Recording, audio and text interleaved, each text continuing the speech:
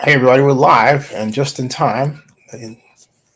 Crystal Sam just announced a historic event. This is the African American Sports Entertainment Group is going to take purchase ownership of land in the Oakland Coliseum previously owned by the city of Oakland. So this is a formality. Everything's been just behind closed doors, and that should be that. So they're just getting underway.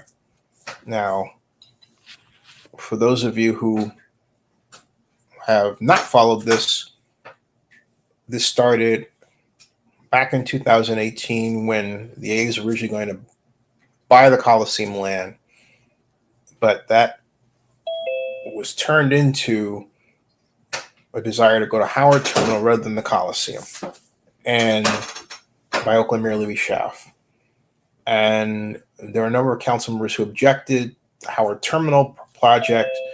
The Athletics went on a parallel paths direction to focus on Las Vegas. They achieved approval by the Nevada legislature last year in April.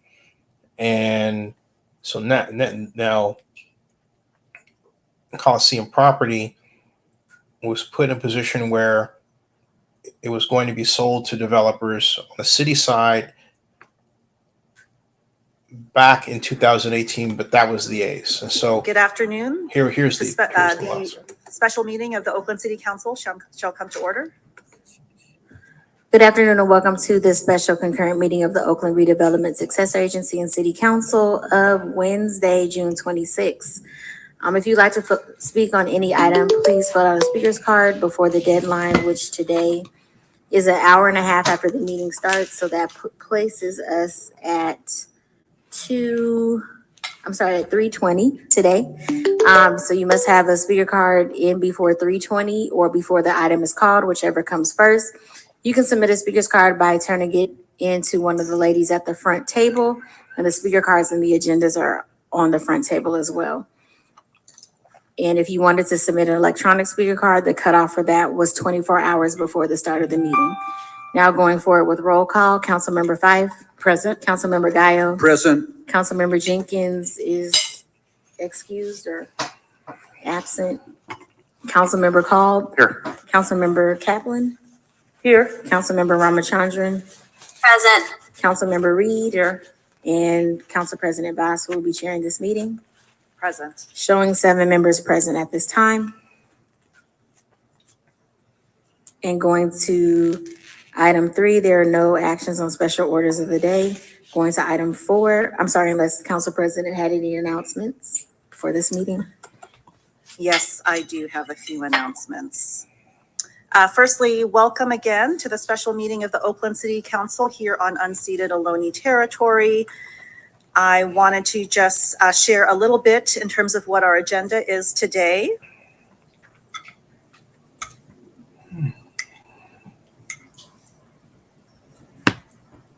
Okay.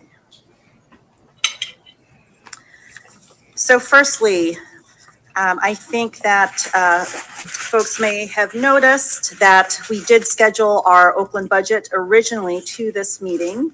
The budget item was moved to Friday because the administration is being responsive to the city council and the public by having all information and options available to us to deliberate on our budget. The budget will not be discussed today in terms of next fiscal year's budget. I also want to be clear, the city council has not made any decisions regarding our budget.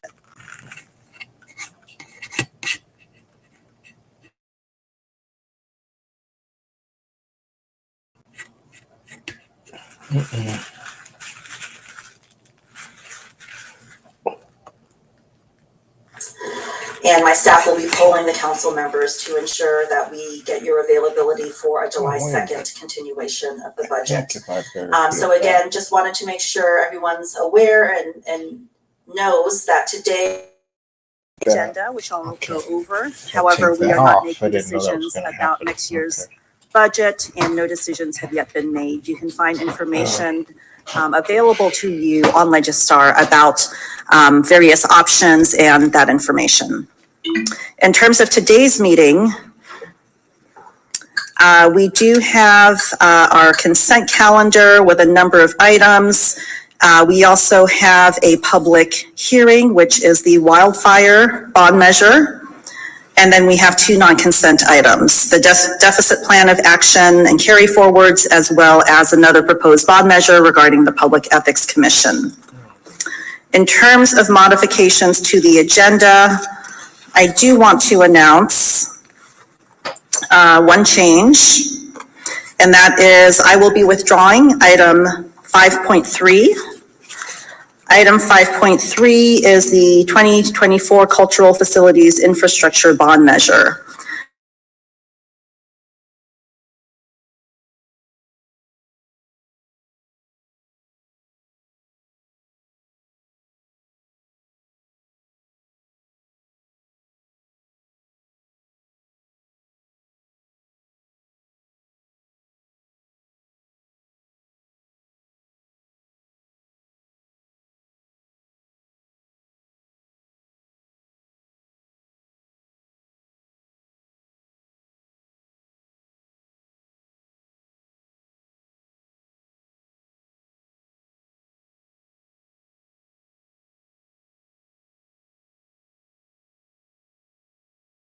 Be final passage.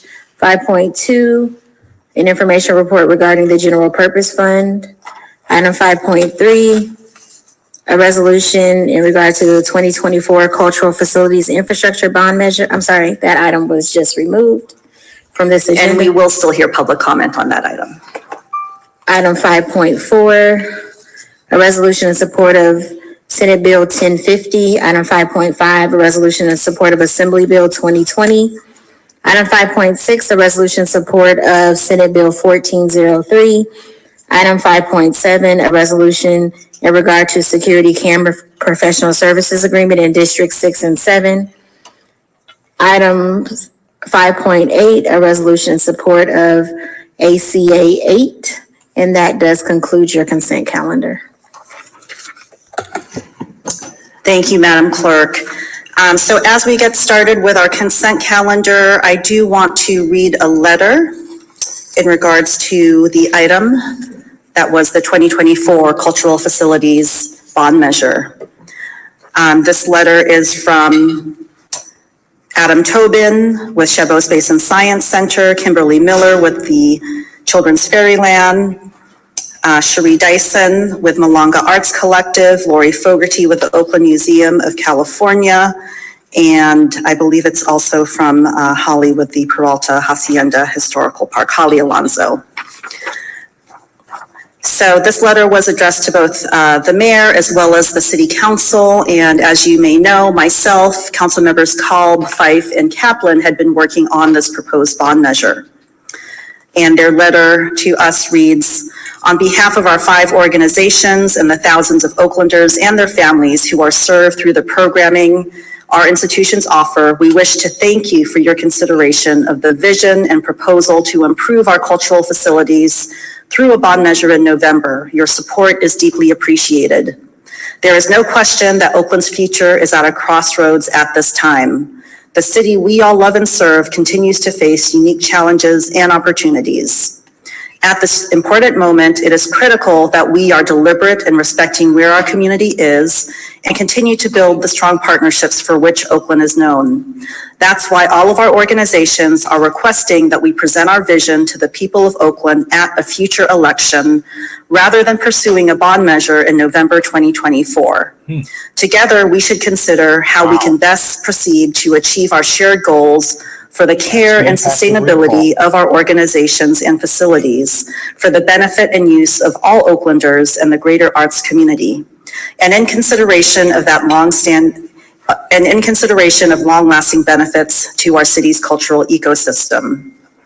Recognizing that the issuance of public bonds is restricted to use for the benefit of public facilities, we also welcome a broader conversation with other stakeholders so that we can all arrive at the best solutions and partnerships we need for the urgent infrastructure improvements and programming support so essential to our cultural treasures.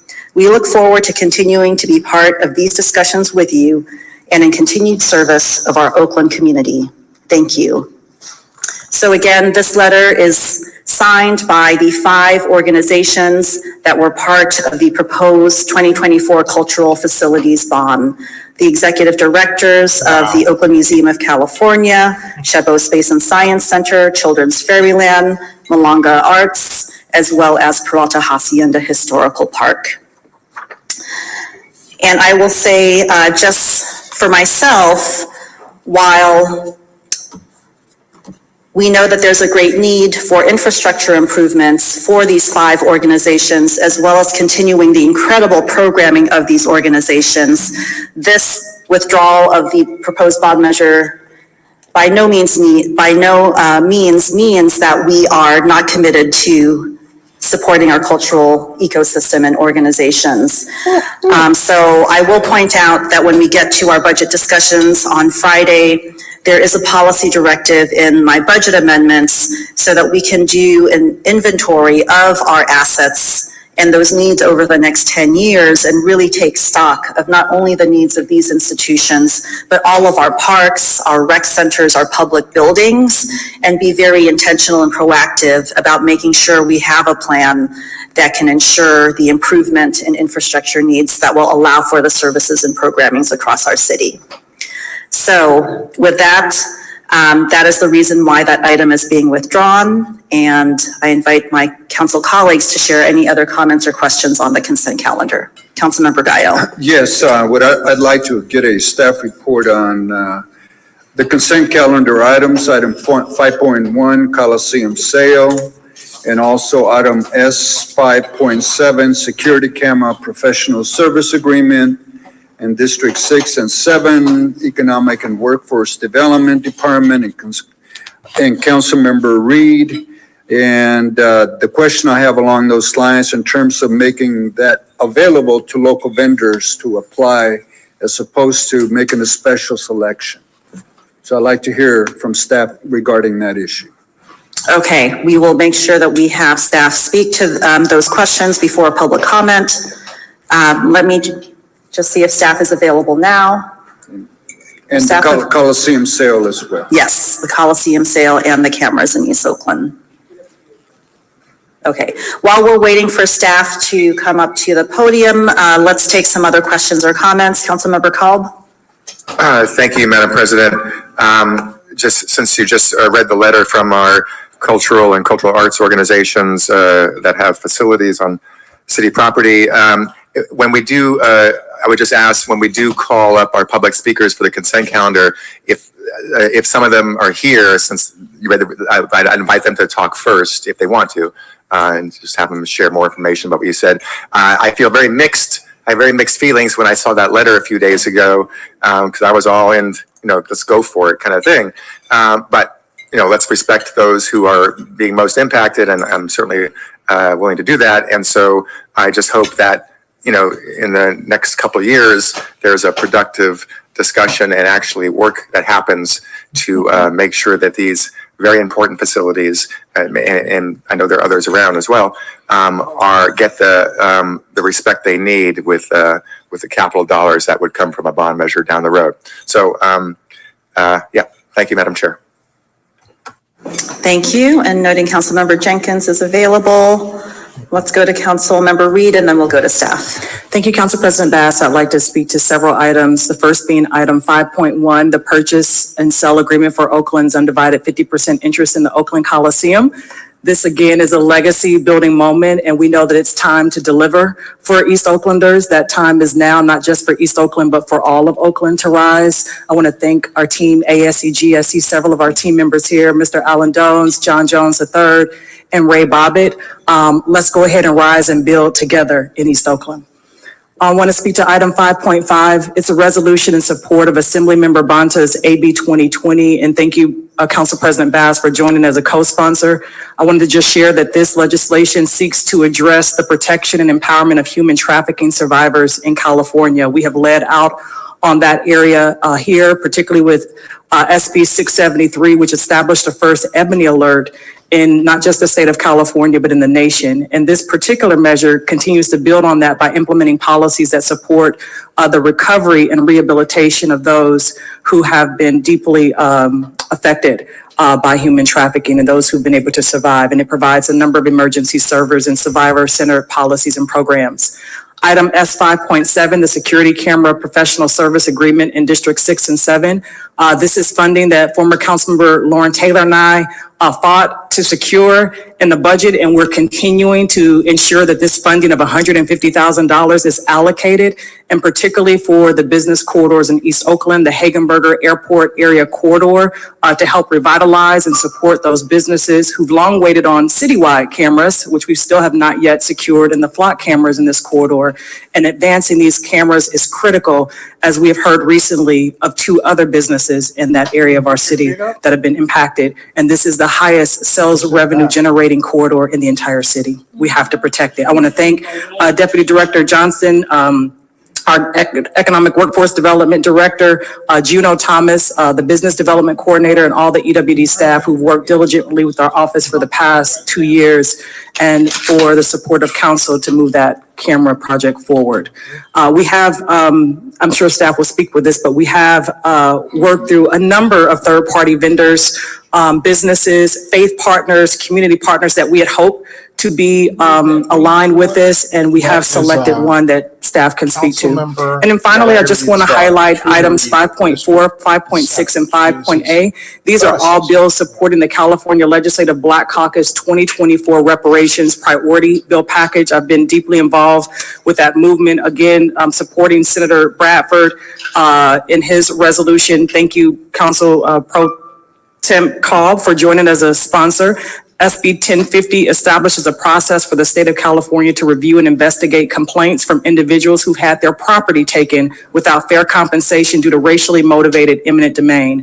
Item 5.6, SB 1403, Senator Bradford, aims to establish the California American Freedmen Affairs Agency to implement recommendations from the Reparations Task Force on reparations for African Americans. And then finally, item 5.8, this resolution is in support of ACA 8. This emphasizes legislative action to ensure that no individual within California's jurisdiction is subject to slavery or forced labor. It aligns with international human rights treaties and aims to strengthen legal frameworks to prevent, investigate, and prosecute cases of slavery and forced labor effectively. The End Slavery in California Act would allow Californians to vote to amend Article 1, Section 6 of the state constitution to prohibit slavery and involuntary servitude without exception. Thank you. Thank you. So at this time, we'll hear from our staff to describe updates on a few items. Please go ahead. Oh, actually, before we do that, Councilmember Kaplan. Thank you so much, Madam Chair, and thank you to my colleagues, and thank you to all the engaged and persistent members of the public who are with us today. I know staff is going to speak to some of the technical questions, but I just wanted to briefly comment, as this, of course, is the second reading of item 5.1, to enable the development and activation of the Coliseum property, something many of us have been working on for many years. And I just wanted to reinforce that this is not a new idea. The city council passed the Coliseum area specific plan in 2015 to enable this development, and passed an ENA with AASEG in 2021, 3 years ago. So we have been working on this for many years. In terms of the financial impact, I think it's important to state that if the city were to continue to retain this weird 50% split ownership with a corporate entity owning the other 50%, that the city would be on the hook for millions and millions of dollars every year in costs to the city, and it would prevent it from being developed. And so this is not a short-term goal, rather a long-term goal, to increase our property tax every year, to increase jobs every year, to increase activation every year, to increase hope and opportunity and business development in East Oakland for every year to come. And I want to thank everyone who has worked on this. There were many who worked on it before me. There are many who will be working on it after me. And I ask for everyone's support to move this item forward so that we can expand jobs and opportunity and economic vitality in our community. Thank you so much. Thank you, and let's hear from Mr. Moriarty. This is Brendan Moriarty, real estate manager for the city of Oakland. And I think the request was for an update on the Coliseum negotiations. We got the direction from the first reading of the ordinance, which is now before you for second reading. Clear direction, which was to negotiate with the African American Sport and Entertainment Group for a sale of the Coliseum site by way of a purchase and sale agreement with a purchase price of $105 million, with at least $60 million received in this next fiscal year, with certain deed restrictions related to affordable housing and a process for community benefits. So taking that passed unanimously. So, we've continued to work on this actively in parallel while this is still before you for final consideration. We have a multi-departmental team working on it. Economic Workforce Development and the City Administrator's Office are, I would say, the kind of leading in that exercise, but in collaboration with the Finance Department and closely with the City Attorney's Office. We meet and speak, we speak just about every day with AASEG. We're exchanging documents, we're making progress. So it's an active and ongoing negotiation that's still underway. I know, yeah. Thank you. Councilmember Gayo? Yes, thank you. Thank you for that information. And let me just make it very clear that I was one of the supporters of the African American Sports and Entertainment Group coming here to help us manage the property at the Coliseum. And so secondly, for the members of the public, this is public land. It belongs to the public. It's surplus land, and Oakland does not have many opportunities. If not, this is the last opportunity that we have in terms of how do we use land that's accessible to the public. It doesn't belong to the council, it belongs to the public. We got to make that clear. So what is the best return for the public? And some of the questions that have been asked already that I would like a response. One is, what is the land appraisal of the property? Because I haven't seen a written appraisal that was conducted to tell me how much is that 50% worth in terms of value, current market value, and what is the current market value of what the A's claim they own? Because there's no lines drawn that this is your half, my half. So what is the current market value? Do we hire a private group to do the evaluation of the market value?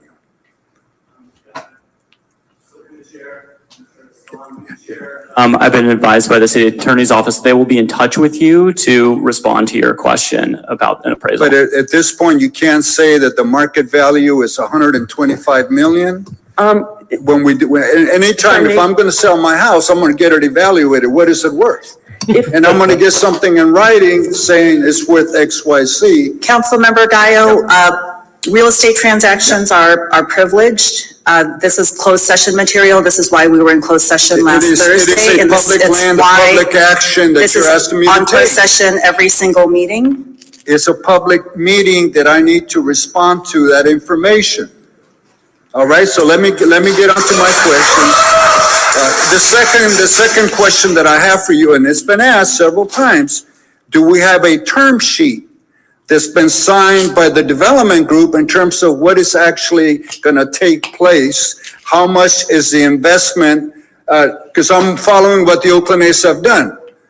I don't know how they arrived at 86 million through the county, but they're putting their money in escrow. And the reality is that I need to hear from you. The Surplus Land Act is before the court, before the judge, September 26, 27 for decision. So we don't have a clear decision on that action because I followed up with the county. And until that's decided, the county can't take whatever the AASEG put in the escrow account. So that's one, the term sheet. Also talking about the deed restrictions, the Surplus Land Act, and also being able to share with the public, because right now we're taking this action purposely to balance a budget. A huge deficit that we have this year, but it's going to be even higher next year. And so we're using that, according to the press conference the mayor had. We're going to use all that money to balance the budget. And so what I'd like to know, based on what we've heard, is that, on the first escrow deposit, you're only going to get XYZ. On the second one, you get this amount. On the third one, you get that amount. And hopefully at the end, we get this amount. And I would like to know what that amount is publicly, so the public could understand with their land, what we're doing. Because those are the questions that I'm being asked. So I would need a response from you, publicly. Then the other one that I need a response from you, and I've asked this privately many times, what is our relationship with Alameda County? Have we sat down with Alameda County to go over the requests, the terms, and the future direction of the Coliseum? Because they neglected us from the beginning. They never shared with us that they were working with the A's to buy the property. And they still haven't. So I want to make sure that we clearly define what the terms are, the conditions, because I don't want the A's to come back and sue us or the Coliseum challenge us legally in terms of what we're proposing to do today. Thank you, Councilmember Guy. We are going to move towards answering the questions we are able to answer. So I know that from the City Attorney's Office, we have Joanne Dunnick, who can speak to the Surplus Lands Act. I want to be really clear in terms of our process. This is an active real estate negotiation, so a number of these items are appropriate for closed session. We met on Thursday. We will meet at every closed session going forward. I also want to make it very clear that the item in front of us is about the purchase and sale agreement for this project for future economic development at the Coliseum. Our budget item is a separate item that we will discuss on Friday. Brendan Moriarty, would you wish to speak to any of those questions? And if not, we've got Joanne, I believe, on Zoom. That's right. So some number of these I can't speak to because of their privileged nature or their legal questions. I think I heard you ask about a term sheet and a payment schedule. The term sheet is what we are actively negotiating right now with AASEG. The ordinance set forth the parameters for that. So there will be no deal outside those parameters. Those parameters being a sale of $105 million. So that is the total amount of money the city would get for the property, with at least $60 million of those of that payment to be realized in this next fiscal year.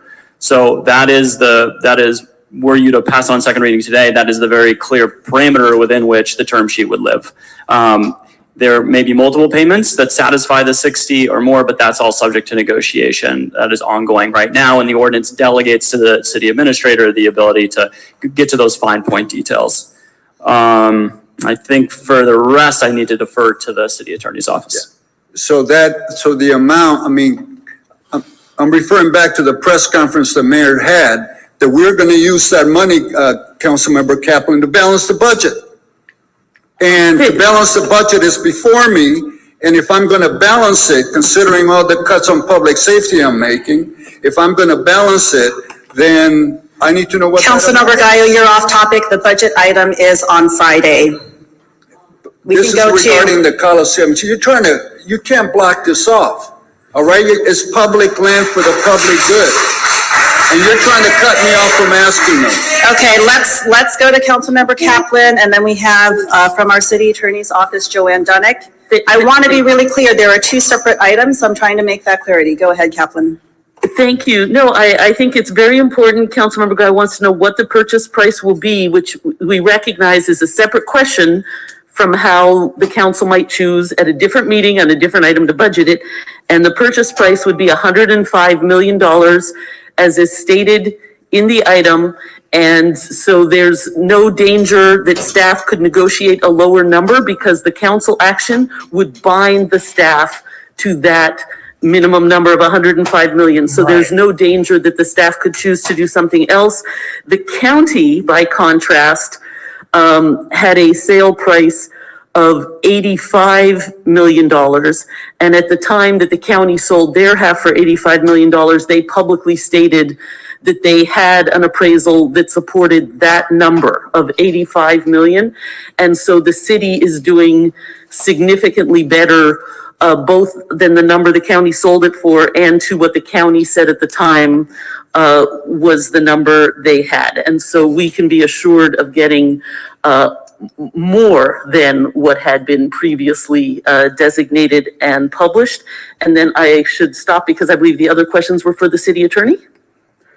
As regarding the Surplus Land Act, I believe Joanne Dunick is in the Zoom queue. Yes, this is Joanne Dunick. I'm a deputy city attorney with the city of Oakland. And as recited in the whereas clauses in the ordinance, the city has gone through the Surplus Land Act process for its interest in the Coliseum. It's done. And you can read it in the ordinance, the entire process. Okay, we've got two more hands. We have Councilmember Reed and then Ramachandran. Thank you, Council President Bass. To Councilmember Guy, I certainly share your concerns about the item that we are not speaking to today as it relates to inclusion of the funds in the budget. But I think that one of the areas that's important that we should be able to tell the public are what are the milestones. The public should have clarity around the milestones, the expectations, the deadlines, and how we are progressing in this process with their public land. And I believe that that is something that should be coming back to the public. And I'd like to get clarity for the public as to when they should expect to see more of that information if this item is passed and move forward today on the second reading. Okay, to our staff. Once again, Brendan Moriarty. Like all negotiations, it's a fluid process, and you don't have a deal until both sides are satisfied. So we can predict how we might respond to things. We can't predict how the other side can. It's going to take time. And, you know, as I said, we're talking literally on a daily basis with AASEG. Our goal is to have an agreement as soon as possible. And by agreement, I mean a purchase and sale agreement, which is a binding legal contract with obligations for payment. You know, that's in alignment with the direction from this ordinance. Okay, Councilmember Ramachandran. Thank you. Just a brief question following up on what Councilmember Reed just asked. I appreciate that conversations are happening every day. Again, my question for the sake of the public is understanding if there's some kind of timeline. The conversations with AASEG, I understand, are happening very regularly, and that's great. But can you give us a sense of how conversations with Loop Capital are looking and what the frequency of those conversations are for the sake of, you know, where our money's coming from potentially? When I was describing the frequency of communication and the pattern of communication with AASEG, I was including Loop Capital. They're a member of AASEG. Thank you. Through the chair, just to follow up, and has Loop Capital suggested a timeline for when they believe this deal will be finished to be executed? I think for further specificity, it would be prudent to go into closed session to discuss this. Thank you. Let's go to public comment. As I call your name, please approach the podium in any order. Please state your name for the record before you begin. If you are in Zoom, please raise your hand so I can easily identify you. Richard Day Higare, Lynn Turner, I'm showing you with 2 cards. Mara Ramirez, Ray Bobbitt, John Jones III, Ruby Acevedo, Jeffrey Pete, Chris Moore, I'm showing you with multiple cards. You will have the maximum amount of time. Deborah Vaughn, Dr. Paul Cobb, Nefertari Rosado, Ms. Asada Olabala, you sign up for all items. You will have the maximum amount of time. Carolyn Burgess, I'm showing you with 2 cards. And Twan, showing you with 4 cards. You will have the maximum amount of time. Helen Block, Lynn Raphael, 2 cards. Please approach the podium in any order. State your name for the record before beginning. Zoom speakers, please raise your hand so I can identify you. Thank you.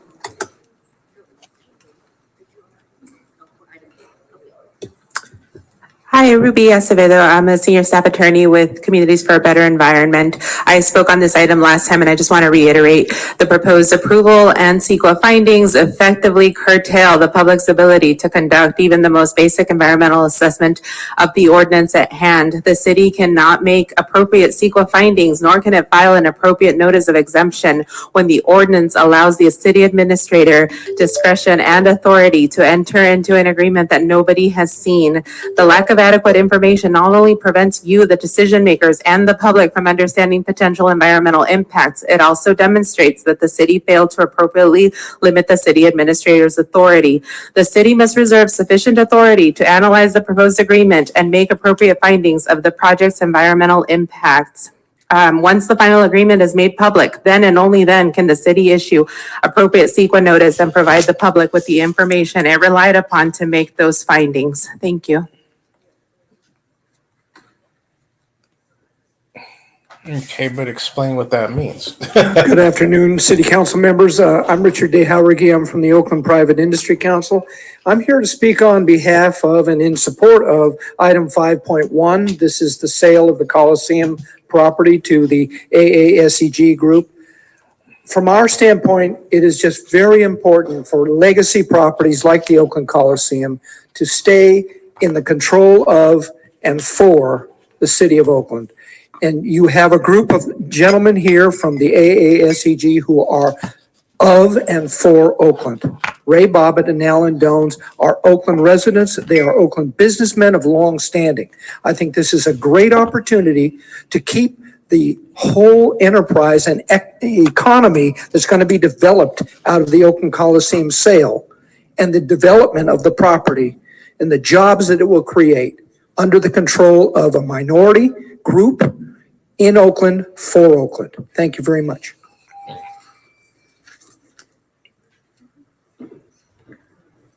Good afternoon, council members. Mayra Ramirez, East Oakland resident, homeowner. So anything in favor of Oakland, making Oakland beauty, making Oakland more beautiful. So anything, I'm in favor of anything that makes Oakland more safe, have more jobs. And if this is, if this sale is the best for Oakland, I'm in favor. So thank you so much.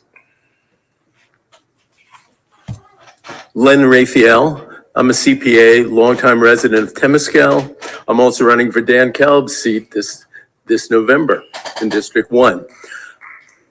Hey, my take on this thing is that it might well be the best deal we can get. We don't know. I mean, Councilman Gallo has an excellent point. Appraisals might not mean much in a thin market like this, but they might. That's not my problem with this. My problem is the timing. The buyers have known for at least 3 years that they have us over a barrelhead. They know we're desperate. That does not put us in a good bargaining situation.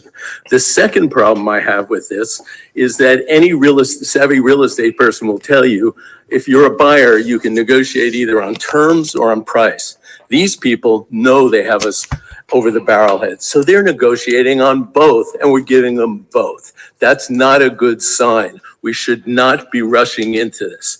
And the overarching consideration is also what Councilman Gallo said, which is you are violating the city's own rules about budgeting. You are not supposed to use a one-time gain to cover an operating deficit. That is dangerous. Thank you. We've done it before, yeah? Chris Moore, I think I had full cards. Hold on 1 second. Let me get you all your cards. Got it. Thank you. Thanks for, you guys know who I am, I'm sure. I'd like to talk about first the Coliseum sale and in particular, thank you, Council Member Gallo, for making your comments. Oakland does have an ordinance that requires an appraisal before any city land is sold. So anytime that's obviously, if the land is sold, you need to require an appraisal before that happens. So I think the public would like to see that and see what the appraisal land is and see whether we're getting a good deal or whether we're getting a bad deal. Related to that, as you know, we have a significant safety problem here in the community, and the Coliseum sale is meant to help the budget. And you know, I'm very focused on public safety. We had murder number 46 this morning, okay? There's been one every day. There's, as you know, 15 people were shot, at Juneteenth. A number of people were stabbed.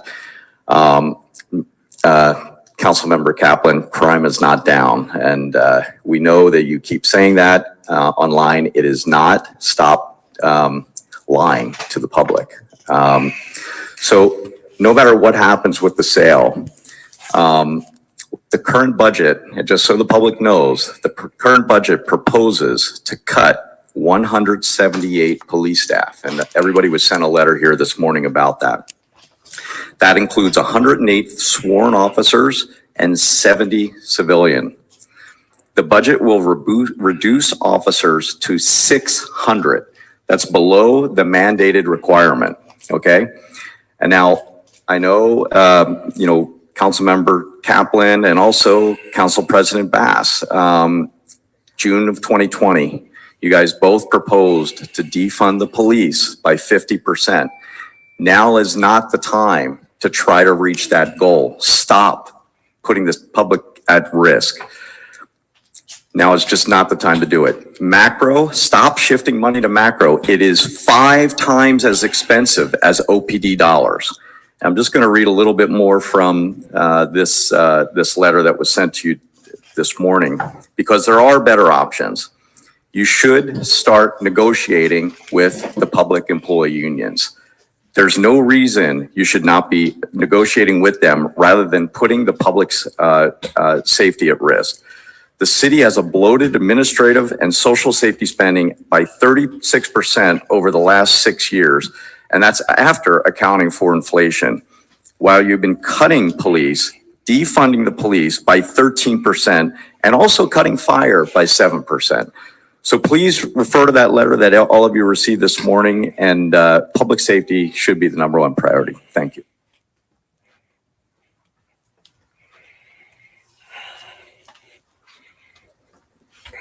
For the record, John Jones III. Good afternoon, everybody.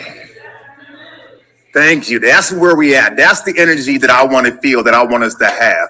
And I just want to share a few things as a member of the African American Sports and Entertainment Group. What we're really talking about is leadership. The first sign of leadership is the ability to stand strong and to stand tall, to be visionary and not reactionary. This project that you all are part of, that you're going to vote yes for, and I'm saying yes because I know that you get the magnitude of this, is a perfect example of leadership that this city deserves. This opportunity will open the door for countless numbers of people for countless years to come. But most importantly, what we got to really understand is this. The community is thirsty for hope. I'm not here to be pessimistic. That's not going to get us nowhere. I'm here to be optimistic. We love this city. And the work that we're doing, love is a verb, it's an action. The action you're taking today is exemplified what love means to the people. So thank you for what you're doing. I want to encourage you, keep doing what you're doing.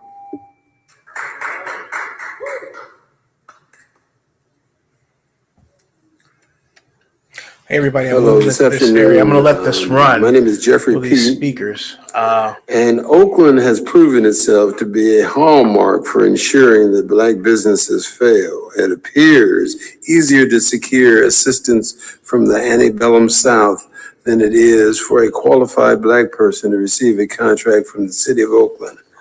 Having said that, I support the sale of the Coliseum to AASEG. Thank you so much.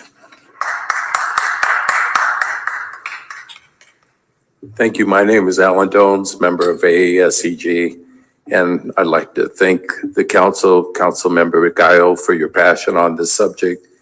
I'm the developer portion of the project, a developer in Oakland. If you look at our track record for the projects that we've taken Sorry, forward. Mr. Jones, I don't have a card for you. Did you sign up for this item? Oh, Did I? I did turn. I don't have. I'm sorry. I did. It's okay, sorry. But if you look at the projects that we've taken forward, I would say the record stands on its own. Our projects involve intense community engagement, intense compliance with all environmental rules. Our projects, like the Coliseum, go through a very intensive process with planning. There's going to be so many times where the community will have opportunities to repeatedly weigh in, where we're going to be held accountable for every decision we make, environmentally and otherwise, including the price and the cost outcomes for the project. Our East Line and our Mandela Station project went through many public hearings in terms of planning.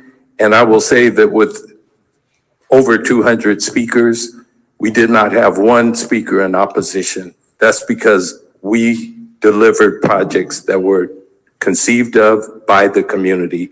The Coliseum will be no different. Thank you.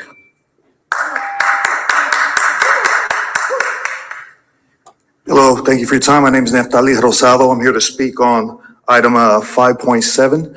I'm one of the owners of Safe Tie Security. We're a local Oakland-grown Oakland certified electronic security company. I'm going to request that we not move forward with this recommendation from the Economic Workforce Development. We submit a bid for 80 cameras for the same price as opposed to the 30 recommended here. That would allow us to distribute cameras along other business corridors. We did say for a 1-year cloud, but if you want 2 years cloud, we'll do 60 cameras. It's a no-brainer. Let's make this work for our city. I live here, I'm raising my kids here. Let's work together so that we can do this, save the city some money, and have the impact that we need. Please. Thank you. Let's not move forward with this. Let's not move forward with this. Let's put more cameras up at a cheaper prices, and we'll give you the cloud at a year, each camera 200.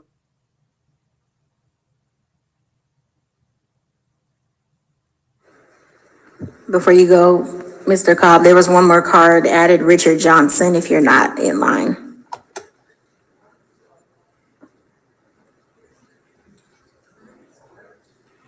Good afternoon. My name is Richard Johnson, and I'm here for formerly incarcerated giving back. I'm here to support AASEG.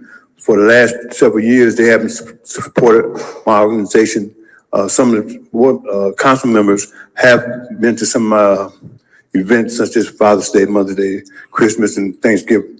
And I think that AASEG will be very productive in the community. I'm here almost pleading for y'all to vote right and vote for, bringing AASEG to the community. Thank you.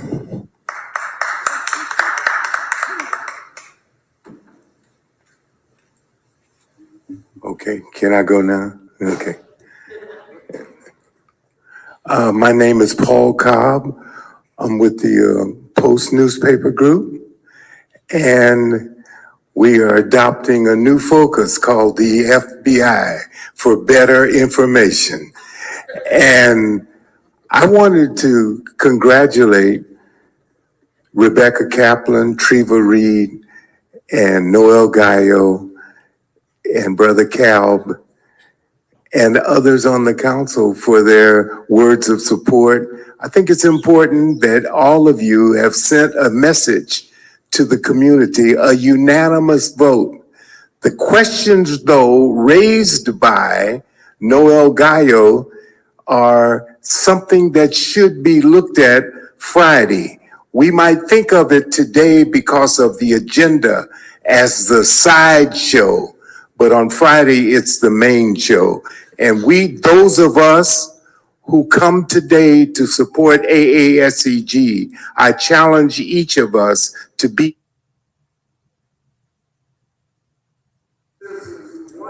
Thank you, Mr. Cobb. Your time is up.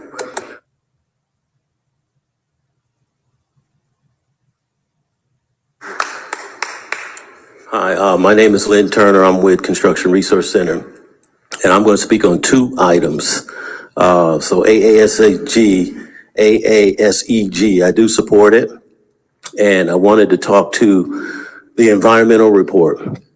We have the property, we own property that butts up right against the Coliseum.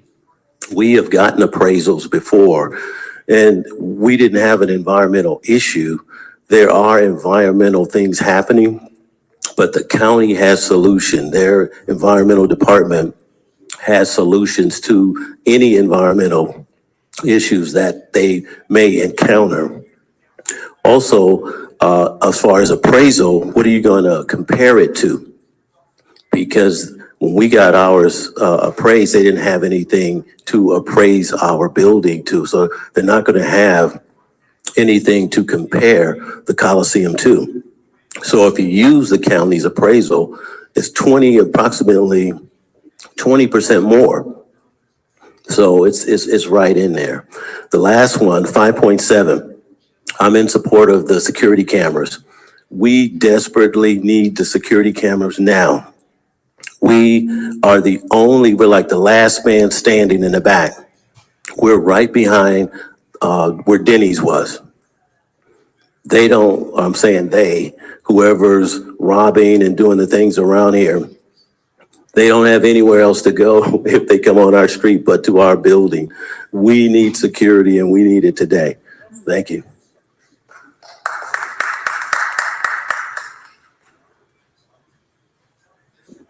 Hello, and thank you for the opportunity to speak. My name is Ray Bobbitt from the AASEG. I'm here to obviously support the item with respect to the sale of the Coliseum. Just for the record, really important to know that we have been working on this for 3 years, and this is not a new item.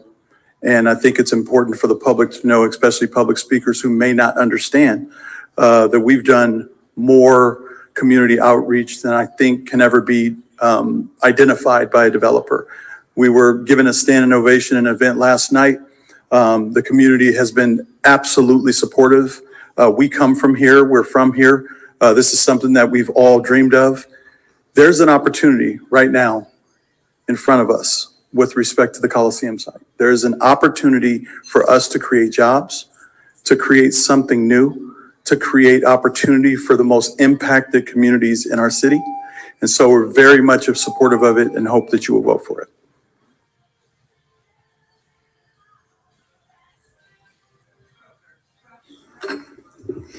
Carolyn Burgess, North Hills Community and District 4.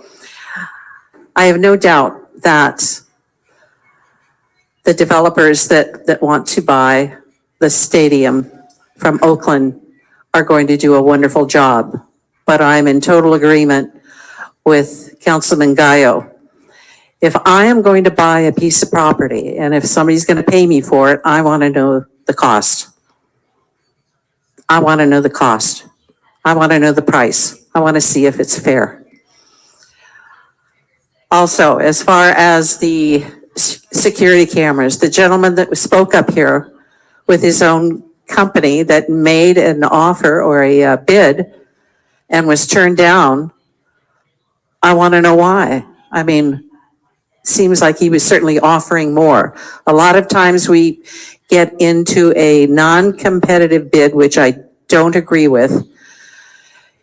Hagenberger is the first thing that people see of Oakland when they're coming from the airport into Oakland. And I think we've all read excerpts of when somebody parks their car down there with all their luggage inside. They don't realize what has been going on in Oakland, and all of their items are stolen when they happen to want to stop to get a hamburger or a quick meal. We need those cameras. We need more security. You advertise that you want Oakland to be safe and clean, and we have to start right now. We cannot appease everybody's questions and wants. We have to start right now and narrow it. Safe and clean. That's where you want Oakland to be. Thank you, Noel.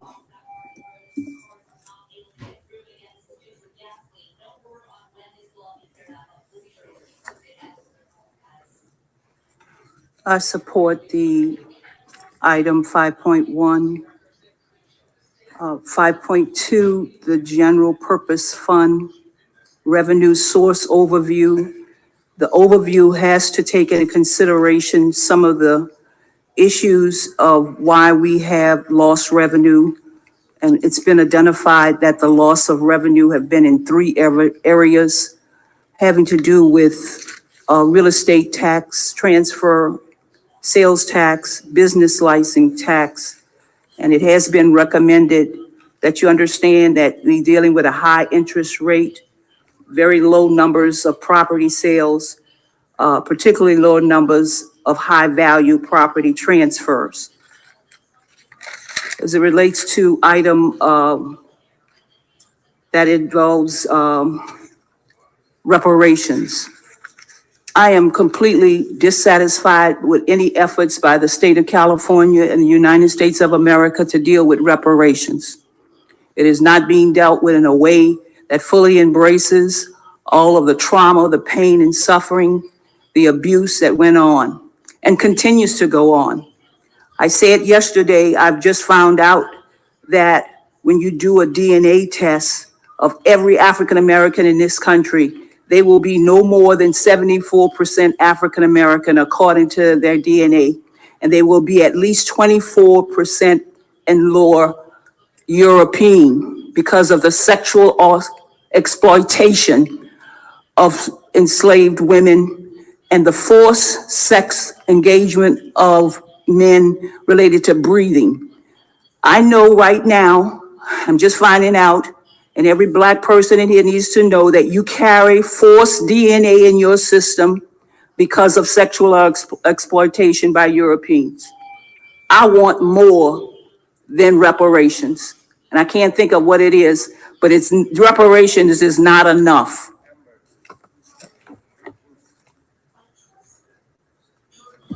Thank you, Ms. Olabale. If your name was called and you wish to speak on the consent calendar, please step to the podium. Also, if you are on Zoom, please raise your hand so I can easily identify you.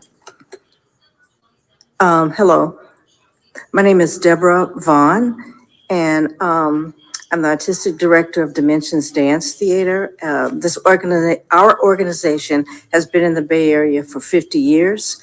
I also would like to speak on behalf of the Malunga Arts Center and its needs. I'd like to thank all the council members that, voted for the bond measure. But as we go forward, since it's being taken off, to please consider all the needs that the building has in terms of the bathrooms, the elevators, the ceilings, the plumbing, all of that. But as you consider that, please understand all the services that we bring to the city and how we serve our young people, how we are saving lives through arts. So please consider that and so that the outcome is equitable and so that the Malunga gets its fair share because the building has an outstanding amount of potential. Thank you.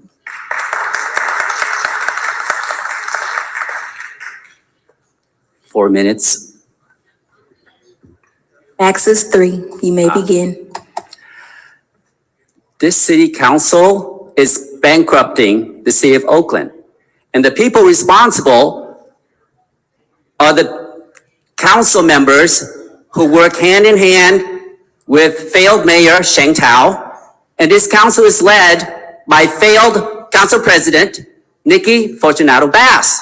The council has total disregard for the law and order of this city. And it's a total betrayal of public trust regarding the sale of the Oakland Coliseum, a major city asset. The city ordinance requires an appraisal to be conducted before any public land is sold. Did you guys go out there and do that? The answer is no. Are there terms that the public has seen for the sale of this major asset? Is the contract signed? Where is the proof of funds? Where are the questions the public want to know answered and written so that there is transparency, so there is accountability? If you do not provide that, you will be sued because you are acting illegally and betraying public trust. Explain to me this type of behavior typical to the council, why you shouldn't be recalled. The mayor's being recalled, Council President Nikki Bass. Why are you not next? You vote hand in hand with her. You pass these failed policies year after year with her sitting on council. You have been the council president for 5+ years, sitting here passing failed policies where the Oakland residents are feeling the hurt, harm, and adverse impact of. Why shouldn't you be accountable? The people want accountability. We demand it now. Anybody who vote and violate the public trust needs to go. That includes Councilmember Carol Fife too. You were supposed to help homelessness. The $67 million that we spent on homelessness has no result. Oakland homelessness went up 9%, or adjacent cities, homelessness dipped by double digits. Berkeley, it went down 20%. San Leandro, it went down 31%. Emeryville went down 59%. Piedmont, it went down 93%. Where are the results for our taxpayer money? We pay taxes same as other cities across the country, yet they have safe, walkable streets and basic services. You are proposing to cut 158 police jobs, killing public safety. You're responsible. Last speaker is Helen Block. If you're in the chambers or on Zoom, please raise your hand or step to the podium. Otherwise, all names have been called. Thank you. Before we go back to the council, I do want to respond to some of those public comments. I also want to state that we will go back to item S5.7, the security camera item, so that we can hear from staff. I will make some additional comments on the cultural facilities bond. However, before we go to Councilmember Jenkins, I do want to state very clearly that, of course, we encourage public participation, public comment, and there's a lot of information going around and being said, and I want to be really clear that not all of it is well informed. I want to also make sure that everyone understands that this organization has our budget meeting on Friday. The administration is giving us all the tools that we need to make a sound decision as the governing body of the city. And so with those tools that are being provided to us, they were in the packet last night, with the decisions in front of us, we should be able to make sound financial decisions to continue to maintain the financial health of this organization. I also want to reiterate that real estate transactions are subject to closed session discussion as such. And so some of the information that the public has asked for is what we discuss in our closed sessions. If council members need additional information outside of our closed sessions, they can speak with the administrator as well as the city attorney. Now, to make sure that we respond to all the council member questions, we'll go first to Councilmember Jenkins, and then we'll go to the security camera item. Councilmember. To the chair, it's one and the same. Okay. If the staff can if the staff can address the comments that were here by the contractor that said they bid it and had a lower price. Absolutely. Let's go ahead. Good afternoon. I'm Christy Johnston Limon, Deputy Director at EWD. And to address the public comments, first and foremost, we absolutely did a thorough vetting process over the last 9 months that we have held this project. We started by collaborating with our community-based organizations, understanding if there was any organization with the capacity to, number one, establish a relationship with the folks in the business corridors most impacted by crime. As we know, the Hagenberger Business District has been hurting for some time and needing this important public safety resource. So the matter was incredibly urgent and we moved accordingly. We met with several community-based organizations who did not have the capacity or the technical experience to implement this camera program. So then we actually started meeting with different city departments to work with the vendors that they currently contract with, and OPW was kind enough to connect us with a current vendor that has really high quality cameras but did not have access to a network where OPD can access footage in collaboration with the business owners to investigate crimes after they've been committed. And so we collected 3 estimates. We developed a scope of work and shared that with folks that we knew ran local safety camera companies so that they could bid this project, and to do so quickly so that we could meet the council deadline. That is why this has been pushed through very quickly and why we're recommending urgency without open bidding. We met with those contractors. We received those estimates, and we chose AVS for 3 reasons. One was the quality of the cameras that they were providing. They actually align with what it is that OPD desires in order to investigate and have the high quality camera footage. Secondly, the relationship that AVS currently has with the police department and the collaboration and the Safe City network that they currently have operating in the downtown neighborhood, where that camera network is being expanded to over 500 cameras, is what I've been told through our public safety grants. And then lastly, they're also providing technical assistance and training and support for 2 years to the business owners that will host those cameras so that they can ensure that the cameras continue to be operable and being used. So for all those reasons, we're recommending that we move forward with this vendor over the other 2 that we received estimates from. Okay, Councilmember Jenkins, are you complete? Yeah, just in the future, I would hope that we can get this vendor to capacity and being able to compete in future camera installation. Thank you. Yes. Okay, I had Councilmember Fife in the queue, then Councilmember Guile. Yes, I just wanted to express my support for a number of agenda items, all of the reparations items that Councilmember Reed brought forward, supporting SB 1050, SB 1403, ACA 8. In years prior, I think it was 2021, my office brought forward support of ACA 3, which was intended to eliminate slavery in the prison system in California. It was passed in places like Mississippi, but not the state of California, which says something about our progressive state of California, that we could not end slavery and mass incarceration. So I want to offer my support there.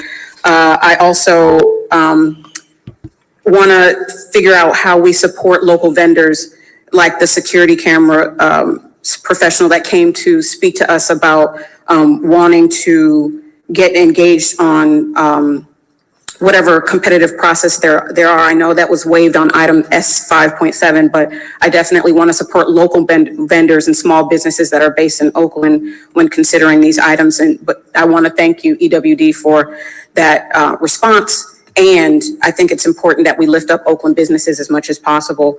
I also want to express my bittersweet understanding of why our cultural institutions pull back on that ballot measure. It's important that we make resources available for our cultural institutions that I believe are public safety institutions that help provide resources for our young people and families. We heard from so many young people about the benefits that they experience going to some of these spaces.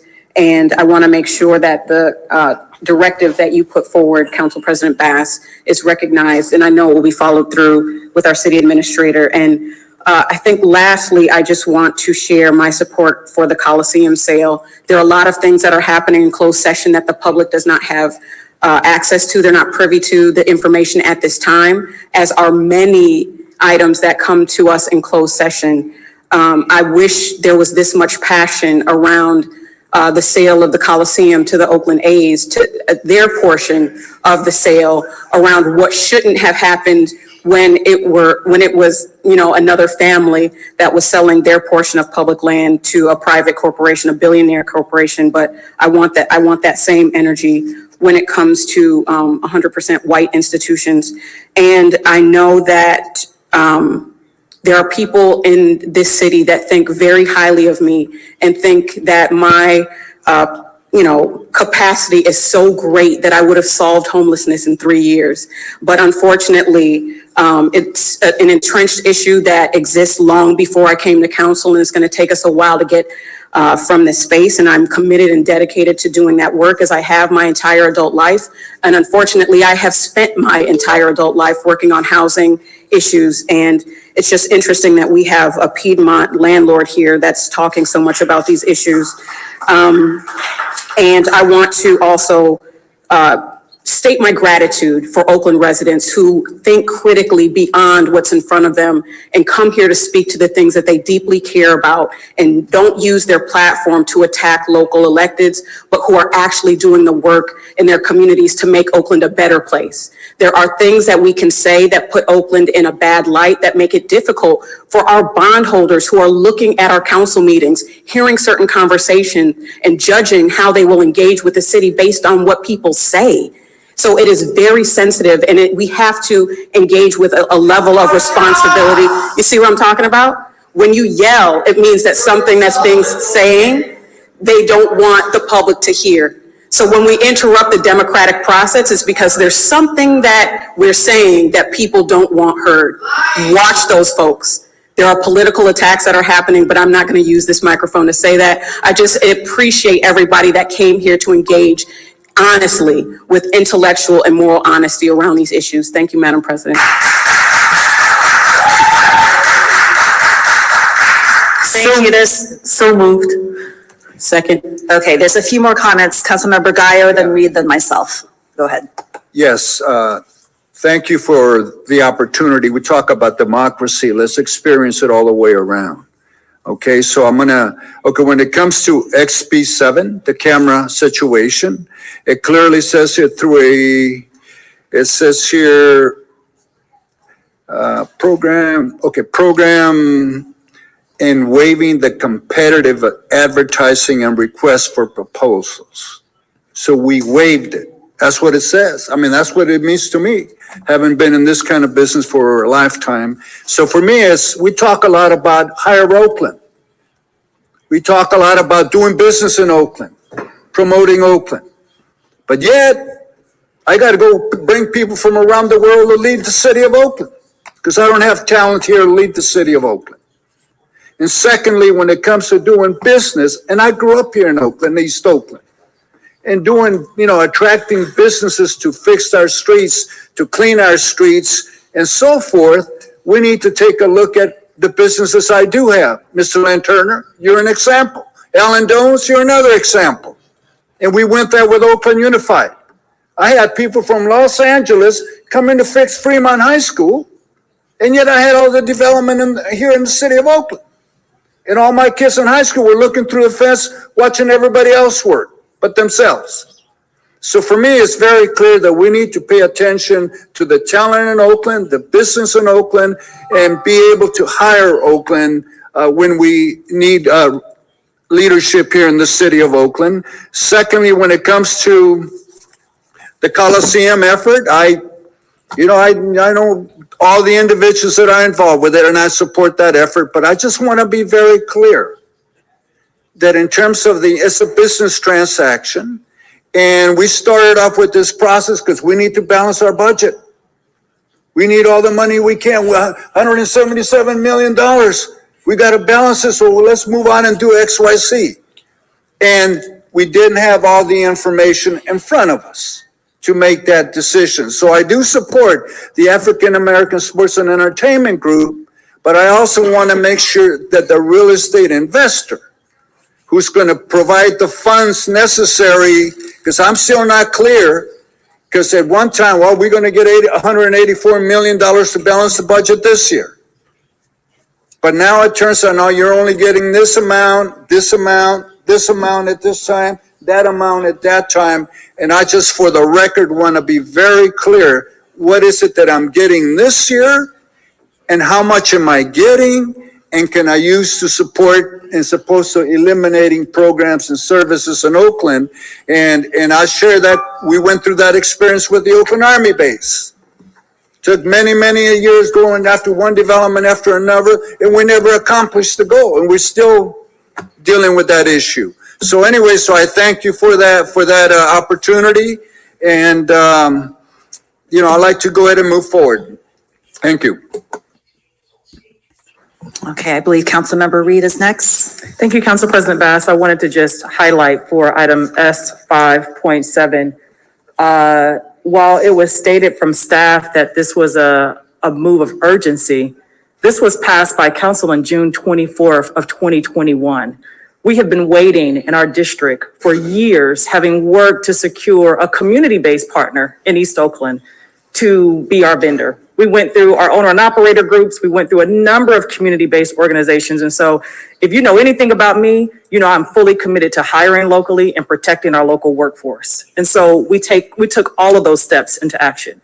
And here we are coming into another historic budget deficit where we are working to secure long overdue technology for this part of our city and to protect the Black and brown business owners in this corridor and all of our community members and those who visit our city. So there is urgency for us to act on this process that should have not taken us this long in East Oakland to deliver the technology tools that this council unanimously approved for us to have on the ground. And so I hope that there is support for us to work with the partner that has been identified out of the 3 vendors that were working with EWD, who had the capacity and could build on the network that's already established in the city so that we can move with urgency. And I will say to ACA Aid, thank you, Councilmember Fife, for your support. And we do list in the resolution a nod to ACA 3, the Assembly Constitutional Amendment.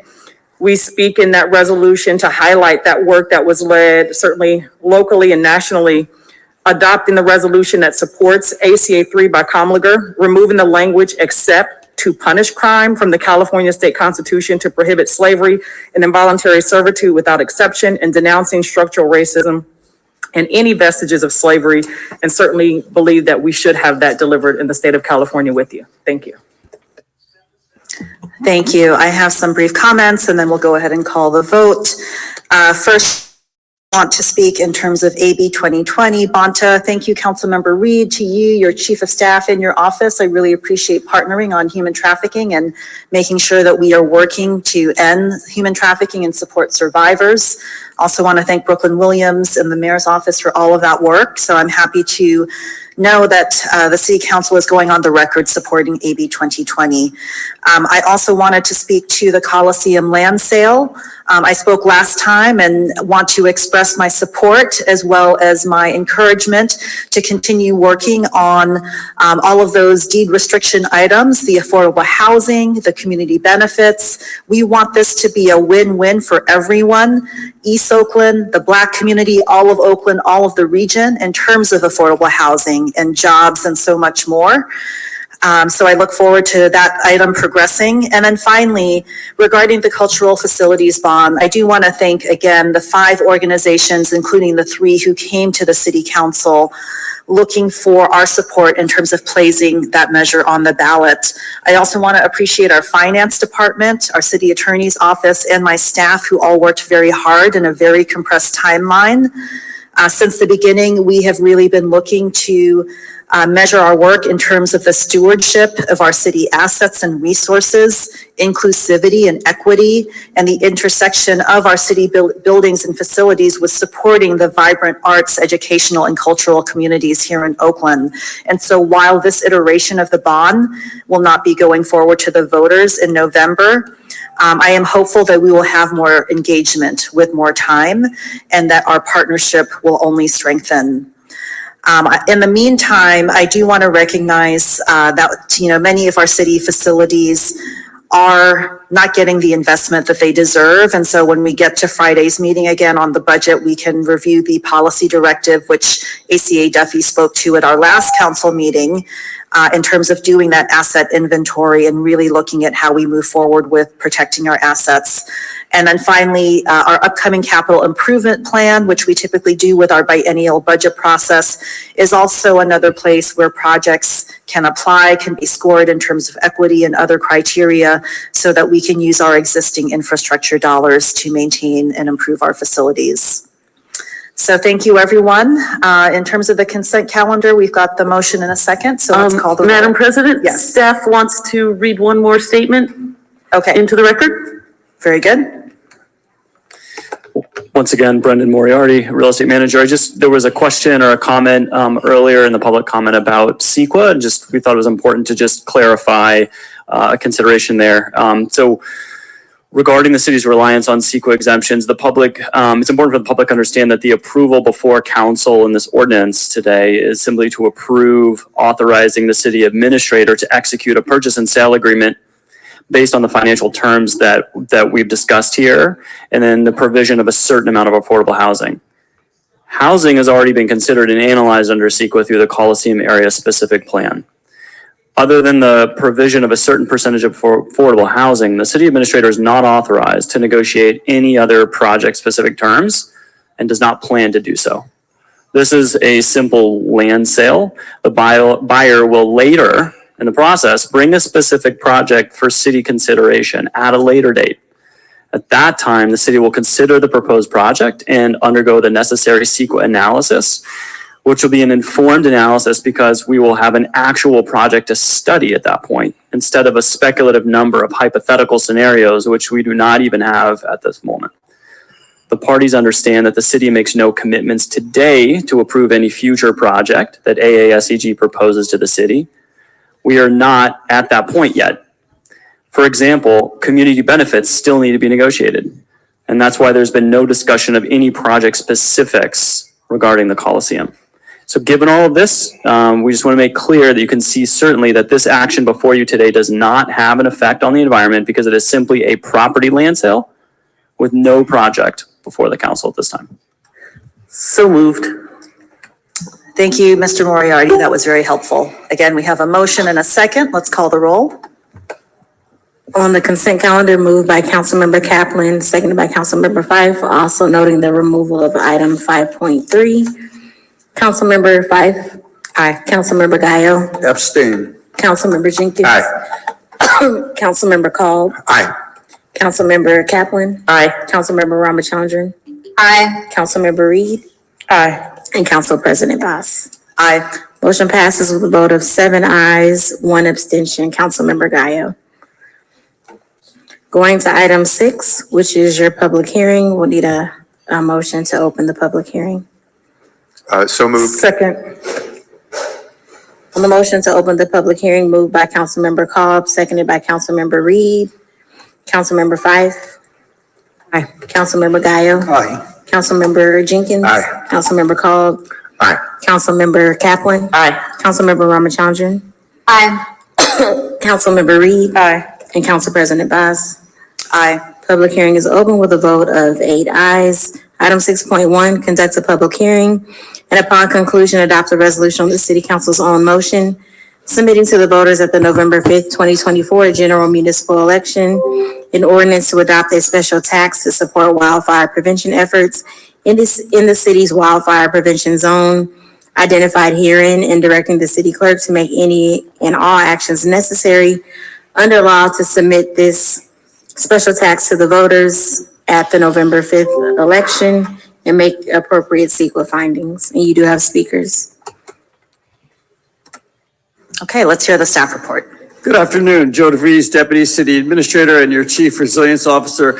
I do have a quick PowerPoint to frame the measure. I will note that I was before the council a couple of weeks ago to prep for this special hearing, and we gave a full presentation. So I've got a fairly abbreviated slideshow to kind of set the frame of the measure.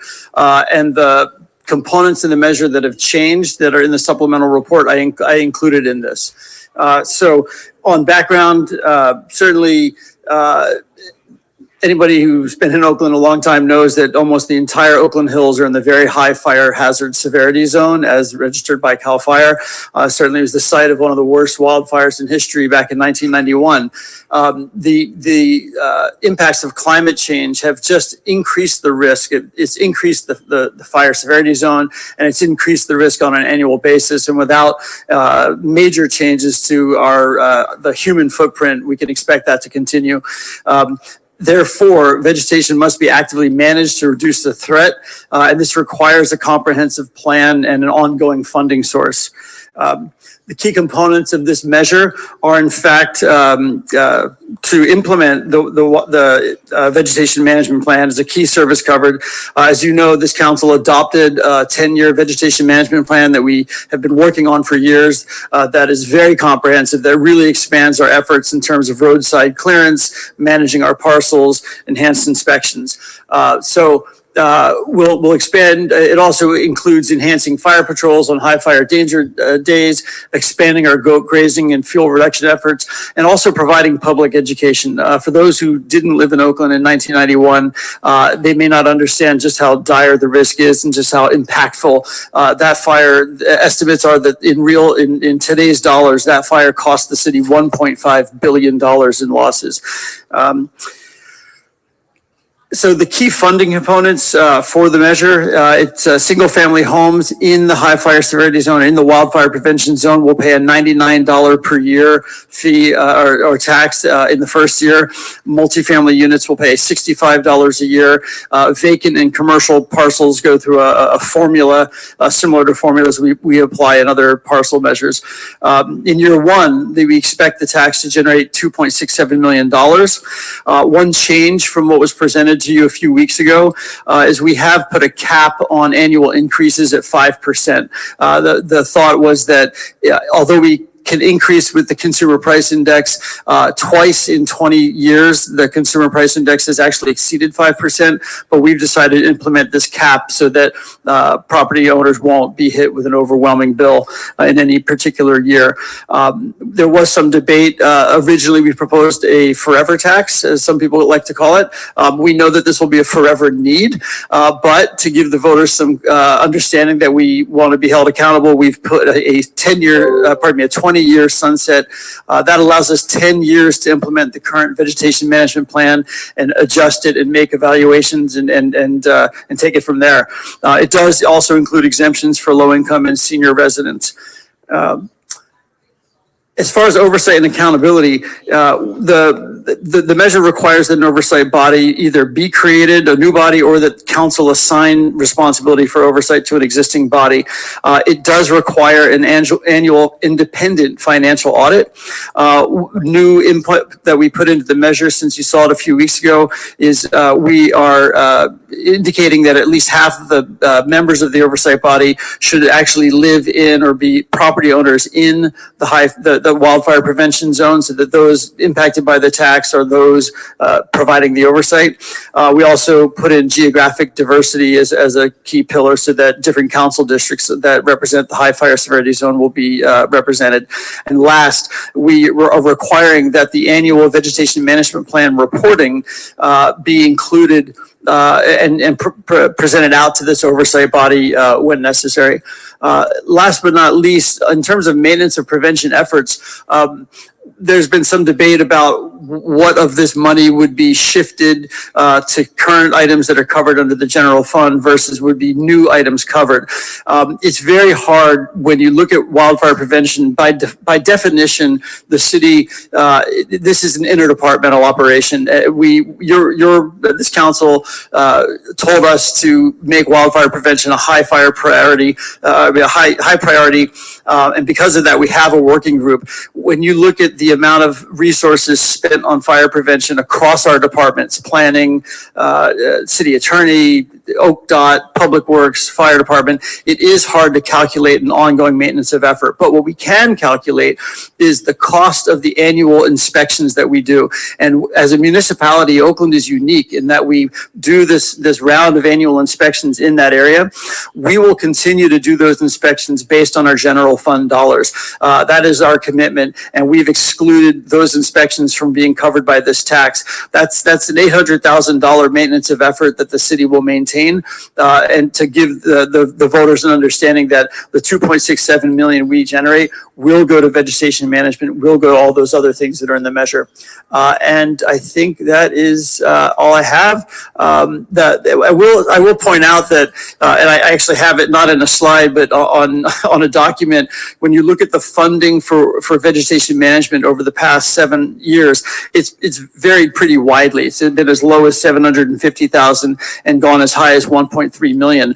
And it varies a lot depending on the city's budget. One thing about this measure is this will lock this money in for 20 years. And so there will be a dedicated funding source to do this very important work. And with that, I finish my report and take any questions. Thank you. Thank you. Councilmember Kalb and Councilmember Ramachandran are co-sponsors. Do you wish to speak? Yeah, Councilmember Ramachandran, did you want to go first? No, go for it. Okay, thank you. Thank you, Mr. DeVries, for these additions. I know some of those were based on either public comment or comment from council members at the previous hearing, and this is one of the reasons why we are now require two discussions of most ballot measures before they get on voted onto the ballot, and that this is, I think, a very helpful example of that. I support. I read the staff report, and I support all the additions or modifications that you've made and updated. I appreciate your hearing that. The one thing that's not in here is some kind of, and I know you responded to me about this, some kind of limit on how much of the money that is raised can go to quote unquote administrative expenses, which that kind of thing does exist in some other ballot measures. One could debate what that threshold should be, 9.5% or something else that's way different than that. I have no idea, but not having that causes me a little concern. I mean, I'm going to support this no matter what, right? This is really important that we do this no matter what. But that is a question I want to address publicly. And if you could share with whatever you want to share about that, I'd appreciate that. Sure. Well, as you pointed out, through the chair, one could debate what that rate should be. One could also debate what administrative expenses are. And that's part of the problem. When I look back at other ballot measures that we've put forward, what is defined as an administrative expense and what that cap is varies widely. However, in this measure, it clearly states what the funding can be spent on, and it clearly requires an independent financial audit every year that then is presented both to the oversight body and to this city council. And that gives you, of course, that authority to ring the bell and say, look, this is too much. We want to redirect more of those funds to services. So I still feel that trying to come up with a cap right now without a clear definition of what those administrative expenses are, including how much it will cost to collect the tax, wouldn't be prudent. But we have the oversight built in to look at that every year. Through the chair, excuse me. So what you're reminding us is that if, let's say, in the first year, the city administrator and the fire chief or whoever start spending a lot of it on what some people might consider administrative expenses and not as much on the actual work in the fields, we, the council, could say, no, for the next 2 years, you have to do this. The council has the final say as to how the money is allocated out. Is that correct? Yeah, through the chair, that is correct. You do have the ultimate authority on spending. Okay. I'm still open to having such a cap. I'd be interested to hear other council members. But like I said, we have to do this either way. We have to get this on the ballot, and this is critically important set of funds to help us with our wildfire needs or wildfire prevention needs. And thank you for all your great work on this. Thank you, Madam Chair. And I'll make the motion on this, even though I would like to hear other people's comments on the administrative cap, if any. Thank you. Thank you. Councilmember Ramachandran.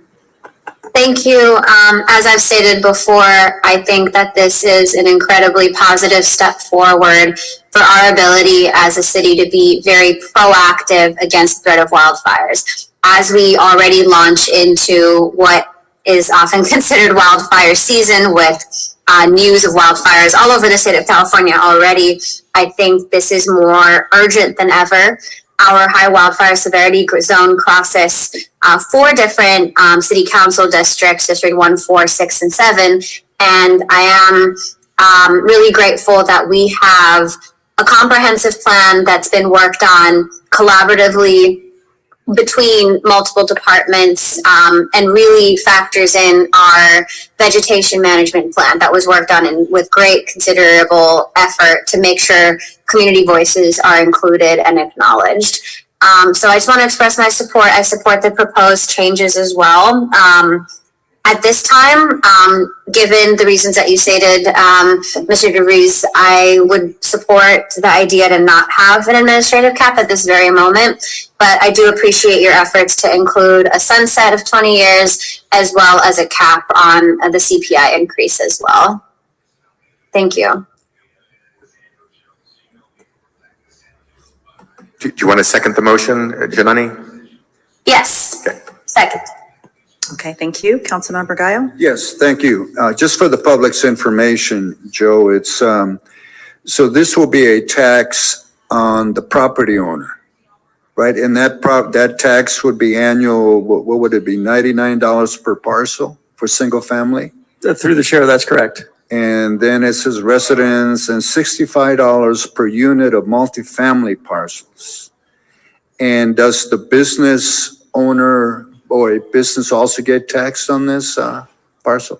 Yes, there's a formula for commercial properties and vacant properties. It's based on the square footage of the buildings and the frontage on the street that essentially works out to approximately $99 per what would be a single family home on that parcel. It's in the measure and in the council report. It's a very similar formula to the one, or it's the formula that we use, for example, for our safety and services oversight tax as well.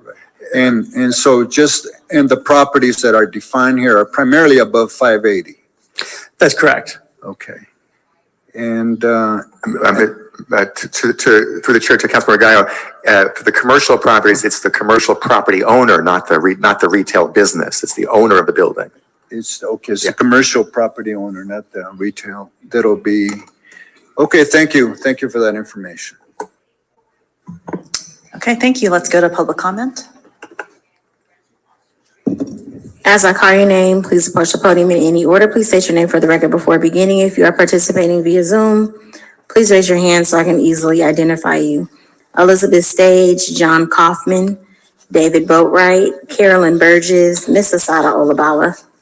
In any order, please approach the podium.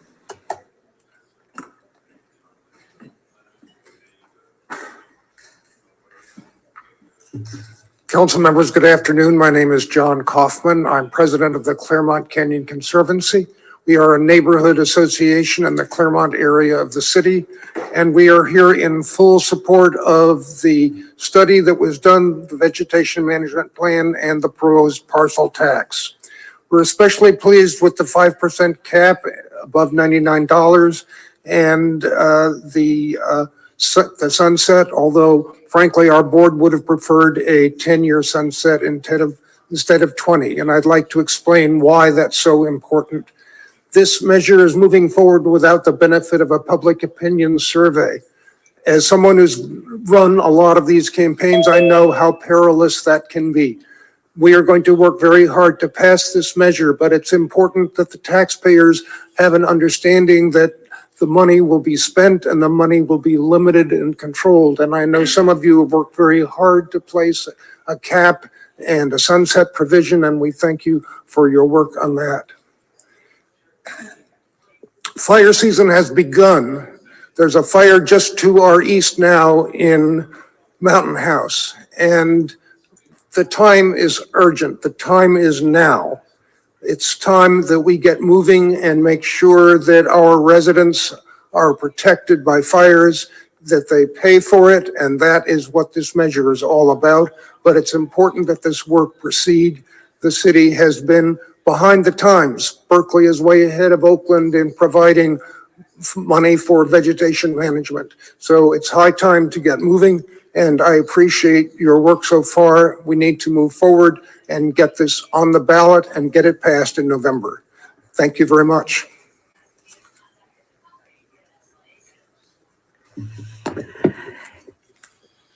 Carolyn Burgess, North Hills Community Association, and is District 4.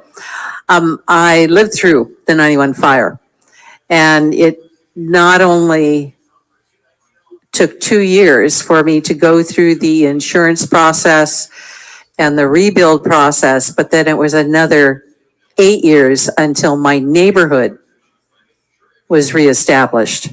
So you can see how long it would take for Oakland to recover if this happens again. So the city must make the wildfire prevention special tax proposal attractive.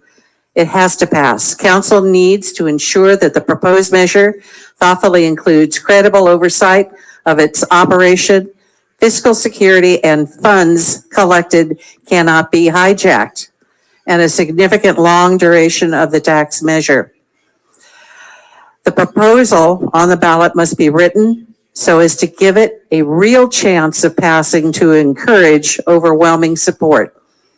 If we suffer another catastrophic fire after having failed to even put the measure to the voters, it would be an indelible blemish, upon Oakland. The city council's final measure must be persuasive, attractive to voters, and to protect themselves beyond what the current city plans and capabilities are. Once the measure is finalized, it will be our community's collective job to make sure that we get a yes vote. Oakland does not have the ability to safeguard citizens from all dangers. This will return some control to them. So once again, we want to have Oakland be safe and clean, and this will be a big part of it for the Hill area. Thank you. Good afternoon, Elizabeth Stage, D4, President of the Oakland Fire Safe Council.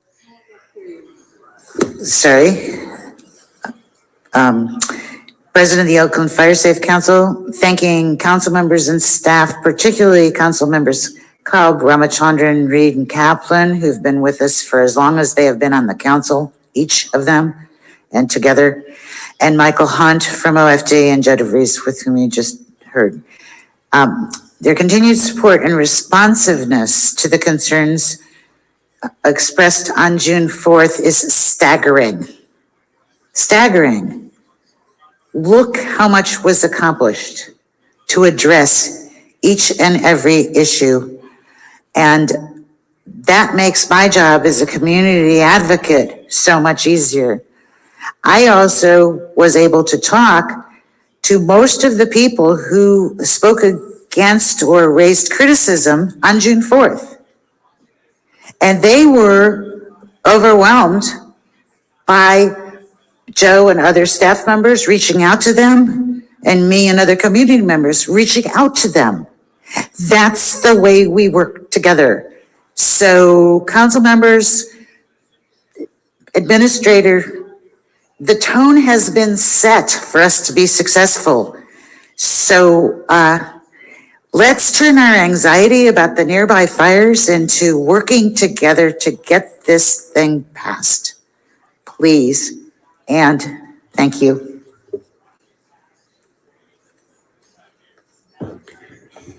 David Boatwright, District 4. I'm going to make something up here, but it's pretty close to truth. The first law of meteorology is the higher you are, the more rain you get, and we got plenty of rain this last year, a lot more than the lower elevations. I encourage everybody on the council to take the time to go up and enjoy Redwood Forest, Redwood Park, and you'll see going up there that the vegetation is way above what it's been in the last several years. And this work needs to start now. I know this is a thing for the future, but we need to start working on the vegetation right away. Thank you. Did anybody sign up for this? Because their name is missing. Okay, two things I need to say related to the last discussion. The 13th Amendment never ended slavery. The 13th Amendment of the Constitution redefined what could be slavery. And it said there would be no person involved in slavery or involuntary servitude unless you're involved in criminal or crime as a form of punishment. So slavery has never been ended. It's been redefined. Related to the cameras, Chinatown has 32 cameras in them. 60 in their community. 16 of them provided by the city, 16 provided by public donation. And y'all just getting these cameras way after the fact. Now, this initiative will pass. I will not be voting for it. I will not vote for it because children who are at McClellan's and other schools in the hills do not have an adequate evacuation plan. And in reality, related to Skyline, there is no possibility of an evacuation plan for 1,500 students who are all bussed up there. And the buses would have to come and get them. And so, but the fact that you are willing to ignore that, the fact that you will not take that on as a discussion and then try to make it seem like OUSD. I've been to OUSD. They ignore it too. So the plan, the safety plan that they have is just a generic checklist on how you're gonna take care of evacuating out of the building, where you're gonna go. So they're gonna go to the football field at Skyline, and God help us, I hope nothing never happens. But the fact that it has the possibility of happening, I'm not gonna vote for this. Children's lives are at risk. I can't support it, but it's gonna pass. It's gonna pass. Thank you for your comments. Through the chair, that was our last speaker for this item. Okay, thank you. I'll just share very briefly. Oh, Mr. DeVries? My apologies, Chairperson. I did want to make one note for you in actually speaking with our city attorney's office. There is one last step to this process, and that is the registrar of voters agreeing to the map and the special ballot that will be sent out. And I just want to let you know that as a parallel process to your approval and the drafting and the redrafting that we've done, we've also been very responsive to the registrar's desire that we provide a more refined map. That the map that's in the packet today, I failed to put it up on the screen, but it's very careful to see that we don't include any parcels that straddle the city limits. And to a question that Councilmember Cobb had asked at the last meeting, we expanded the zone to include the portions to the north, south, and east of the city that weren't in the city limits, but were actually public land. And so I just want to make it clear, we are hopeful that the registrar will be able to process these ballots in time, but I just wanted to put that on the record that that is another part of the process that you do not have control over, that we are working on in parallel. Thank you. Madam. Go ahead, Councilmember Gallo. Yes, just Councilmember Calvin, Joe, Mr. DeVries, if it would be really important to communicate and work with Oakland Unified School District, because I still remember, my children going to school in Montera, Joaquin Miller, and so forth, where we had some incidents, but it's very clear for us to have a plan working together, and I think the parents would be extremely supportive of our asking for support. Yeah. Thank you. I'll be happy to work with you. Thank you. And through the chair, I think I may have mentioned 2 weeks ago. Order in the chambers, please. Order in the chambers. We'll create. Our staff is speaking and our council member.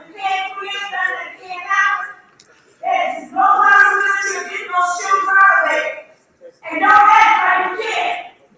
Don't act like you can't. That's an insult to those children. Okay, let's go ahead with the comments. Councilmember Gallo, were you complete? Thank you. Okay, I'll be thank happy you. to work with you. Thank you. Okay, Mr. DeVries, are you complete? Yeah. Okay, thank you. Thank you. I just wanted to state for the record, I certainly appreciate all of the work our staff has done on this item. It's been a longstanding item, especially given climate change. I think it's really important to make sure we've got the resources and the plans proactively to prevent fires and any type of tragedy from occurring. And so thank you not only to our staff, also to Councilmember Ramachandran for your work on this, as well as representing Oakland and the regional body on wildfire prevention, as well as council members Kalb, Jenkins, and Reed, who represent the areas that are fire prone. So I certainly will be supportive of this. Did I hear a motion to close the hearing yet? Yes, my motion to adopt this is also to close the hearing, and Councilmember Ramachandran did second the motion. Okay, thank you. Let's call the roll. Thank you. That was moved by President Pro Tem Cobb, seconded by Councilmember Ramachandran to close the public hearing and by the same motion, adopt the resolution for wildfire prevention zone special tax on roll. Council members Fife. Aye. Gaio. Aye. Jenkins. Aye. Cobb. Aye. Kaplan. Kaplan is online. Aye. My apologies. Can you hear me now? Yes, thank you. Councilmember Ramachandran. Aye. Thank you. Councilmember Reed. Aye. Thank you. And Council President Bass. Aye. Thank you. The motion passes with 8 ayes. Shall we go to item 8? Yes, let's move on to item number 8. Item 8, receive an informational report on the plan of action to close the fiscal year 2023 through 24 GPF operating deficit. Thank you. Okay, let's hear from our staff. Good evening, Council President Bass, council members, members of the public and staff. I'm Monica Davis, Deputy City Administrator. This evening, I will be providing an update to the May 29th report I provided regarding the fiscal year 2023-24 general purpose fund operating deficit plan of action to balance the budget. As part of the city administrator's duties to run the city's day-to-day operations, the city administrator plans to reduce expenditures to close the operating deficit gap. There's an appropriation and carry forward cancellation from the general purpose fund that totals just over $30 million, as we previously shared. And on May 30th, a supplemental report was posted that outlines in greater detail these planned retrenchments. I do want to reiterate that these retrenchments fell into one of at least 4 categories. A program currently has additional ongoing funding to continue services. 2, the carry forward is substantially outdated. 3, the department currently does not have the staff to complete the project. And or 4, the funds are no longer needed. This leaves just under $32 million needed to close the current fiscal year's operating deficit. Previously, the city administrator proposed using one-time land sale proceeds from the Coliseum to close the operating deficit. AASEG continues to be great partners in that negotiation, and given the complexity and size of that land sale negotiation, at this time, we are not able to rely on those funds to close the operating deficit gap for this current fiscal year that ends on Sunday. Therefore, additional items totaling $19 million were identified for an updated plan to close the operating deficit. As detailed in the supplemental report, more significant items include $6 million from measure to reallocate to measures C and D for eligible library expenses, $9 million from OPD and OFD fleet due to production timelines for fleet vehicles. This funding won't be used in the current fiscal year, and $2.7 million of unutilized cyber allocations of one-time funding. The sum of these actions results in a projected remaining operating deficit of $12.7 million. Through continuing the current year hiring freeze, delaying new spending on contracts and grants agreements remaining, and other administrative measures, staff believe that additional savings to close the remaining deficit can be achieved. Thank you. Thank you. We've got Councilmember Jenkins, and before I call on you, Councilmember, I do want to just state very briefly, I know a lot of us have been getting emails from the Oakland Feather River Camp, and I do want to ask the question just to get the conversation started in terms of the proposal to eliminate the $40,000 in carry forward that's designated to Feather River. I understand that was something that was owed quite some years ago, and that it is possible to go ahead and execute that grant agreement so that they receive that funding. So I wanted to ask about that. Through the chair, to members of the council, I do believe that I executed something recently, but I will confirm if whether or not that has happened, if I'm not mistaken, because I know that it come up about a week and a half ago. So I will confirm that. Okay, as I understand it, this carry forward is from 2021. Okay, Mark is here, okay. Thank you. If we could have the city administrator talk with Mark, who's the director, that will be terrific, because I do know that we were intending to make sure that we executed contracts through the current fiscal year. So thank you for having that conversation. Okay, Councilmember Jenkins. So it's my understanding that the supplemental, these are funds that we're using to balance this deficit. Is that correct? That's correct. Okay, and so on there are two questions. There is a EWD for cameras and business corridors for 150,000. Is that the 150,000 that we just approved?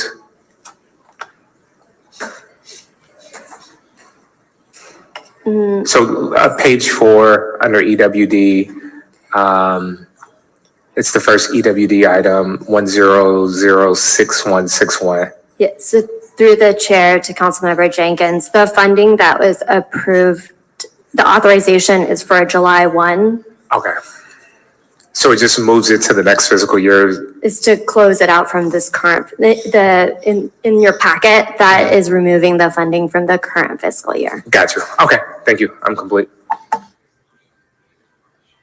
Councilmember Gayo? Yes, I didn't hear the numbers in your part of your presentation. So what did you say our current deficit is?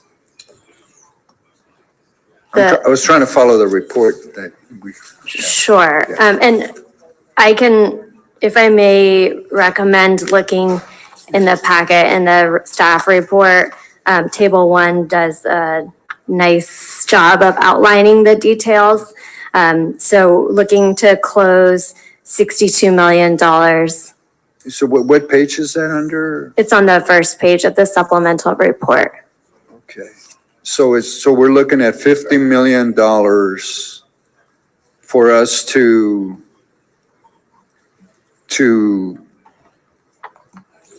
the end of this year, 24, 25? $62 million to close out the Oh, operating. $62 million, I'm sorry.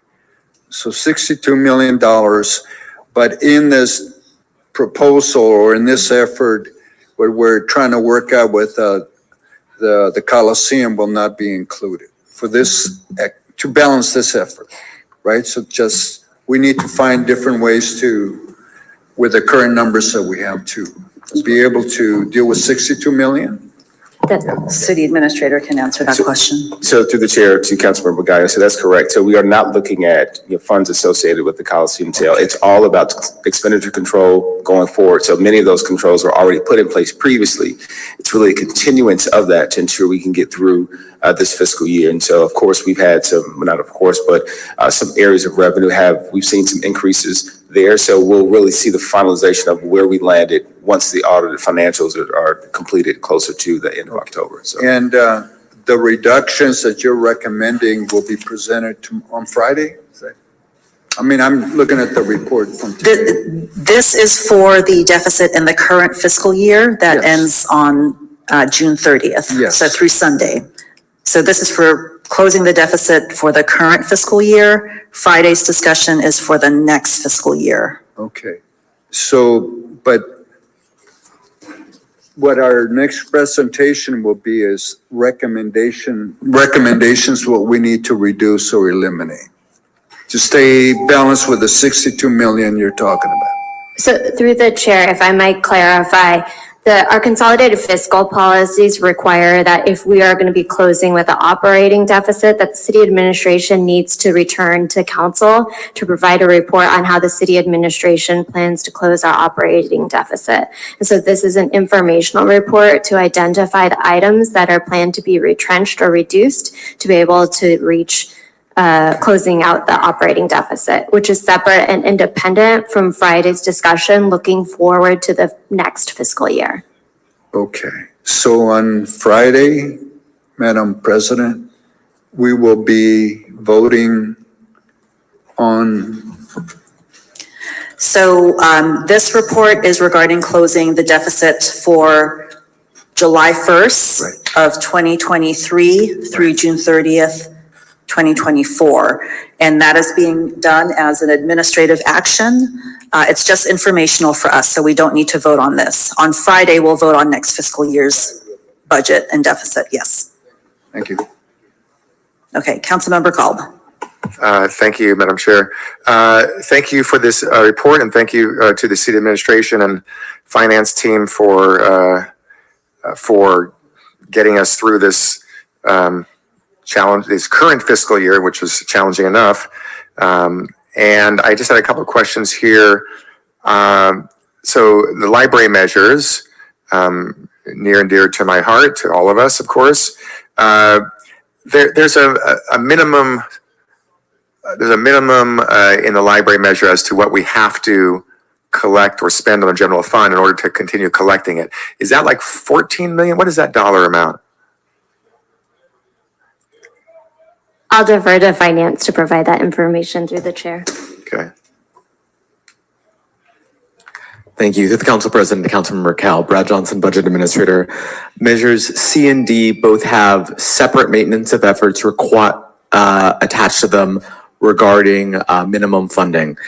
Measure C, the more recent library measure, has a maintenance of effort of $14.5 million. If I remember correctly, Measure D's is just under $13 million. I think it's 12.99 million or something to that effect. Both of those, sorry, go ahead. In essence, once you get a larger one, the lower one doesn't really mean anything any longer. They both have similar but separate mechanisms for suspending that maintenance of effort, which was done in our biennial budget adoption process. Both maintenance of efforts refer to the amount that this body is required to appropriate from the general purpose fund. It's on the appropriation and the budgetary side. The action noted here is moving eligible expenditures against unspent appropriations. So it's the difference between actuals and budget. All of your maintenance of efforts are budget maintenance of effort features, which again were suspended in your biennial adoption action. So we have those, they were suspended, and this action is not related to does not change the allocated budgets. It doesn't change the total dollar amount that the libraries have to spend during this fiscal year that we're ending now, that I understand. What is the total amount? But when this year's over in a couple of days, what will be approximately the total amount in this fiscal year spent by our libraries department, library system, from the general fund? I think we will be looking at toward the end of the year. I'm estimating it will be likely around $10 million. That's a rough current estimate. The reason for that is across both the general purpose fund allocation and Measure C and D, the Oakland Public Library is underspending their budget allocation. So there's underspending of their budgetary allocations and the measures. Part of that is, you might remember recently, we just closed the main library for renovation. There's underspending. We are moving funds around so that underspending is realized in the general purpose fund. Okay, understood. So, and we're allowed to make that dollar amount 10 million, a little over 10 million, instead of the 14.5 million because of the declaration a year ago of extreme fiscal necessity? Is that what you're saying? Yes, the declaration actually would allow you to budget less. There is no provision in the measures regarding the actual spending. There is no minimum spending requirement. There's a minimum budgetary requirement. I understand. If you work for the library. But we did suspend the maintenance efforts. People who work for the library, use the library, aren't concerned about that differentiation. They want to make sure that the services are happening and the hours are not being cut. And of course, this year's ending now, we didn't cut any hours. That's correct. And I don't think we're going to be cutting any next year, even though we have a lot of challenges because of these two ballot measures. Having these two ballot measures in place allow us to keep that important library services in place. And so I appreciate that, even though there is some concern or unhappiness about the not meeting that 14.5 million threshold, that the most important thing is we haven't cut our hours. services are open, libraries are open, they're serving people of all backgrounds and ages and economic backgrounds, and we all thrive because we have a very well-functioning library department. That is correct, and I would expand on that. Except for the closures that were due to the public health emergency of the pandemic, we have not been forced, due to the generosity of our voters through measures C and D, we have not had to close library hours for fiscal reasons for many, many years. I'm happy to know that. Okay, thank you very much. Madam President. Yes, and then I think after one of my other colleagues. okay, let me just make sure. I think we need to go to Ramachandran and Reed and then back to Gaio. Okay, Council President, I do have a number of questions, so if Councilmember Gaio just has a follow-up question, he can certainly go ahead of me. It's just a follow-up. Sure, go ahead. Yeah, so on the issue of libraries, all right, be specific to the administration and to the finance. I have Cesar Chavez Library at the Fruitville Transit Village, and it came up earlier that we hadn't paid the rent, owed them $72,000 to the Unity Council, but they lowered it down to $32,000. And I'm wondering, is that amount somehow reflected on to make sure that whatever I need to do to keep Cesar Chavez Library open, that we accommodate the financial allowance that we need to have to keep it open? To the chair, the Council President, Councilmember Gaio, we have obviously continued to operate and pay our bills to Cesar Chavez Library through the current fiscal year. I do not want to speak too much about the budgetary item on Friday, but I will simply confirm that the amount to continue to lease that space is included in the mayor's proposed. That's the extent that I think I can say about that, given it's not the noticed item.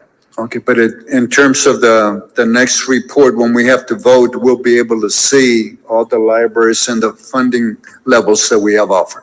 There is information on the next year in the mayor's proposed, and I can confirm that the amount needed to lease that space is included in the proposed budget from the mayor. Thank you, thank you. Okay, Councilmember Reed, then Ramachandran. Okay, thank you, Council President Bass.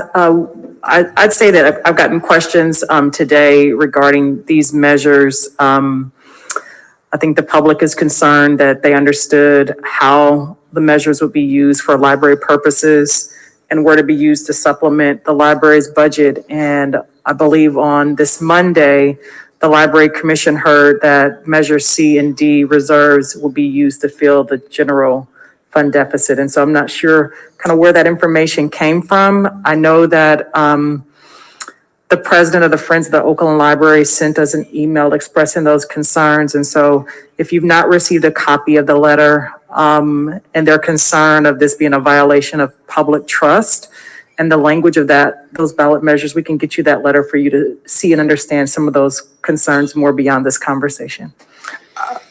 To the Council President, to Councilmember Reed, I have received that letter, and in brief response to it, the actions we are taking do not violate the legal provisions of the measure, categorically do not violate the legal provisions of the measure.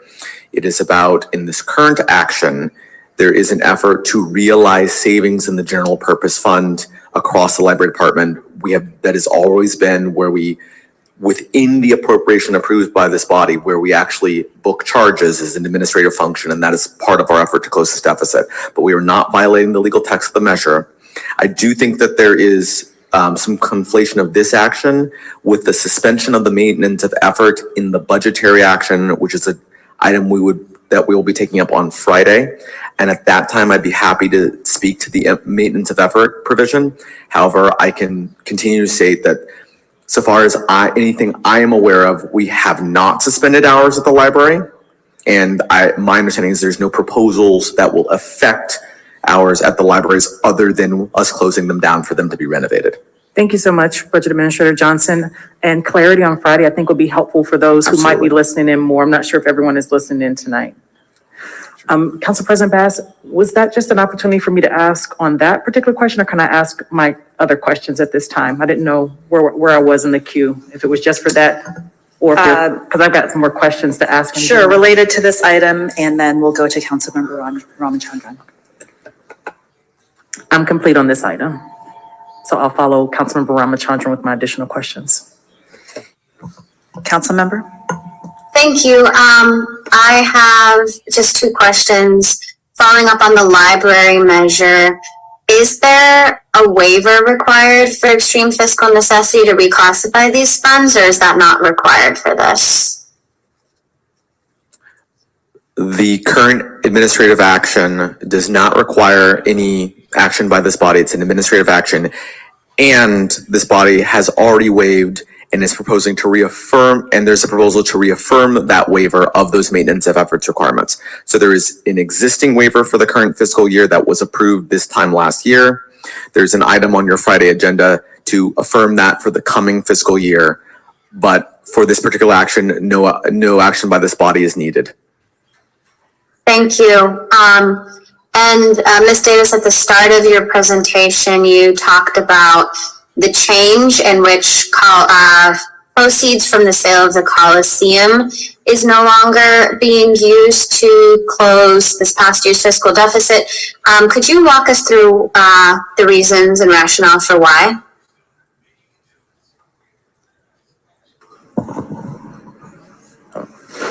Our city administrator will answer that question, I believe. Sure, through the chair to Councilmember Ramachandran, this pretty much just boils down to the discussion we had previously with respect to this, the current negotiation that we're having with AASEG. And so just recognizing where we are in that process, responsibly, we needed to move forward without being able to account for that revenue in this fiscal year. Thank you, I'm complete. Okay, back to Councilmember Reed. Thank you, Council President Bass. I do have questions for the supplemental report. I think these all fall under the 2.6 total reductions in departmental O&M. I have a few questions. The first is related to the Economic Workforce Development City Council Community Grants. I wanted to confirm the $477,725. Which fiscal year, through the chair, is that from? Are those on contracts that have also not been executed? Do we have a list of any organizations, community-based organizations that may be affected? And if it's somewhere where I can look at that list, I may have missed it. So I'm just trying to get clarity on that community grant. I can go ahead and ask some additional questions if they're looking to get some answer for that. The next question is regarding the City Council Contingency Fund. This is a smaller amount of $58,000. I wanted to confirm if that contingency fund was related to the City Council's traffic safety funds. And if not, what are those City Council contingency funds related to? And will that impact Council's ability to hire needed staff?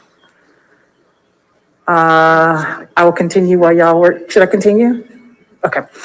Councilmember Reed, just so we can all follow you, which supplemental are you This is the May 30th. May 30th. Supplemental. Okay. Under departmental O&M, total reductions 2.6 million. There are a list of different departments that have perhaps funding numbers behind them. So I'm not sure how to best direct you. So I've just been calling out the department name if that's helpful for you through the chair. Yeah, through the chair, I'm able to follow the items. Okay. The first was related to economic workforce development for the 477. Yes, Brittany Hines from Finance will be able to provide you a detailed response. But for the non-departmental and port item related to the City Council contingency, the answer is no. This was a contingency, like sort of reserve that we typically budget, but that went unspent. Okay. So it doesn't affect anything related to council's ability to hire staff? Okay. That's correct. Thank you. I wanted to just ask I can come back to Brittany's. I have another section under other programs and CIP projects with total reductions of 11 million. There's just a few questions that I had. One is for the area for the city clerk. I wanted to understand where those funds originally allocated to that department. How will that impact the clerk's ability to complete their work that support the council and committee meetings for agenda management? That was $96,000. Yes, through the chair, for the agenda management item, there is existing ongoing funding for that related component, and this is under unutilized outstanding funds independent of that. Okay. In the same section for Department of Workforce Investment Standards, Measure FF Education, it was 347,000. I wanted to understand if that reduction will affect our compliance with Measure FF. What education beyond the minimum wage flyers does DWS conduct, and how will that education be affected with this reduction, if it will be affected? And then I think I have two more under this section. Speaking to the DWS item, that funding is entirely unrestricted. The education project conducted for Measure FF came in under budget. This is prior, we had carried forward funds from many years prior, and so the efforts that they actually went out with came in under budget. So this is unrestricted funding, and there's ongoing funding for this effort going forward. So we will continue to do Measure FF education at a cost amount that is lower than what's here, and the amount being reduced here is prior year carry forward. I appreciate, through the chair, hearing lower expenses and ongoing support, so thank you. For economic workforce development, for our murals, green walls, it shows a reduction of 170,000. Does this affect council's allocation of mural grant funds? We have been in conversation with local artists to uplift our Love Life model through District 7 community murals. Yes, council member, that would be the impact of this funding. This is funding that would be normally allocated throughout the city, often with the consultation with the city council members in different districts for mural and green wall programs. That is exactly the impact we're discussing. Of losing, so for District 7, we would lose the $60,000 that we've been in discussion with those local artists. So we have anything that we currently have an obligation against is not proposed for cut. There's items here that, so if it's unobligated, yes, this would be a reduction from that. Okay, that's concerning. Council President Bass, do I have time to ask a few more questions? I'm looking at the clock. Okay. Please continue. Under human services, this is a small amount, but I'm just curious. It said expand 211 help, $25,000. Do we contribute to the county's 211 system? Is this our portion of contribution? Will we still have representation through 211 to direct our residents and businesses for help through that system? Yes, so we, through Eden INR, contribute to the county's 211 system. We have an ongoing allocation for 211. There are two projects noted to those, an ongoing support project and then an expanded project. That expansion did not take place at the time that it was supposed to, so there is unallocated, so the unutilized funding because of the timing of that expansion for 211. So basically the delay results in savings to us, and we are reducing that savings amount. There is ongoing support for 211 included in the budget next year, and we have ongoing support for that as well. So again, the delay resulted in unspent funds, and that's what's being reduced. Thank you. The next area in the same section is for our public works, improving 911 emergency services. We show a reduction of 115,000. What were those funds allocated for, please? Give me a second to get back to you. Okay. For the police department, we have a reduction of 142,000. It states to reduce gun violence. What are these funds used for now? What is the impact of this stated reduction in gun violence effort? The reduced gun violence funding is salary savings being carried forward. We have a series of positions that were added by prior council, both positions and O&M that were added by prior council action for civilian personnel and O&M, primarily in the crime lab, for the effort to reduce gun violence. I think we added these back. My memory may be failing me, but I want to say it's the 15-16 fiscal year. Those positions and items are ongoing and they're coded. We had carried forward funding from them from prior years that was unspent in prior years. This simply reduces that ongoing carry forward balance. The positions and the O&M I can say is continued in future budget. The positions are, I believe, as well continued, but it's part of the sort of salary savings from the crime lab is the way to think about it. So this is prior year savings from the crime lab. There is no immediate impact other than the crime lab would lose a resource in case of some sort of exigent, unanticipated expense, but that is what this funding was for. Thank you. I think, Council President, this is I'm trying to get a lot of my questions answered, and I want to appreciate Council President Bass. Bradley Johnson, Director, the team has been amazing with answering these questions, I know even today, and these were just ones that I hadn't had an opportunity to ask you, so thank you for this time. This is the last one for the police department.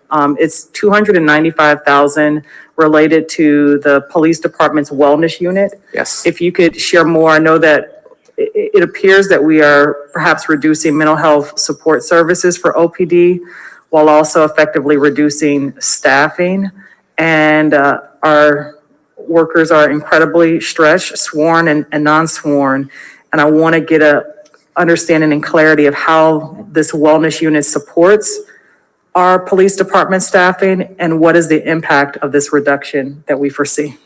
So there would be an impact to this. OPD does have a wellness unit. It includes both people and ongoing resources. This is a cut to carry forward funding in that space, but it would reduce the department's ability to respond to sort of a mass traumatic incident should we have something that would occur that would cause trauma among our officers. I would note that our officers do have access through our standing ERP to services, and none of that is being reduced. I would argue that in the future, our approach to this, along with our approach to trauma-informed responses across the city, should be better handled through our fringe benefit rates, because that is as opposed to a specific general purpose fund allocation, that is what we're going to look at going into the biennial. Thank you. I can follow up with OPD further on that as well. And Council President Bass, I apologize. I see I've got 1 minute and 40 seconds. I have one more question related to the same section for race and equity. There's 38,000 proposed reduction. How will that reduction impact the Department of Race and Equity's work and the priorities that we've been building on with them, particularly as it relates to advancing the equity policy framework and their support with race and equity analysis that was supported in my proposed policy directive in June of last year? Thank you. No problem. To the Council President and Councilmember Reed, as you notice, that funding has a 1516 next to it. It's actually the remaining of a carry forward amount that initially was created during the 1516 budget cycle. 15-17 budget cycle. DRE has strategically used this money sort of over the years in case there was something, again, exigent, unplanned, that they couldn't accomplish in their sort of regular operating budget. If there was some effort that needed to be resourced with a contract or something similar, this would again restrain them to what they're allocated on an ongoing basis. So we would lose that sort of surge flexibility at a time. It should not affect their standing ongoing work as a department. However, if we had a particular exigent circumstance, it would affect their ability to do that. But they've strategically been using this and bringing it down little by little since 1517. Thank you. And through the chair, I just really want to appreciate your ability to give me responses with all of those questions today that you were not prepared for in advance. You did an exceptional job, Bradley. Thank you so much. I'll follow up further. Thanks. All right, thank you. Before we go to public comment, I just want to mention that as I've been reviewing this information, and as you heard through the Q&A, there are a number of items that will be eliminated from the City Council's budget. I totaled up about $648,000, and that includes our contingency funds. I know I use those funds to provide translation at my meetings because that's pretty costly. It also includes a contingency for the council administrative office, the mural funds, as you heard, and I believe there was also a line item around ballot measures. And so just wanted to share that for the public. We are all trying to share the load in terms of helping to close our deficits. Council President Bass? Yes. There's one question I did not ask, and perhaps I may have heard this. Did we get a response to, under Public Works, the emergency services, 115,000? Did I hear that from Bradley? I just wanted to make sure. The 911 service. For the 911 emergency services, can I please get a response to that? Thank you. Absolutely. Sorry, I was just telling your staff member here about that particular item because we didn't get a chance to meet it. It's actually a mistitled project for Carry Forward. It's really about parking security, and we have ongoing operational funding for that. That project title is wrong. Regardless of this effort, it should be discontinued because it's not in the right project title for what it's for. Okay. I have quick additional question. Yes, go ahead. Regarding the mural funds, because of the time involved to secure these funds, we have a couple of constituent groups I know that have applied within the last year and are still working through the process. If an application has already been submitted and they're like several steps in, would they still be eligible for the funds, or would it be cut off if it hasn't actually been delivered yet? Okay, to our staff. So what's, those items that are not in, that don't have an obligation against them, where we haven't encumbered or contract against them, are the amounts that are being sort of de-obligated through this action. And I would note, for any of the items mentioned here, if there's a desire to continue their operation, the council will have the ability to discuss, since we are at the end of this fiscal year. Those items could be considered in your actions on Friday. Thank you. So just to clarify, if there's not a contract that's already been executed, then it's gonna be gone. Yes, that's right. Okay, thank you. Okay, thank you. Let's go to public comment. As I call your name, please approach the podium in any order. Please state your name for the record before beginning. If you are participating on Zoom, please raise your hand so I can easily identify you. Richard Johnson, Mara Ramirez, Audrey Ledbedour, Sean Smith, Nayeli Albarin, Carla Guerra, Richard Dehugari, Edward Escobar, Elizabeth Stage, Catherine Burgess, Miss Asada Olabala, Mark Olson, Chris Moore. Oops, I'm sorry, that's for item 10. Lynn Raphael, Mary Forte, John Brockett.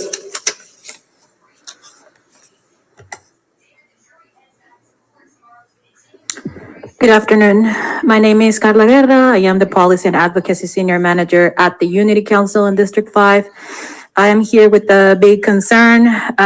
We did notice that the Fruitvale Senior Center is on the list of cuts on page 3 of the June 21st supplemental report. It's part of the attachment in today's agenda under item 8, operating deficit plan of action under human services with an $87,647 proposed reduction in the current fiscal year. We're not clear which senior funds are proposed to be cut, but if the city is proposing to cut a bread and butter contract of $175,296 4 days before it's scheduled to end, then we object and we express our outrage because we have delivered a year's worth of services and spent the fully previously allocated amount. So we have received this contract for almost 2 years, 2 decades, actually, as part of a commitment between the city of Oakland and the Unity Council when the Transit Village was developed. And every year we deliver services to Fruitvale and San Antonio seniors without interruption, even though, the city, unfortunately, every year is delayed with executing contracts. So we have not received either the community grants or the San Antonio Senior Center contract. This will be detrimental to our organization and our close relationship with the city. So for the record, we request clarification of what this $87,647 reduction is about, and if it means it will cut this current fiscal year's funding by 50%. Thank you. Thank you. And I would like to request that we have city staff speak with the rep from the Unity Council if possible so that we can clarify that. Good afternoon, City Council members. My name is Richard DeHowardy. I am the Chief Operating Officer at the Oakland Private Industry Council, and I'm here somewhat in a state of confusion.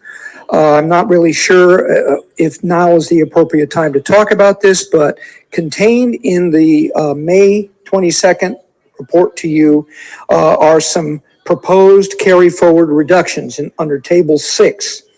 And in those carry forward reductions there's a list of them on page 4 of the operating deficit plan of action. This listing of all the dozens and dozens of things they're proposing to reduce or cut. And one of those items is 1006467 Job Readiness Programs 1010. That doesn't tell you very much. What that is your cannabis equity program, which they are proposing to cut in its entirety. That program is not unobligated. Those funds are not unspent. That program is fully underway. And by the way, is very successful. Cohort number 1 has already been completed.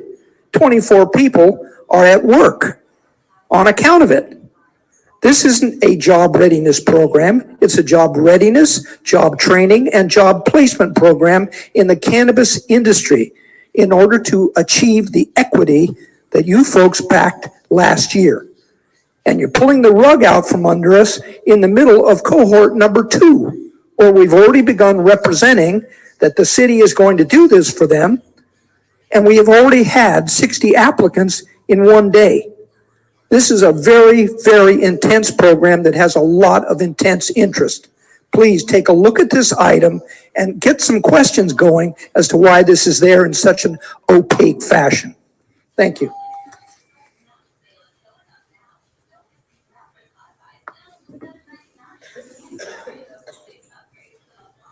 Good afternoon, council members. My name is Audrey Liebedor. I'm with C4C, the company that's responsible for managing the City of Oakland cannabis workforce and on-the-job training program, also known as EWD 16467 Job Readiness Programs. I'm here to express my concerns about the potential budget cuts that will negatively impact the success of the initiative.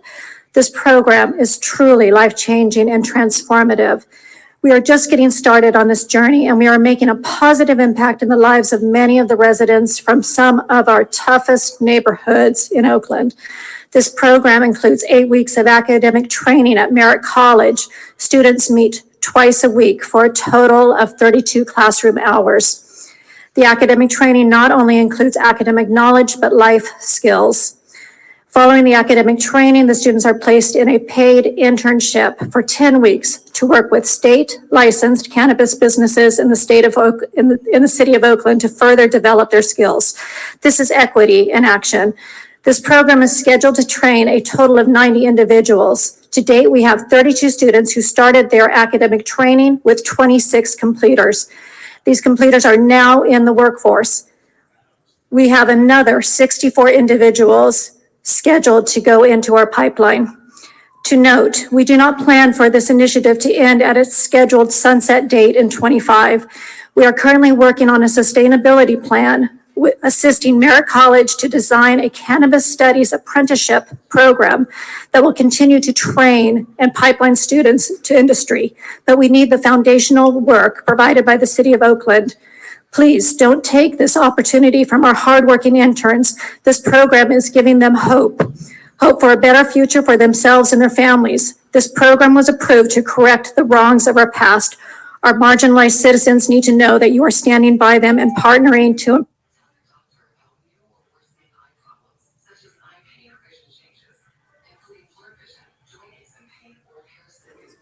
Good afternoon again. Mayra Ramirez, Oakland Private Industry Council. I'm also involved in this cannabis training. I'm one of the recruiters. I'm one of the interviewers. So this program is very successful. So the first cohort, we had no problems at all recruiting because it was like very easy. A lot of interest. Over 150 applicants applied for the first cohort. We interviewed over 70 and over 35, got into the cohort. And as Audrey said, 26 completed. The cohort are ready for cohort 1, and we are in the middle of interviewing already for cohort 2, which will start in September 3rd.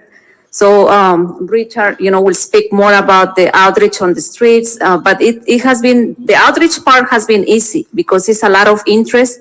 People, for the zip codes of Oakland 94603, 94605, mostly east, deep east, and a lot of those zip codes that have been impacted and they have been having issues finding jobs. They're very interested in working in this field.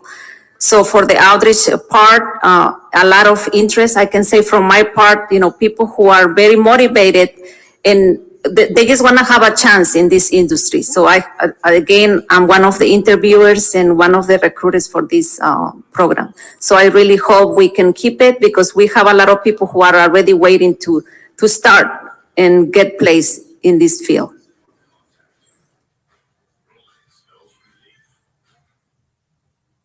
My name is Richard Johnson, and I'm the one of the interviewers for the cannabis program.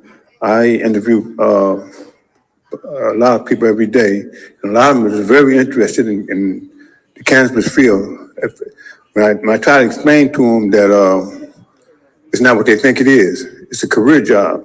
It's learning the business from bottom up, and to take it from them now would be a grave travesty. People that you wouldn't think would be concerned about it are, because I talk to them every single day. Now, I be on the streets with them, and I listen to their concerns. And I think that we are on the right path, but to take it now would, you would let a lot of people down. I understand the deficit, I understand, I get it. But at the same time, you're dealing with a city with a lot of problems. But when you implement this program, it's helping a lot of people, a lot of them. I get phone calls late at night asking about the program. And I think that to do it, to pull the rug right now, it's wrong. And I would appreciate y'all would reconsider your view about pulling the program. Thank you. Okay, this is how the process is supposed to work. People who have a vested interest in the budget, they come before you and plead their case about how they should be financed. And that the part of it is difficult for me is how do you take all of that in consideration and come to a final conclusion about how you're going to give to some and eliminate giving to others. But I know historically you play favoritism. You give to certain groups that are your constituents or who you like and whatever, and you don't execute a fair process. I got serious issues with the Unity Council and how you give them so much money historically when they didn't have the ability to pay their bills, and you help them pay their bills and continue to give them money. That's not to take away from what they need to happen in their community, but you don't engage in a fair process. Now, according to the recent yesterday report of the Alameda County Board of Supervisors, Alameda County Grand Jury, you got some issues that caused the problem of the deficit. It says that you were irresponsible for you to pass up $88 million that you could have been used to purchase things like eliminating this deficit. And you passed last summer, according to the grand jury, something for which you did not take into consider transparency and a whole bunch of stuff. I'm not gonna go into great detail. But you could have had $88 million and you paid favoritism for whatever reason. Then yesterday at the meetings, $5 million was being considered for vehicles. A contract for tax collection, $150,000, another $150,000. Money you didn't have, but you over there approving it. Thank you, Ms. Olabala. Your time is up.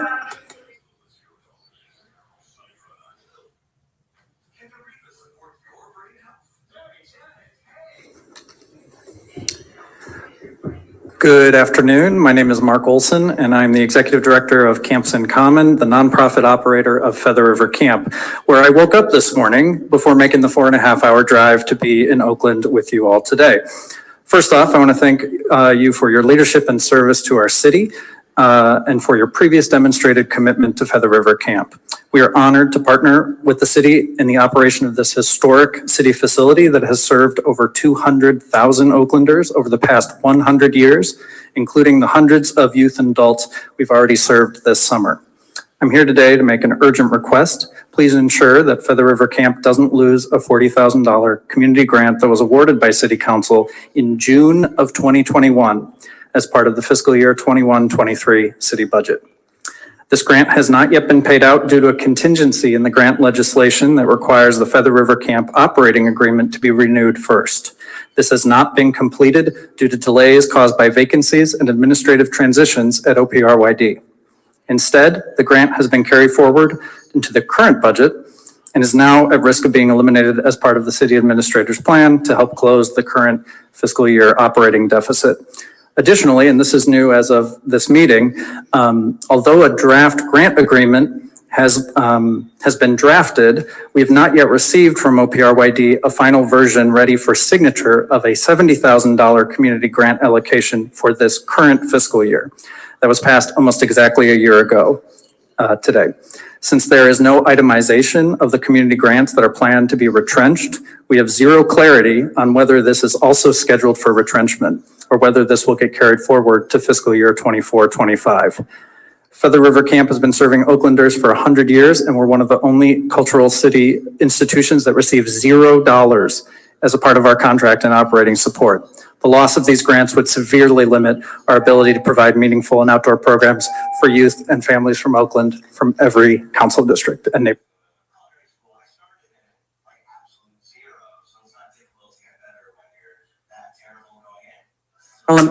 Carolyn Burgess.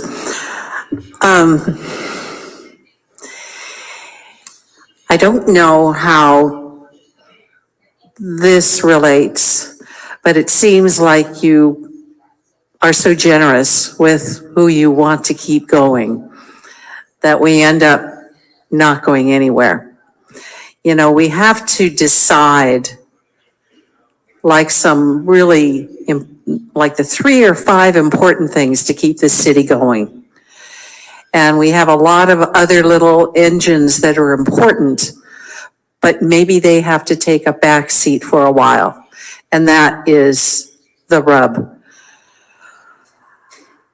You know, to cut police and fire when your constituents are asking for safer streets and a safer community, you know, I think is something that needs to be looked at. You know, maybe we're not quite in touch with what's going on with the public. Also, in reading that the administrator is to transfer funds between departments, programs, and funds as necessary to support departmental operations and reorganization, that gives me pause. We had a history of people that would take from one budget and transfer it over to another area in the past. And I'm concerned that we're starting to do that again.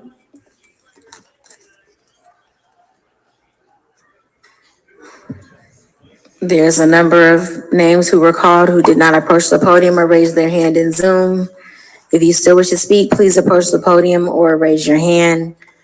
John Brockett, you have 2 minutes. Please unmute yourself and begin your comments. Thank you. Can you hear me now? Yes, go ahead. Okay. I just want to defer my comments to Friday. This will be on the budget for the next fiscal year. And also I have comments in the open forum. I want to defer those till Friday. Thank you. Okay, you'll need to submit another card for that meeting. Moving to Mary Forte. Mary, you've been allowed to speak. Please unmute yourself and begin your comments. Yes, thank you very much. Some of my comments might be more appropriate for Friday. However, I cannot attend Friday. Please, I'm Mary Forte, a resident of District 6. I and my family have attended the Oakland Feather River Camp for more than 40 years. So please, on the grant that they should have gotten it since 2021 for $40,000, and we're hearing about the $70,000 grant today. These are things that make a difference in my family's life, in many children's lives, and I strongly encourage that fund move ahead. I'd also like to say regarding the library's two measures, Measure C and D, it's violating the public trust because the voters have been told that the monies that's collected for these two measures would only be used for the library purposes or to supplement the library budget. So if the money's being used some other way, it's not correct. I couldn't follow all of the things that Mr. Bradley Johnson communicated about the waiver. I do know that from the general purpose fund, we're not meeting the 14.5 and so forth.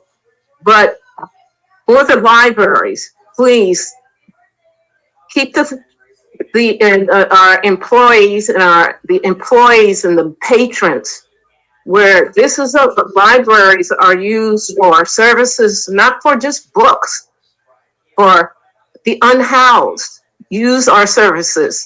They're used as cooling centers. Thank you very much. Thank you for your comments. All names have been called at this time. So again, if you're in the chamber and your name was called and you wish to speak or you are on Zoom, please approach the podium or please raise your hand.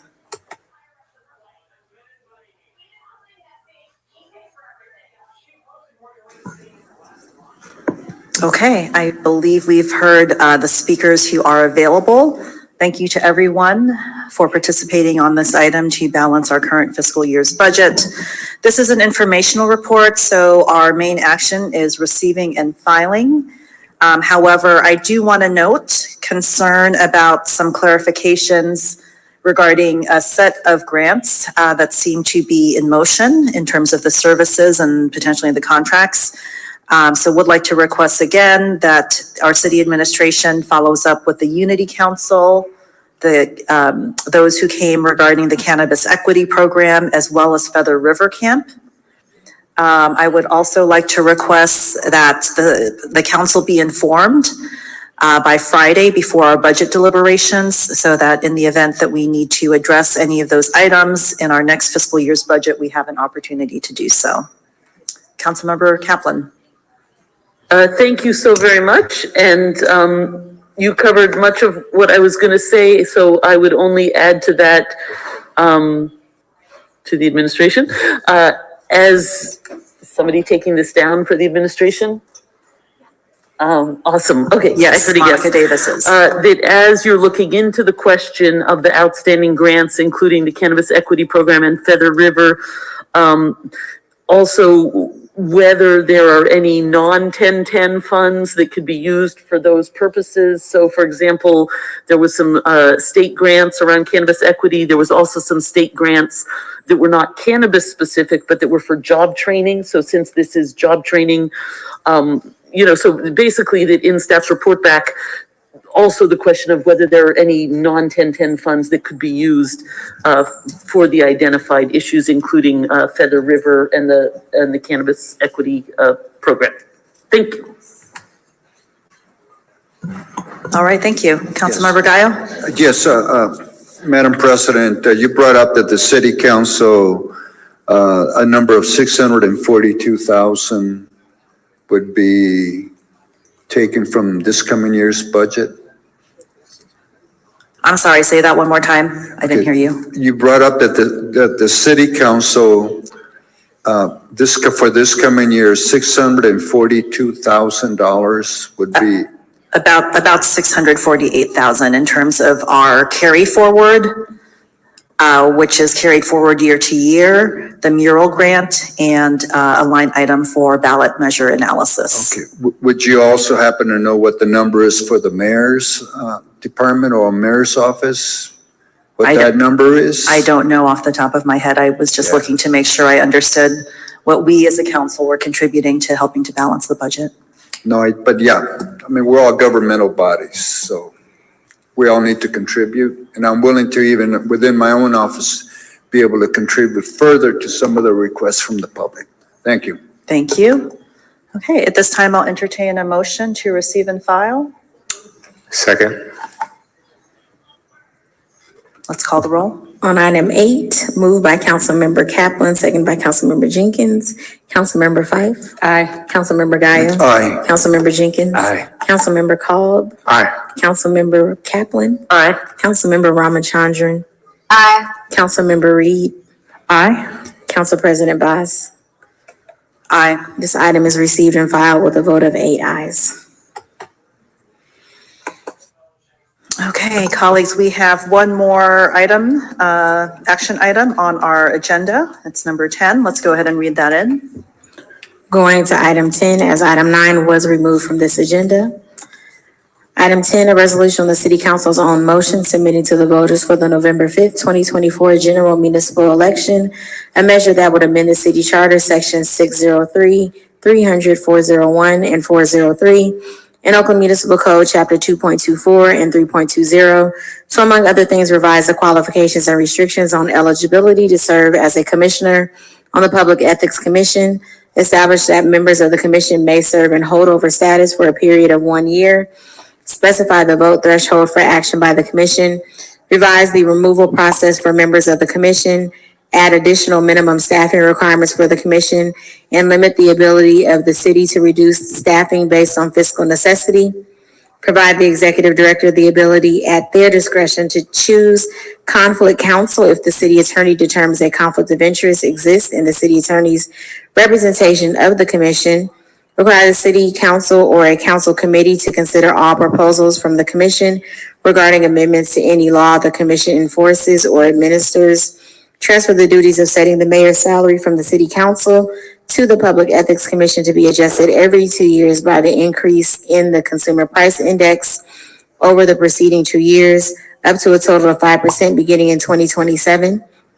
Amend the city attorney and city auditor salary review schedule to allow the commission to set the salary every 2 years.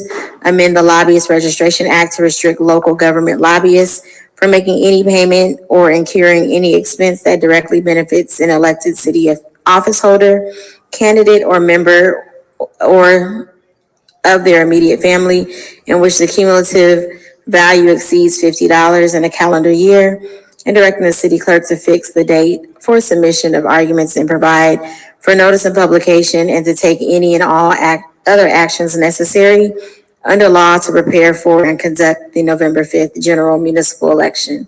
You do have a few speakers on this item, I believe 5. Okay, so Councilmember Call, would you like to introduce this item? Yes, thank you, Madam Chair and Madam Clerk. What I'd like to do is just make a few changes at the beginning so people already know what we're talking about. And this is based on both a comment from the city attorney and the discussion that we had in our council meeting a couple weeks ago, whenever that was. Again, another example of how having 2 city council meetings required for discussion of ballot measures is proved to be very beneficial and helpful to the process. So I just want to acknowledge that again. Also, Madam Clerk, I'm on the Zoom thing, and with my hand raised, I may need to share screen. If I could be promoted, that would be helpful. Here we go. Thank you. Thank you, Madam Clerk. Thank you, Madam Clerk. Okay, Zoomy. All right. Okay, I'll share screen in a moment. But based on the discussions I've had from a few council members, or that I heard here, or had from a few council members in the intervening time, I'm removing the portion of this proposed ballot measure that deals with the mayoral salary setting, in terms of any changes or new things to that. I think it's important. I think it's always important, especially now, that we show some consensus here when it comes to supporting and buttressing, if you will, if that's the right word, our Public Ethics Commission and their important work. I've always felt it's a very important agency, even though it doesn't get the attention it always should. And so, given that there were at least 3 council members who did not feel they wanted to have the mayoral salary changes in the ballot as part of this measure, in order to achieve consensus, I'm agreeing to take that part out, and I'll show that. I'll scroll that to show that in writing here on the screen in a moment. So what would be in the charter is whatever's in the charter now. It would just be remaining what's in the charter without any changes, and the council could decide what to do 2 years from now for the 26th election. Besides that, the only other change is there's a sentence in the measure that is new, that has already been in the measure since the last version, the version before, but they forgot to underline it, and so we're underlining it just for legal purposes. So if I share screen now, I can show these changes on the screen. Madam Clerk, is that the appropriate thing to do? Okay, I'm going to do that right now. Where is it here? Let's see. I think this is it, hopefully. I have the document. Okay, Councilmember Kalb, I think if we had K-Top share it, then we would see it not only on Zoom, but also on the screen here in the chambers. I think the city attorney gave that to K-Top. This is the Word version that has the entire measure with some yellow highlighting in it, I believe. Yeah. Okay, I will stop sharing then. Through the chair to Councilmember Cobb, you can share in Zoom as well. Oh. Because the people viewing in Zoom can manipulate their screen so they can see it better. If K-Top shares it, it's going to be very small for them. So continue to share, please. Okay. So is what I'm sharing visible right now?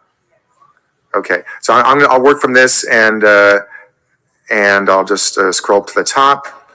And I see our city attorney here, Ms. Warren, who has been helpful for this. So she'll interrupt me if I make any mistakes. And then after that, we'll hear from the Public Ethics Commission representatives who really initiated this process. And I want to make sure we are clear as to what we're doing. So, okay, you see me scrolling here. You see they're crossing out of the word of the term of the number 300. That's just if we're no longer going to change the mayoral salary setting, we're no longer going to change 300. Therefore, we're crossing that out. Crossing out what was what was number 8. Again, that's just crossing that out, and therefore defaulting. Just a second. I'm not sure that we're seeing the same thing that you are sharing screen here in the chambers. Okay. Maybe the Zoom people are seeing what was on Zoom, and the screen is what's by the city attorney. Could that be? I'm still in the title. To K-Top. K-Top, Michael, who does a great job. K-Top people are awesome, by the way.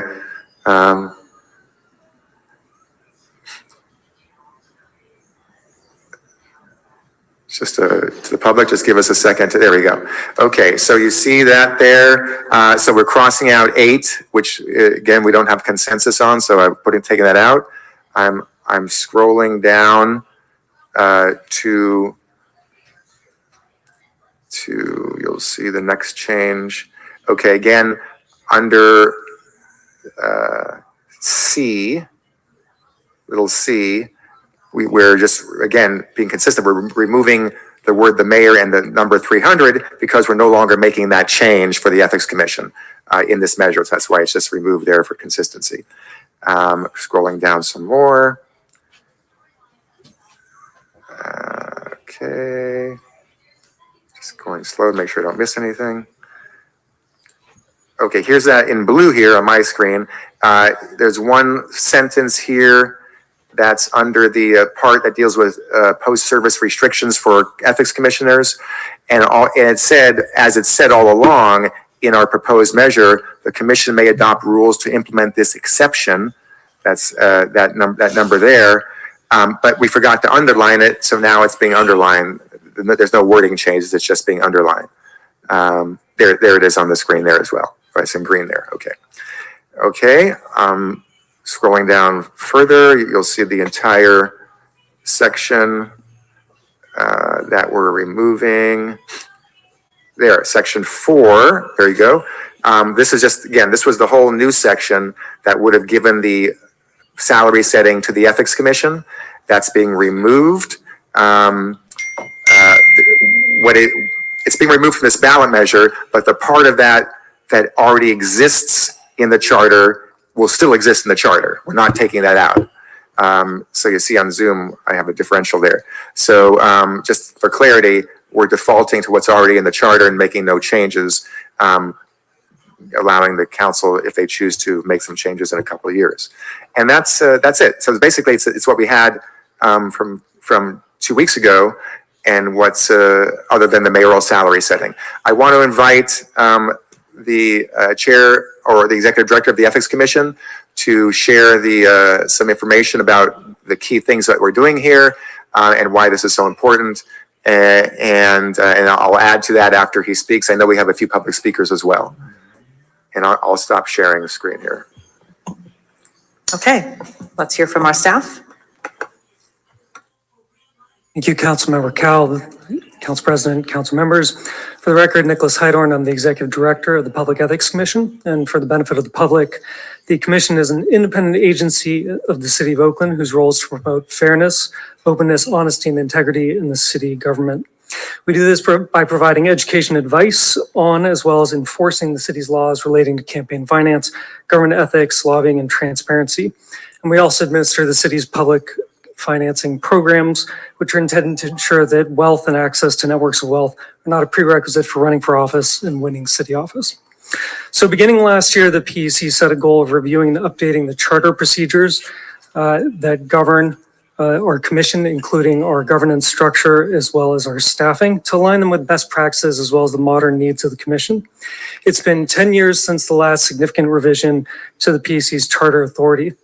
That last revision was in 2014 by Measure CC by actually Councilmember Cowell here, who's bringing forth this measure, and defines the commission's core features of staffing and governance.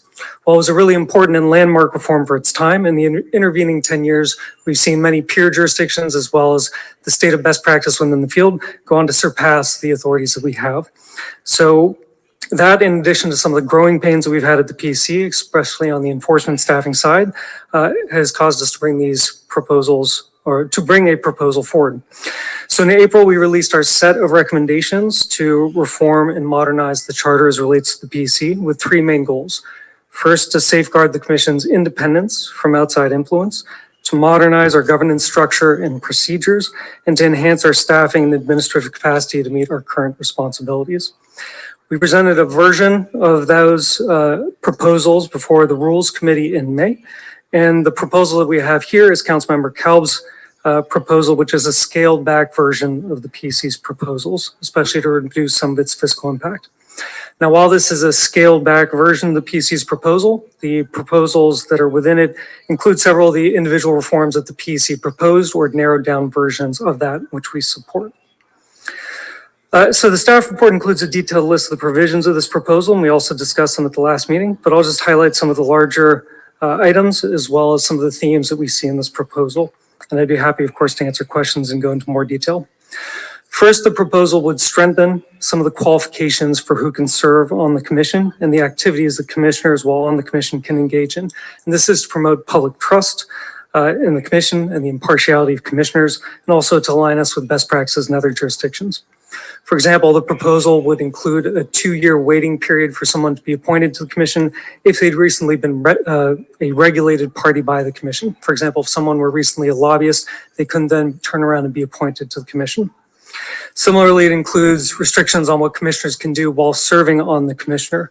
This includes common sense restrictions like prohibiting the acceptance of gifts from elected officials, because of course the commission is a quasi-adjudicatory body and you want to ensure the commissioners are perceived to be fair. Other elements of the proposal go to streamlining the commission's procedures so that we can operate more effectively and improve our efficiency.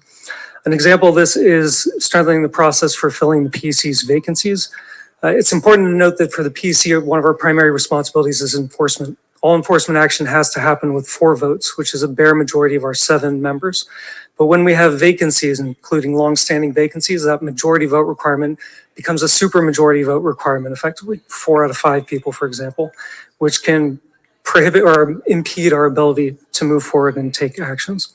So what this would do is to streamline that process, make it so that if we have a longstanding vacancy of greater than 120 days, the PEC on its own would have the ability, concurrent with any citywide official who would otherwise do the appointment, to make that appointment to ensure that these vacancies don't last a long time.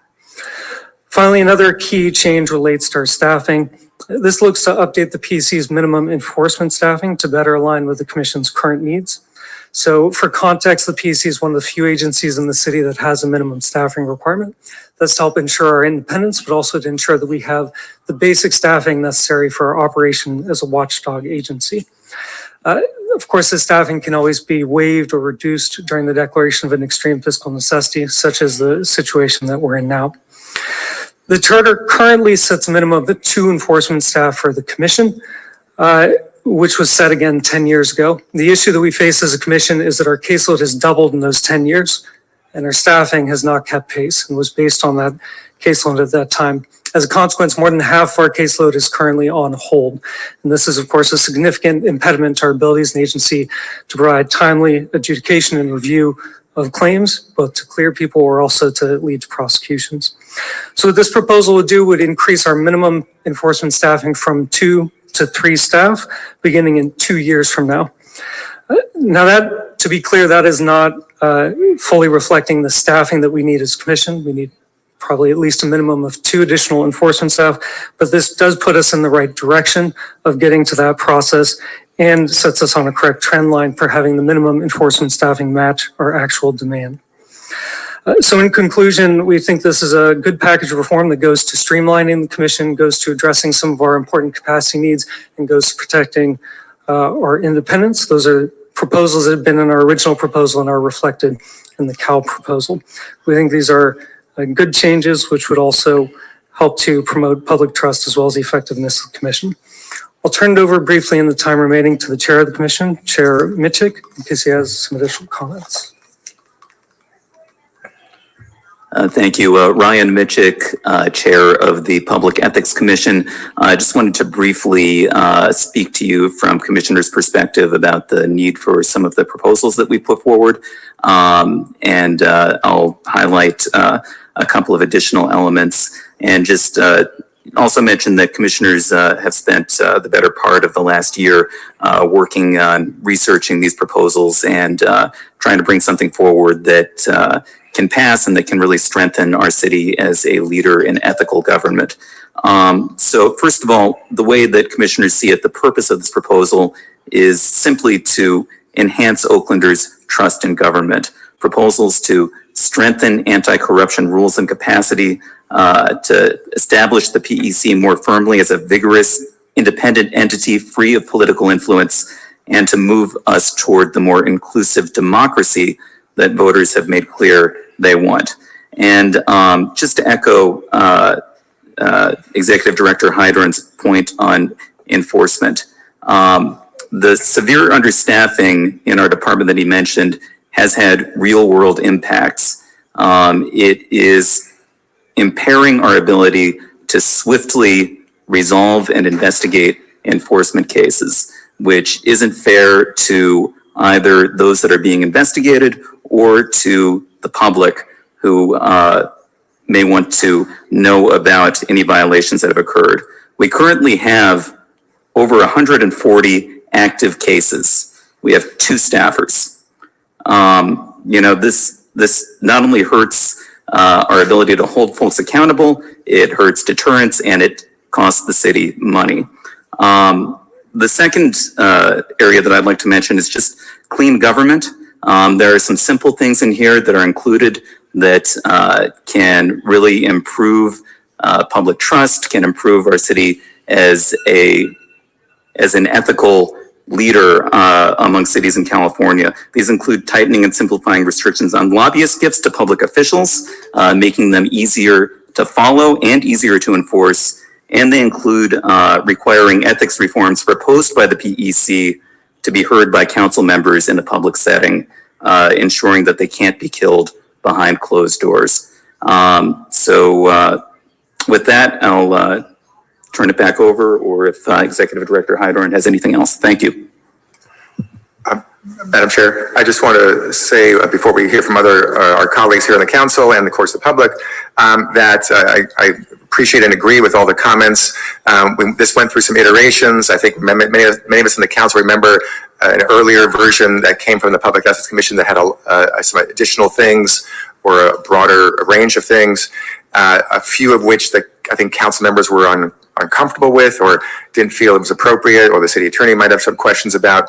But nevertheless, I think we all felt there was a need to do more and to support our ethics commission so it could do the job that people expect it to do. And so we landed in a set of proposals that I believe has some broad support.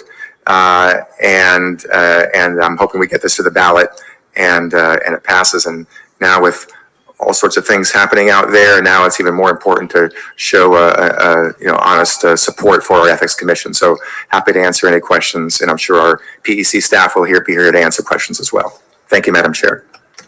Thank you, Councilmember Kalb, and to our PEC Director and Chair. I've got Councilmember Jenkins and then I believe Reed. Okay. Yeah, so I'm just going to restate what I stated at the previous meeting. I appreciate Councilmember Kalb's work on this, and under good times, normally this is something I'd support, but my challenges are the cost of this, all right? It's unbudgeted. How are we going to pay for this? We're spending money that we don't have. We have at least one special election coming with the possibility of 3 special elections. And through the chair, are those special elections budgeted? If there's staff that can answer that question. Thank you, Councilmember. If there is staff who can answer. If not, I can keep going. I mean, I would imagine that they're unbudgeted. We're going to come here Friday, and it's going to be a very tough meeting for all of us. We've got over hundreds and hundreds of emails today, all of us, about potential budget cuts, and we're spending money that we do not have.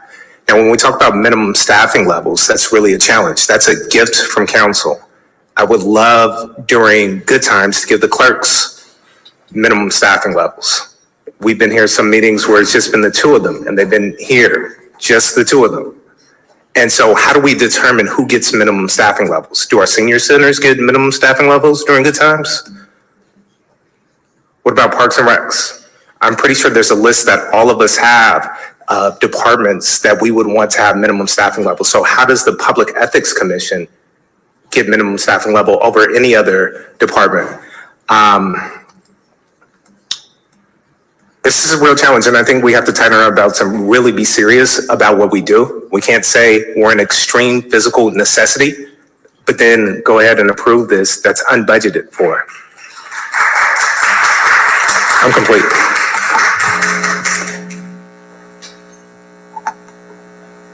Councilmember Reed. Councilmember Jenkins just spoke my heart on this item. I want to appreciate Councilmember Kalb for hearing the shared concerns that we've had and making amendments to remove the mayor's salary setting. That was a really critical part of this legislation that I also agreed should be amended. This is an important matter. The work of this commission is significant.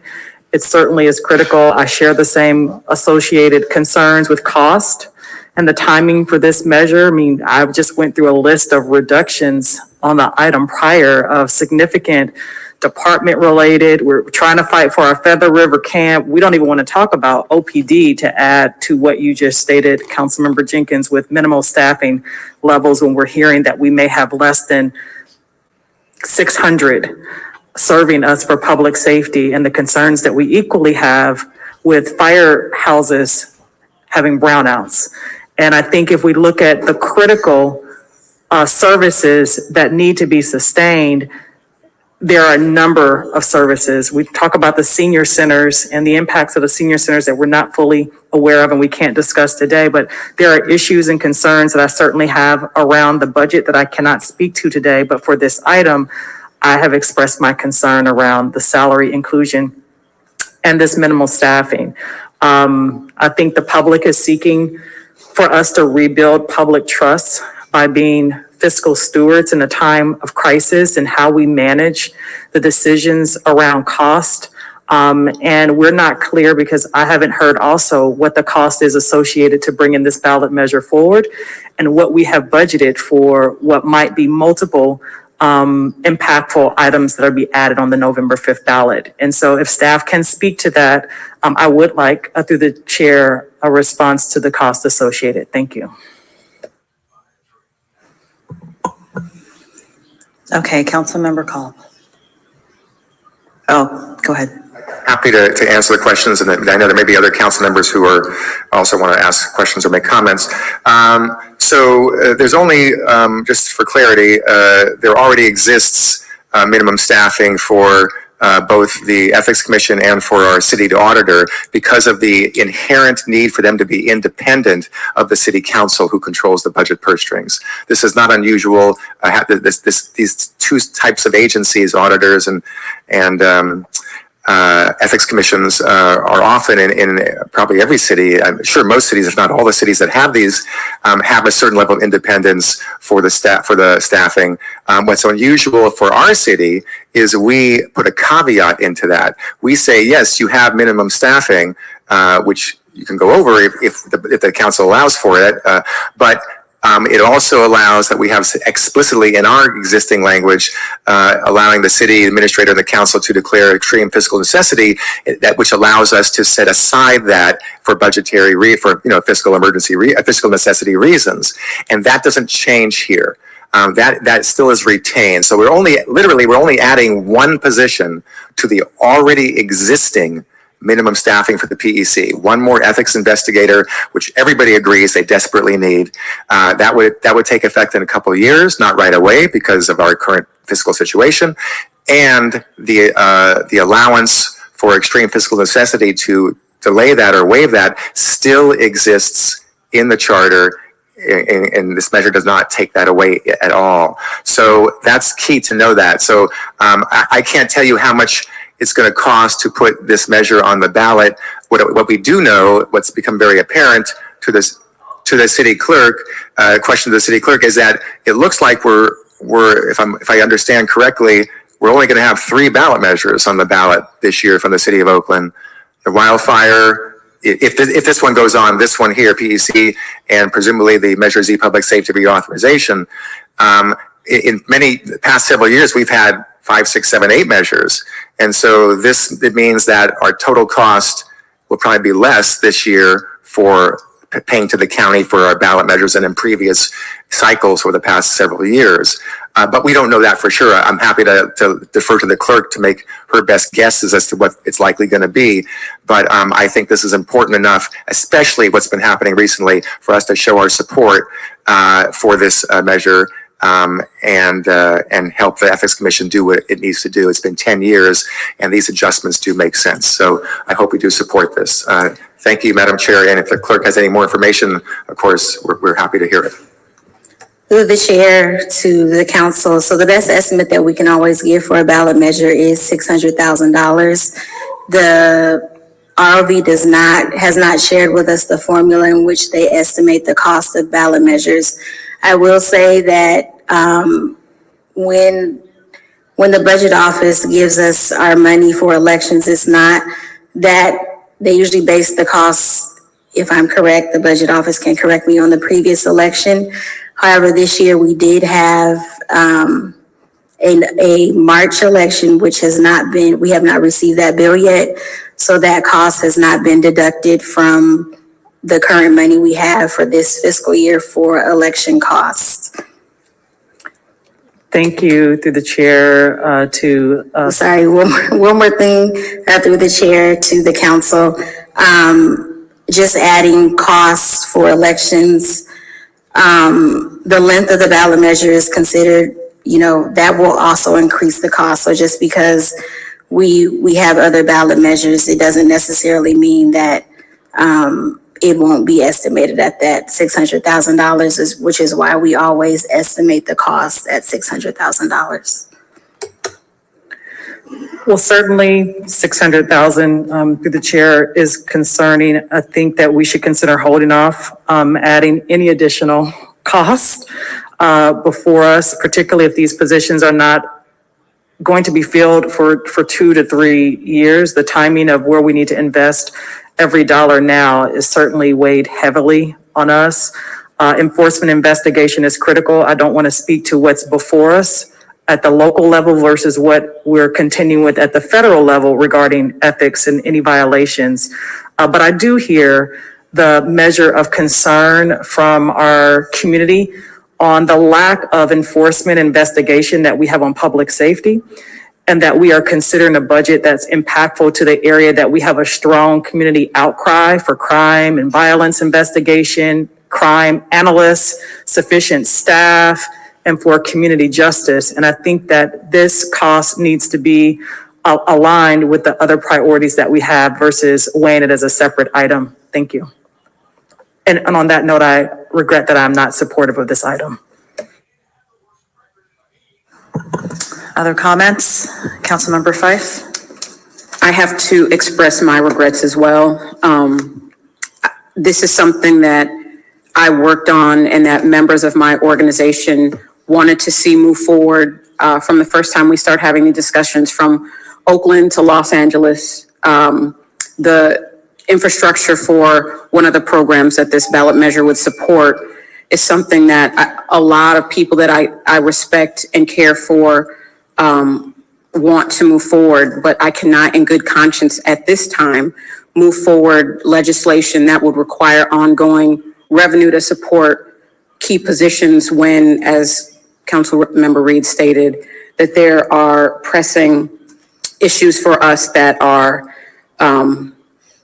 just as valid as addressing the work of this particular body. I would be voting for this in better financial times, but this is a financial decision for me, and I take our fiduciary responsibility very seriously. And I want this. This is hard for me. This is really, really hard for me. But I also understand the challenges that are facing us in the upcoming budget cycles, and having to make the choice between individuals that keep our council running and our council meetings. We've been having all of these special meetings. Our clerks have to be here. There's so many departments that need additional staff just to keep us functional. This makes it really, really challenging. And I at this time, cannot support this item. If it did not have the ongoing revenue needed to support additional positions, it would be a different conversation for me. But at this time, I cannot support the item.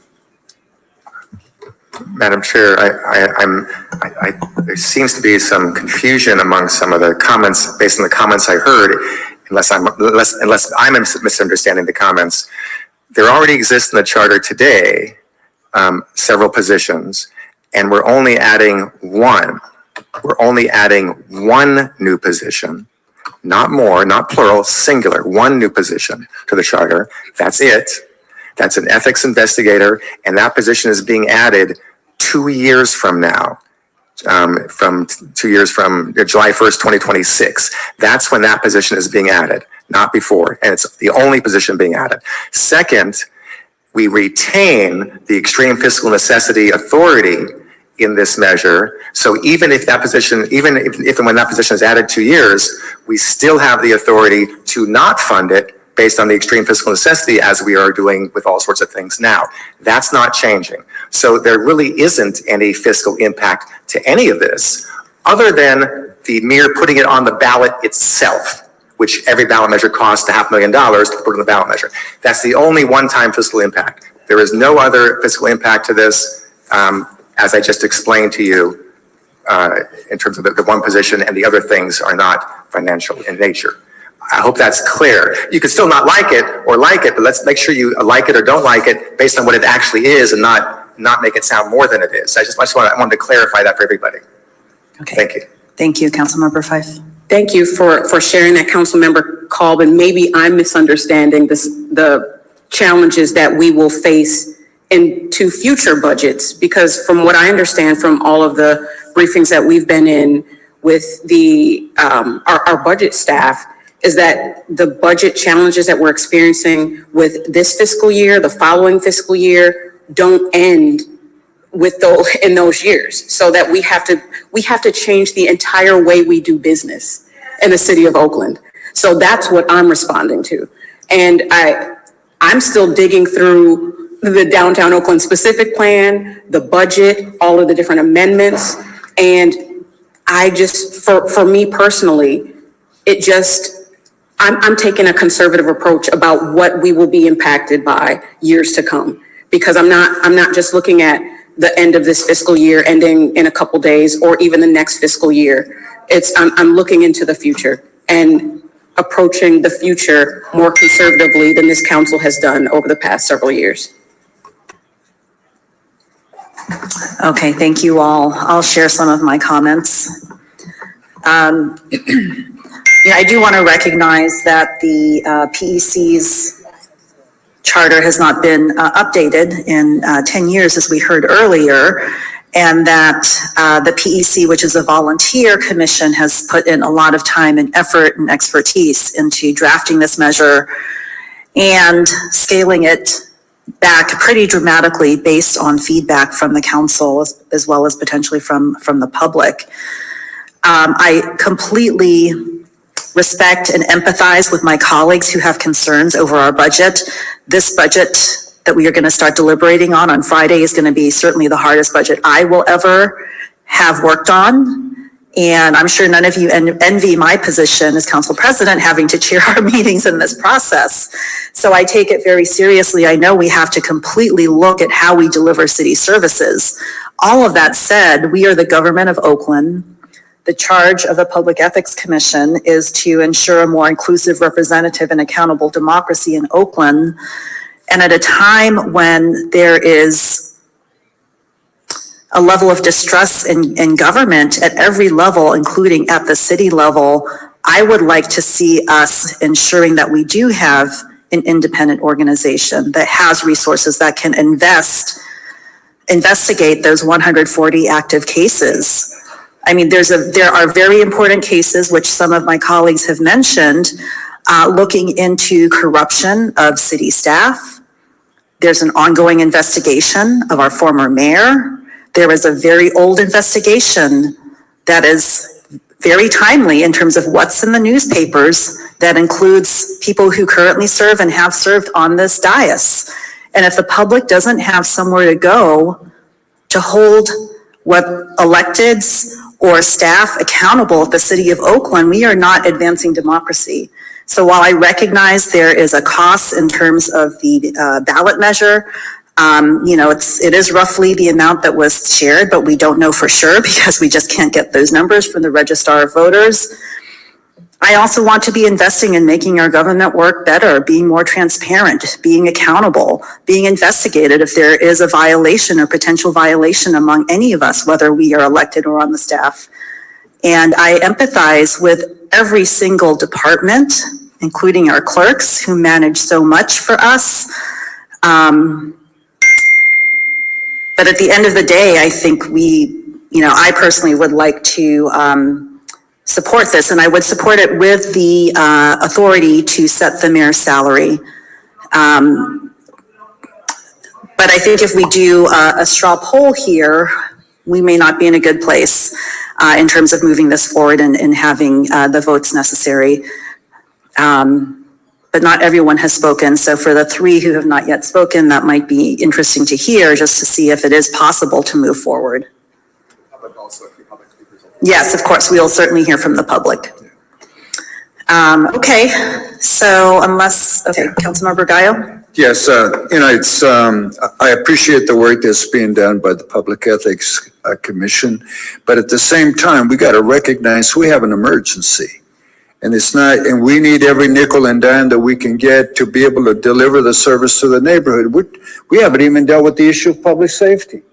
I don't know what your safety is like in North Oakland, but when it comes to East Oakland, where I live at, man, it's a challenge all day long, every day. And yet we're not delivering, we're eliminating the individuals that are in our communities, trying to make sure that my children and families can walk down the street to school safe and back. And so for me, that's going to be a priority with our debate coming up, that we need to maintain a certain number of officers on the street level, because certainly, I don't see any of us out there walking or trying to clean the neighborhood, that we should be involved, engaged as residents. And so for me, I understand the request, but at this time, I'm going to vote no, because I want to be able to spend every nickel and dime when it comes to public safety. Thank you. Okay, Councilmember Reed? Yes, I have a question. I mean, I think the PC is essential to our democracy. And I'm trying to get clarity because we're facing these challenges, Council President Bass and other departments, right? We talk about the 25,000 plus reported crimes that don't get any response because we only have 2 OPD staff assigned to trying to give community justice to nearly 30,000 reported crimes. And here we're talking about 140 important cases that are before us. Where else, if this is not going to pass, where else can they get that support from? Are there fellows? Are there grants that can be pursued for this type of area of advancing democracy? I'm not sure, but I certainly want to make sure that if it's not supported, that they get support because we have departments that are literally with backlogs. And we can count how many departments. I mean, I can tell you the service request in just public works, like backlogs of unanswered and unresponded to matters that are important to the public. And so I'm just trying to get clarity for this area of importance. Where might that additional support for grants or fellows to come alongside the PEC to support and help them to ensure that the public is heard and empowered through their commission? Thank you, Council Reed. And if anyone from the PEC or others would like to answer that question, please come forward.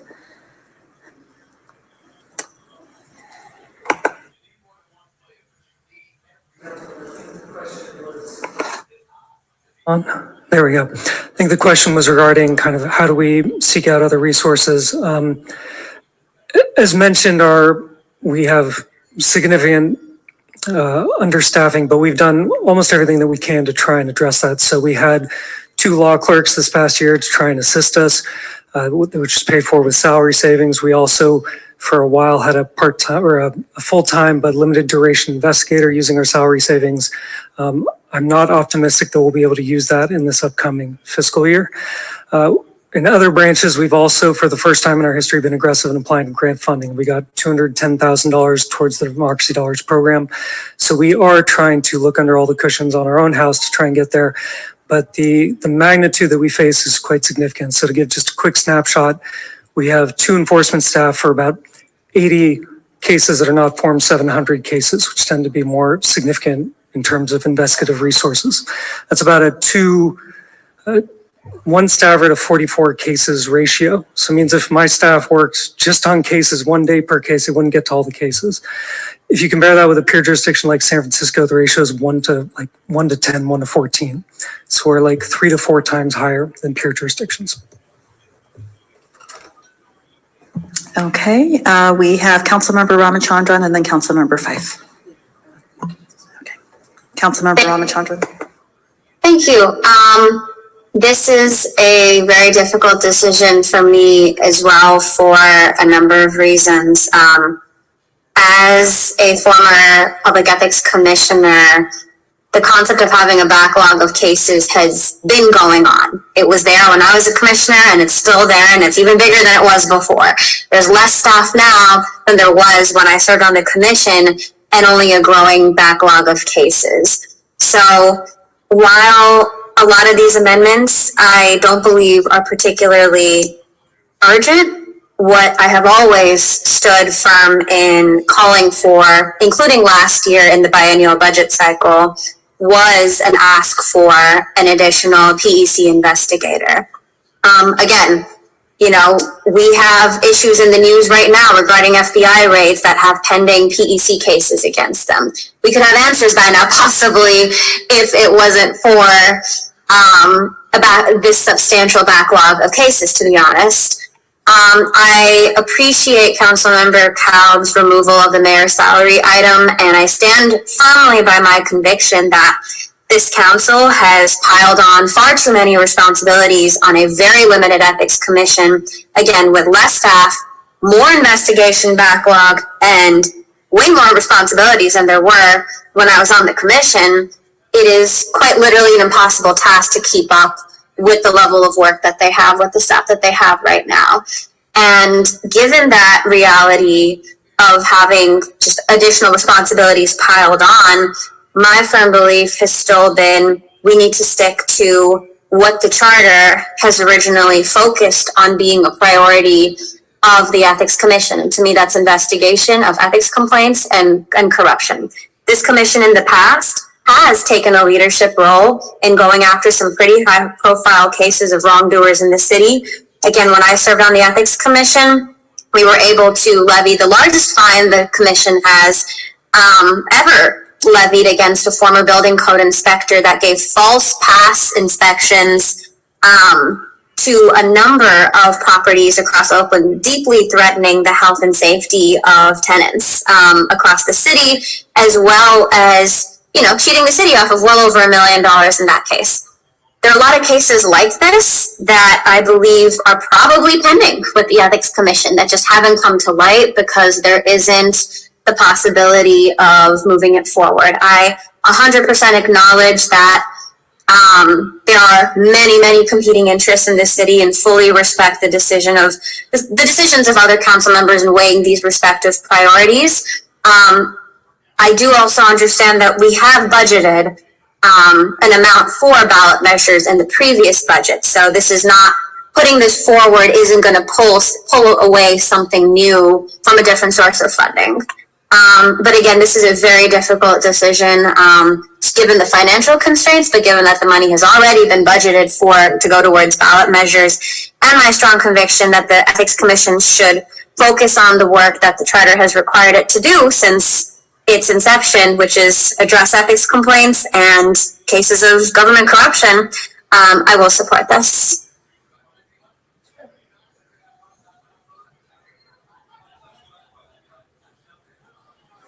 Okay, let's hear from the public.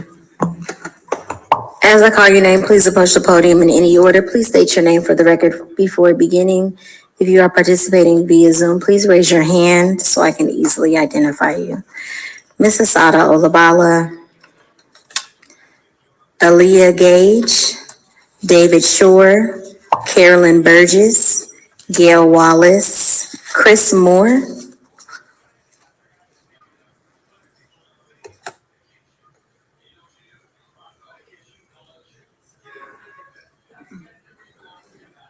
I start off by saying I wholeheartedly agree with Councilmember Fife that you got to make some changes in how you do your business. And one of them is that nothing should come before you that has a fiscal impact where you cannot identify the source of funding. Immediately, that's got to be the criteria for how you bring forth anything. I am very, very upset with the Ethics Commission. I'm pulling an article up from 2020 that said accusation of public money laundering under investigation in Oakland by the Ethics Commission, having to do with the California Waste Solution, money laundering under the banner of, what they call it, I forget the name. There's a name for it. But anyway, straw donors, that's the word.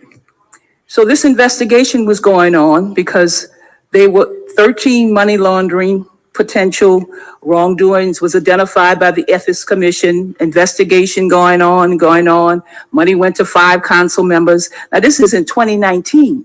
Now here we are in 2024 with the FBI coming in, pulling records from the California Solution, and everybody saying it may have something to do with money laundering. What happened with the investigation of the Ethics Commission that whatever was going on wrong with this group, California Waste Solution, was solved? But it looks like that investigation never came to a conclusion from them. I'm very upset about that. If they would have completed the investigation with some finality, holding that company accountable, maybe the mayor would not have to be dealing with what's going on today. But clearly, they had an investigation for the exact same thing that's probably being identified as far as wrongdoing. And thank you, young man. Thank you.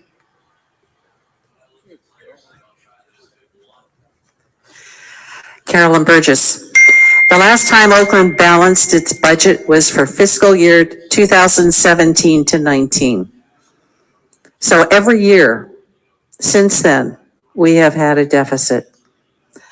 Like Asada said, we need to do something different. We can't keep doing the same thing over and over again.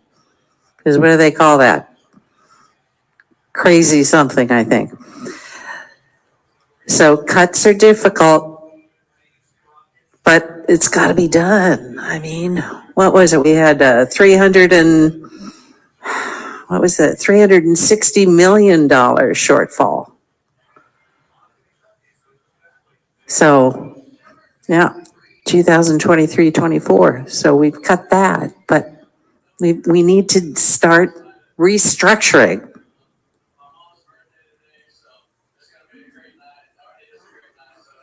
Now moving to the Zoom speakers, David Shore, you are first. Please unmute yourself and begin your comments.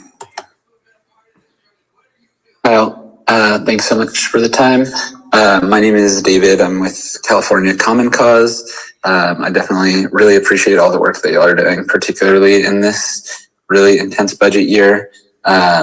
Just want to kind of echo what I think I heard from a lot of y'all that, this is a really hard year, and particularly in these really hard years, we want to make sure that we have a third party and an unbiased source, really making sure that the ethics in the city are being addressed, being handled in the best way that we can. Oakland has continuously been on the vanguard of creating a democracy that is representative and that really brings in the communities of our city. And the Ethics Commission has been. It was a historic passage to bring the Ethics Commission to Oakland. It hasn't been, or the charter hasn't been amended for the last 10 years. And, we support making it stronger and stronger. And, I think you all have heard from us a lot about democracy dollars and all of Measure W and making sure that those are implemented well. We really believe that all of the Ethics Commission priorities are really important to having a functional city here. That feels only more true in times of crisis. So really appreciate any consideration and appreciate all of the work that you all are doing. It's really hard final week. Thanks. Gail Wallace, you are next. Please unmute yourself and begin your comments. Good afternoon. Good afternoon. Thank you. My name is Gail Wallace, and I'm speaking on behalf of the League of Women Voters of Oakland. I want to speak in strong support of this ballot measure. It will enable our Public Ethics Commission to maintain a full complement of qualified commissioners and allow those commissioners and staff to function even more effectively. The changes in the proposed measure will also keep the rules and practices in line with current professional standards. This kind of proactive diligence to improve standards and practices is exactly what we want from all our commissions. So I want to applaud and thank the commission for doing the research and work on this. We need to fortify this commission in every way possible. It is this commission that enforces our ethical rules. And since passage of Measure W, the Fair Elections Act, it is the Public Ethics Commission that will implement the Democracy Dollars program, which is our best hope for a program of campaign finance that will engage and empower Oaklanders. The Public Ethics Commission should have our full support for both these critical functions of enforcement and leading us to a more engaged populace. I hear all the questions about whether we can afford this, but I also hear that the allocation is there for placing measures on the ballot. And I hear Councilmember Call pointing out that there is no fiscal constraint here. You have choices down the road when that position would be funded. I think it's a question instead of whether we can afford not to do this in light of the distrust and the stories that are circulating around Oakland now. This commitment to independent commissions, such as the Public Ethics Commission, is so critical. Thank you. Thank you for your comments. The next speaker is Aaliyah Gage. Aaliyah, you can unmute yourself and begin your comments. Thank you very much. Good afternoon. My name is Aaliyah Gage. I serve as one of 6 current commissioners on the Public Ethics Commission and am a resident of District 4. I appreciate the opportunity to speak today in support of the proposed ballot measure relating to the modernizing and strengthening of ethics oversight in the city of Oakland. I also very much appreciate what a difficult time this is and what decisions you all are facing. In particular, I wanted to highlight a few aspects of the proposed ballot measure, many of which have already been discussed. With regard to enforcement staffing, the ballot measure does propose to increase enforcement's minimum staffing by 1 investigator in later fiscal years. As has been discussed, the enforcement caseload now vastly outpaces staff capacity. And in fact, when the current staffing minimum was set in 2014, the PEC's caseload was half of what it is today. As our executive director mentioned earlier, the City of San Francisco's Ethics Commission has a significantly more manageable caseload at 14 cases for each staff member, more than 3 times lower than Oakland's. And I want to make the point that a well-functioning PEC provides lots of opportunities for the city budget to tighten on its own in a natural, constrained way when there's more accountability around contracting and the staff conducts themselves. With regard to clean government, the ballot measure would tighten and simplify restrictions on lobbyist gifts to public officials, prohibiting registered lobbyists from giving gifts to elected officials, candidates, and their immediate family. Thank you, Ms. Gage. Your time was up. Madam President, I believe all names were called. Chris Moore, if you're in the chamber on Zoom, please approach the podium or raise your hand. I don't see you, but all names have been called at this time. Okay, thank you. Councilmember Reed? Yes, I just have one question. I mean, certainly putting it on the ballot is a fiscal impact. And I wonder to the chair or through the chair to Council Member Cobb or to the PC staff, did you have polling numbers on this particular ballot measure? I know for the infrastructure bond, I know for Measure Z, a lot of work has gone into getting a perspective of how it may poll in November. Do you have that information to share publicly for this proposed measure? Thank you. I'm not aware of any polling done for this measure or anything close to this measure, but I will say that anytime these type measures of this sort has been on the ballot, it passes overwhelmingly. I'll bet you, $1,000. I mean, I'm not going to bet anybody anything, of course, but I'm quite sure this is going to pass with even modest effort, and this is going to pass overwhelmingly if this is on the ballot. I have no doubt about that, and I'm happy to help those. There are many former commissioners out there representing all sorts of backgrounds in our city, geographic, ethnic, racial backgrounds, who live in Oakland still and are former commissioners who also want to see this pass, or at least put on the ballot and pass. And I'm quite sure it'll pass if it gets on the ballot. And I do believe now, through the chair, now more than ever with what's happening in the news recently, it's important for the public to see the city government, the city council be supportive of governmental ethics and government. And this is an opportunity to do so. This was already in the works, but now it's even more crucial that we take this position in support. Thank you, Madam Chair. And I guess I'll make a motion to adopt as we amended it earlier, just to clarifying amendments. I'll make a motion that we add this onto the ballot, or we support the resolution to put it on the ballot. Okay, thank you. I'll second that. We've got 2 more hands up, Councilmember Fife and then Jenkins. I just want to ask through the chair to Councilmember Kolb if you're willing to amend the language regarding the investigator to include pending available funds in the next year budget cycle. Because what I'm concerned about is minimum staffing, which I deeply believe that the department needs, but so do so many different departments. That's why it's difficult for me to, how do we decide which departments we're going to provide these staffing floors for?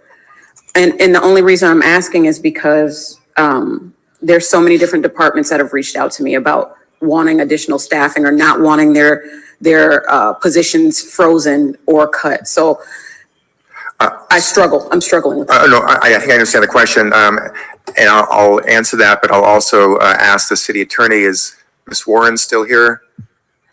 Yes, she is. There we go. What's before us today, like I said, adds one staff person beyond what already exists in the charter. And that one staff person is an ethics investigator effective July 1, 2026. And also continuing in the charter, both explicitly in the ethics part of the charter and other places, we retain the ability of the council and the city administrator to declare extreme fiscal necessity, thereby allowing the city council to not add that investigator in 2 years from now. That is what is before us. I think what's being asked to the city attorney is additional language to either reinforce the existence of the ability to not fund that should there be a challenging situation in 2 years from now. Is that right, Council Member Fife? City Attorney. Okay. Can you repeat that last question? I was pointing out that the only thing this adds in terms of staffing is that one additional investigator, which will be effective 2 years from now. And and also already in the charter, already existing, we're not changing that, is the ability of the city, the city council with the city administrator, declaring extreme fiscal necessity, which already gives us the ability, if that happens, to not fund that additional staff person. What I believe you're asking is for additional language right here to reinforce that authority that I think we already have, but to make it more explicit and reinforce it. Is that what you're asking for? Well, I'm also bringing up the issue of a permanent staffing floor for this department, because I believe that if the city were providing the bare basics of what constituents are asking for, which is a clean city, then they would trust government. What I'm hearing from constituents is the reason they don't trust government is because they are paying a bunch of money in taxes and they're not getting the services they need. And the issue around public ethics is a big one, but I would assert that even with these challenges that we're experiencing right now, if we lived in a cleaner city where people felt safe, they wouldn't think anything about, well, I believe that it wouldn't be such an issue.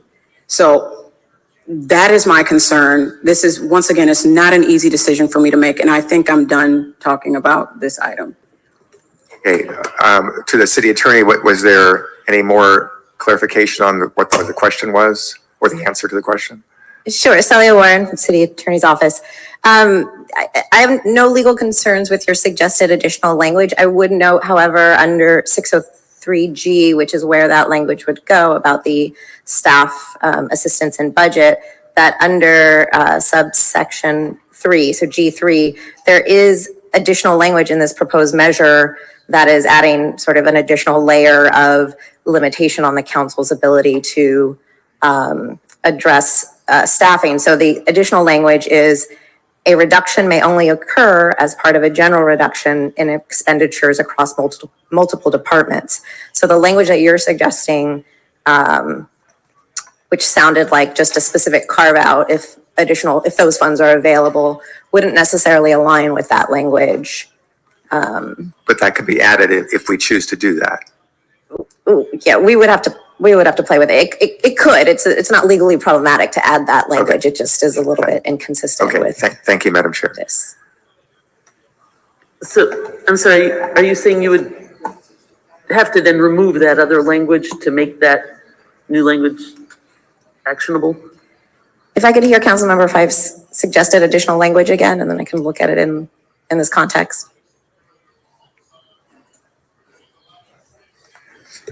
It would be to amend the existing language regarding the investigator to include pending available funds in the next budget cycle. But what I didn't express in that particular sentence is the staffing floor. I also have an issue with the staffing floor. I'd be happy to revisit that once we're out of this extreme fiscal necessity. That is my concern. Okay, that's helpful. Thank you. Sorry, through the chair. I don't see an issue with that additional language. I think we could add it and. Thank you. I see Councilmember Kaplan has some thoughts. She hasn't spoken yet. Yeah, Councilmember Kaplan?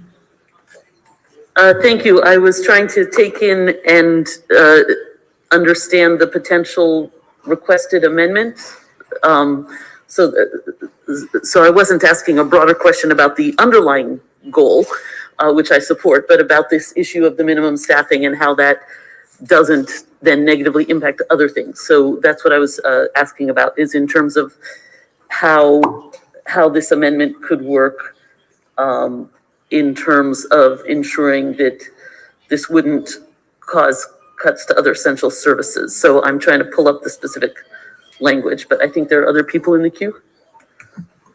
If I may, I think when we saw the original draft, there were concerns about limiting the council's authority around setting our budget, approving our budget. That is one, we're the legislative body. We are also the body that has the final powers in terms of approving a balanced budget. And to the city attorney, my read of this is that the council still retains that power in terms of approving our final budget and approving the staffing within this department. Is that correct or not correct? That is correct as a general matter. This proposed measure is adding an additional, more minor restriction on the ability of council to reduce this budget. And that's the language that I read just moments ago about it needing to be part of a general reduction across multiple departments. But otherwise, yes, absolutely, you still retain your core authority as a council to set the budget. And the extreme fiscal necessity is still exists, which allows us to. Yes, and that's existing language. Yeah, okay, thank you. Okay, is there anyone else who wishes to speak? Yes. Call the question. Okay, let's call the roll. No, I have a question and a comment. Go ahead, council member. Thank you. Are we firstly, my question, are we voting with an amendment that says pending available funds, or are we not voting on that right now? To the chair, if Councilmember Fife would support this with that amendment, I'm happy to include that. It sounds like we're allowed to add that in without a big deal. Because I would not be supportive with that language. I think. Well, that's that.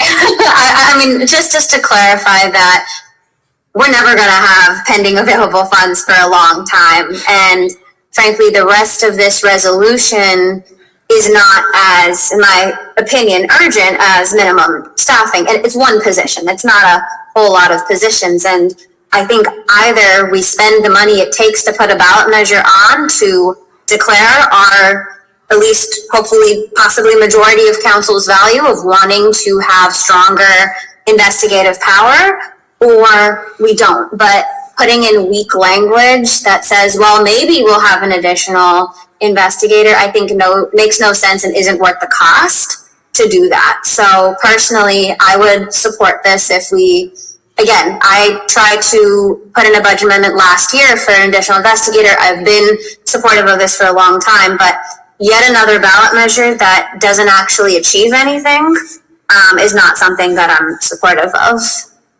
Okay, so let's move forward with what we have before us as we discussed at the beginning of this meeting. Okay, we've got the motion on the floor, motion by Calb, second by myself. Let's call the roll. On the motion with the amendments included by Councilmember Cobb, moved by Councilmember Cobb, seconded by Council President Boss. Councilmember Fife? No. Councilmember Gaio? No. Councilmember Jenkins? No. Councilmember Cobb? Aye. Councilmember Kaplan, No. Councilmember Ramachandran, Aye. Councilmember Reed. No. Council President Bass. Aye. Motion fails with a vote of 5 noes and 3 yeses. All right. I believe that was your final action item. I guess we're on council member announcements, and after that will be open forum. Okay. Colleagues, please raise your hand if you have announcements or adjournments. Yes, I have one announcement, Council President Bass. Tomorrow from 12 p.m. to 3 p.m., we will have office hours with the Department of Transportation and encourage our community members in District 7 to join us at Elmhurst Library. Thank you. Thank you. And as other council members are raising their hands, I do want to just take a step back and thank the Public Ethics Commission. I know that was a disappointing result for you all as well as for me. And while you're still in the chambers, thank you to our director, our staff, as well as the volunteer commissioners. Okay, other announcements? Oh, Councilmember Ramachandran. Oh, no, apologies.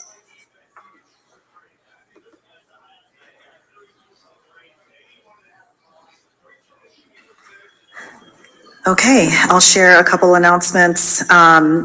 Friday, we have our third town nights across the entire city in District 2.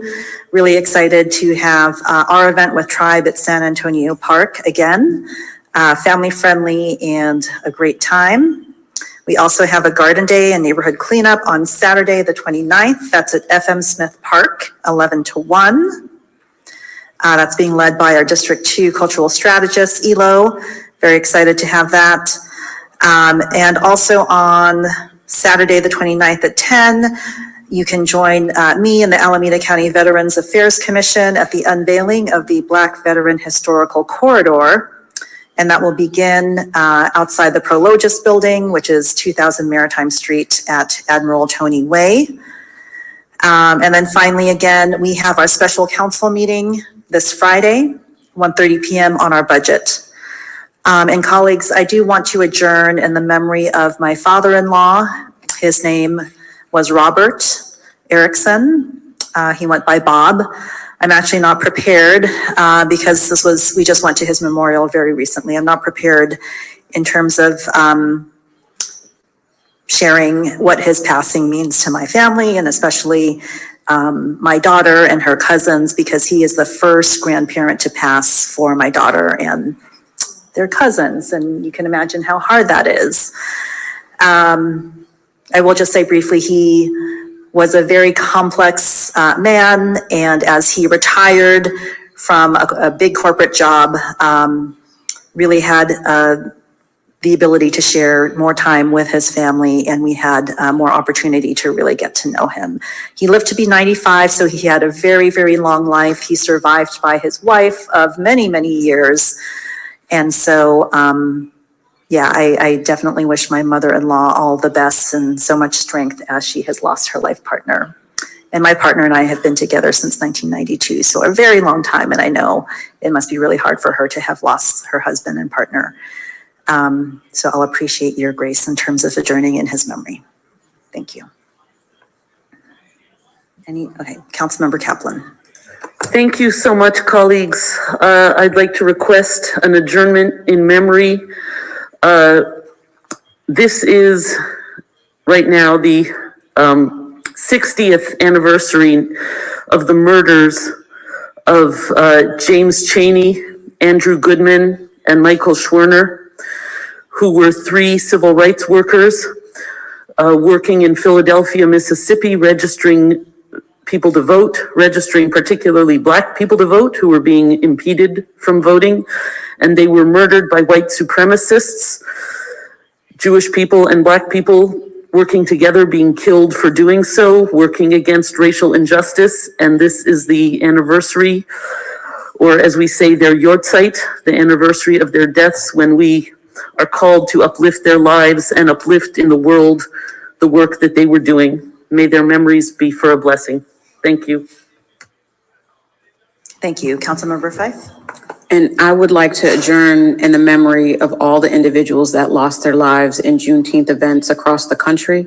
There were 15 homicides that took place across the country, in states throughout this nation. And I'm praying for healing for my people.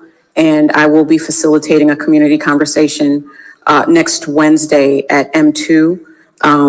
And it is for the Black community. I'm just going to tell it like it is because we got some healing to do internally and we need to have some family conversations. So I just wanted to share that and adjourn in the memory. And I regret that I don't have each and every single name, but I will be researching that information. I have a partial list, but not all. So I'm just adjourning in the memory of all of the people who lost their lives on Juneteenth.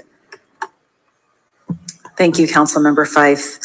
And I would also like to just recognize the family, the loved ones, the community who were impacted by the shooting at Lake Merritt. A number of people injured. I believe the number is 14. And I know that that is causing a lot of trauma and need for healing. So thank you all. And thank you also to the DVP and our grantees for doing the work to reach out to those families. Okay, we can shift to open forum at this time.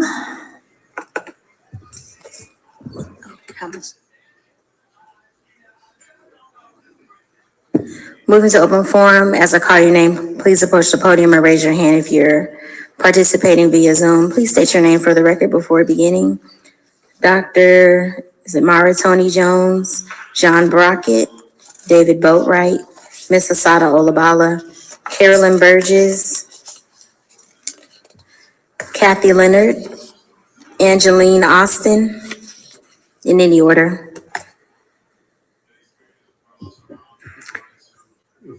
Testing, great. Remembering that about a week ago, it was still being considered that we were going to have to take money from the sale of the Coliseum to close our budget. It's very important that the city has been able to reduce the huge full year 2023 to 24 deficit to a great degree, with the last budget memo leaving only about 12 million left to specify. However, several of the carry forward and reduction items give the impression that a large amount of budgeted items are unspent, are being transferred to bond issues, or were budgeted to incorrect accounts.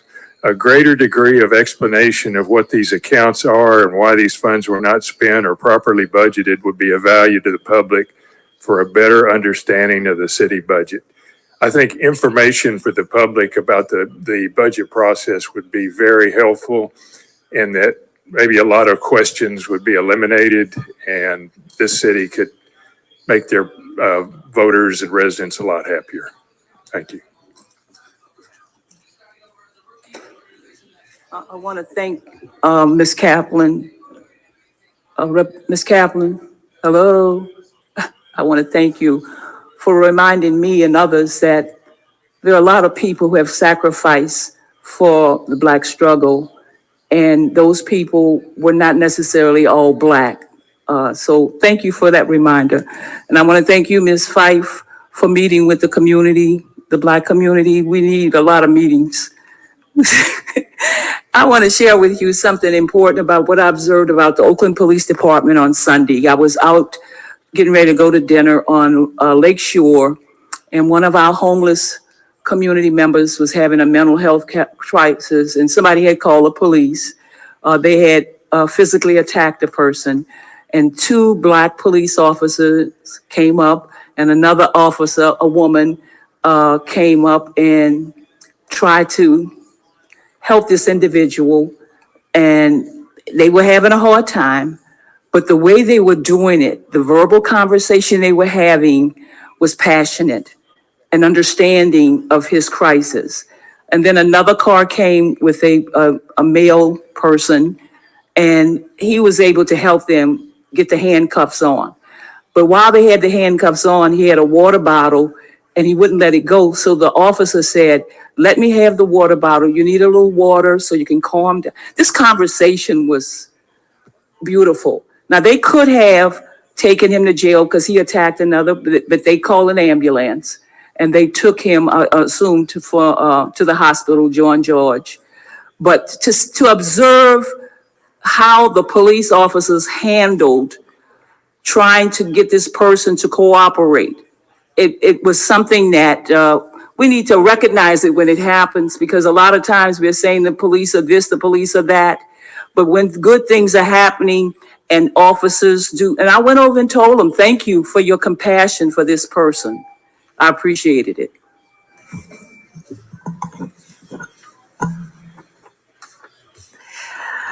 Carolyn Burgess. I want us to remember we also have the city auditors group, and they do a fine job. In the past, they haven't always been, their recommendations have not been followed. You know, specifically about the sewer fee report that was done 10 years ago by the auditor. None of their recommendations were followed, and part of the sewer fee fund, which should not have been moved from that sewer fee, has been. It's probably $73 million have been transferred.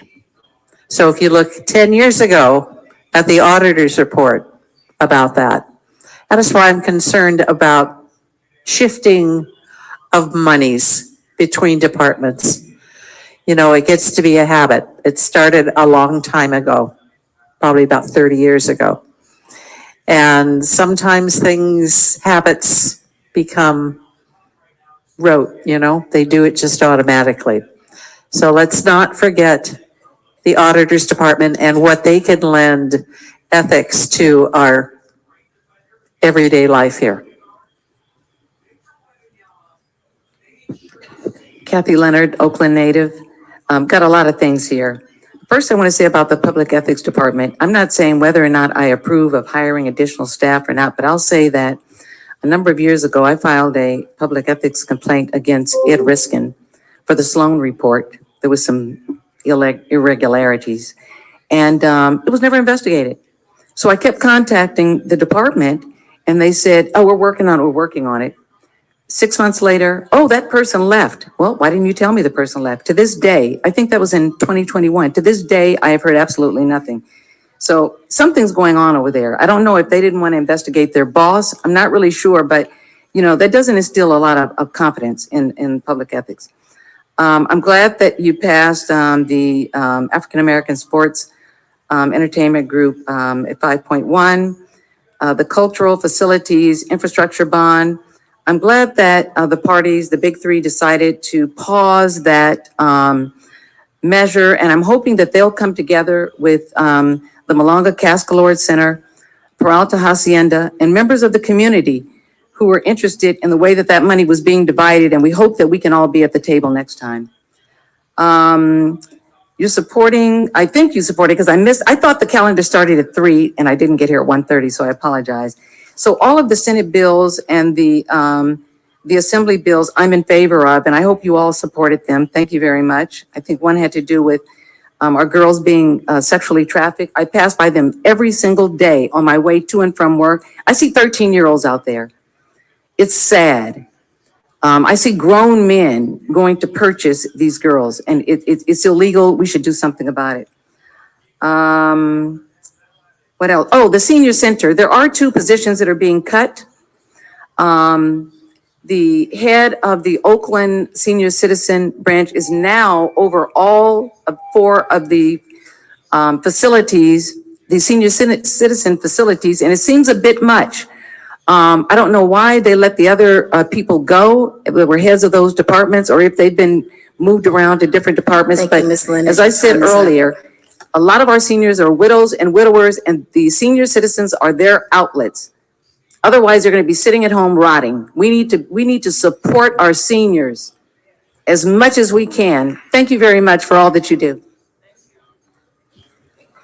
Dr. Maritoni, Angelique Austin, and John Brockett. If you're in Zoom or in the room, please approach the podium. Otherwise, all names have been called at this time. Okay, thank you, Madam Clerk. Let's go ahead and do our adjournments.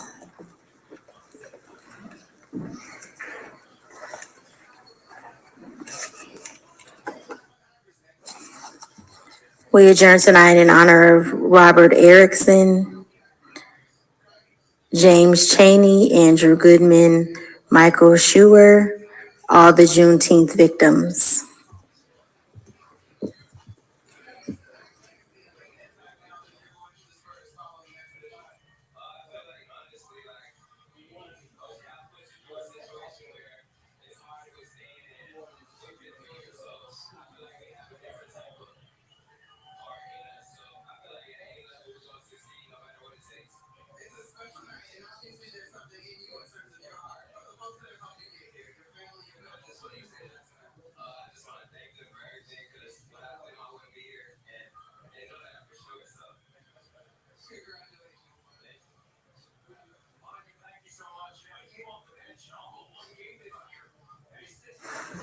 Thank you all. It's 6:01. The meeting's adjourned. Love life. And thank you to our clerks and KTOP.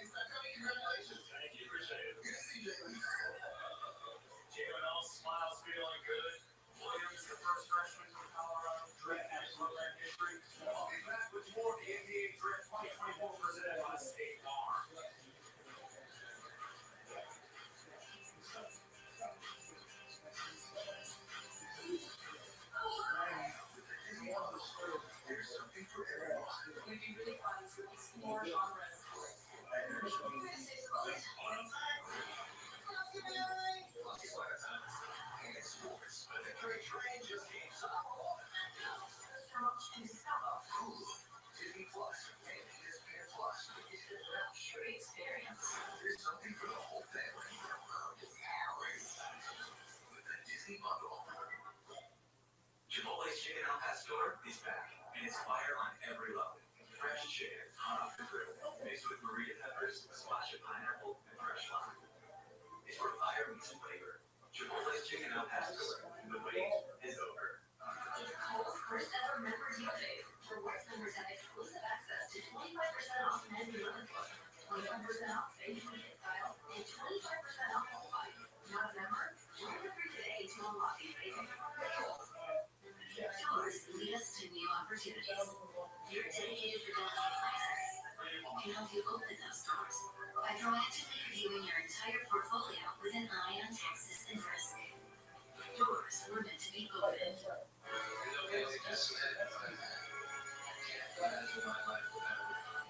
a block pause that allows them to make as much content to overwhelm the bad news out there. And that's overwhelmed.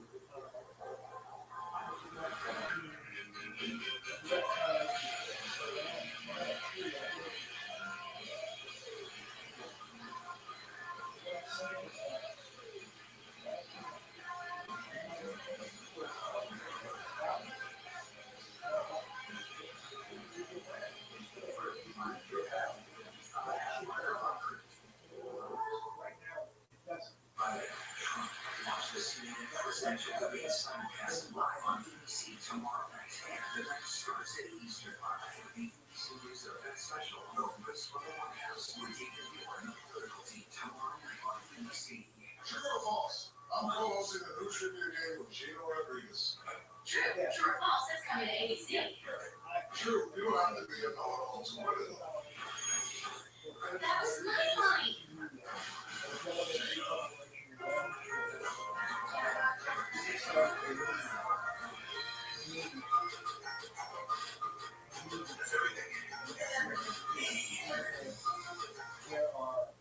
Not everything. With advanced tech and award-winning safety, there's joy in every journey. Lease housing for $399 a month, or get 3.99% APR for 60 months, or up to $12.50 total savings is in your local Hyundai dealer. A lot of the knows a lot and cares even more. You can do this. You're unstoppable.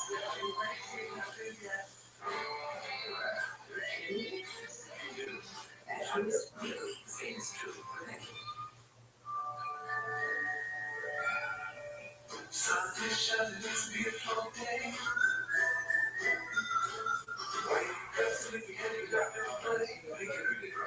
With a sunny southern business of Greenfield Dairy. Back here, Brooklyn is making continue the NBA draft. Big number of events with the Bulls on the honor scheme. It's giving out the year with you. So 10 picks in with the Bulls, who've had already a very busy off-season trading Alex Cody showed up Oklahoma City for Josh Giddey. The pick is in right now. Here's the commissioner, Silver. With the 11th pick in the 2024 NBA Draft, the Chicago Bulls select Montes Buzelis from Chicago and the NBA's team. Second time, G-League Ignite and multiple lottery picks with Holland and Buzelis going in this fundraising. The Lithuanian staying home in Chicago. He has had quite a journey at 19 years. Great work ethic, but there's a great unknown when we talk about what he can do at 6'9", 197 pounds, a 2023 McDowell All-American, played basketball in Kansas, boys basketball player of the year in 2023. He's a competitive swimmer during his childhood. He feels the Lithuanian legacy running through his veins every time he steps on the court. He's also a smack talk.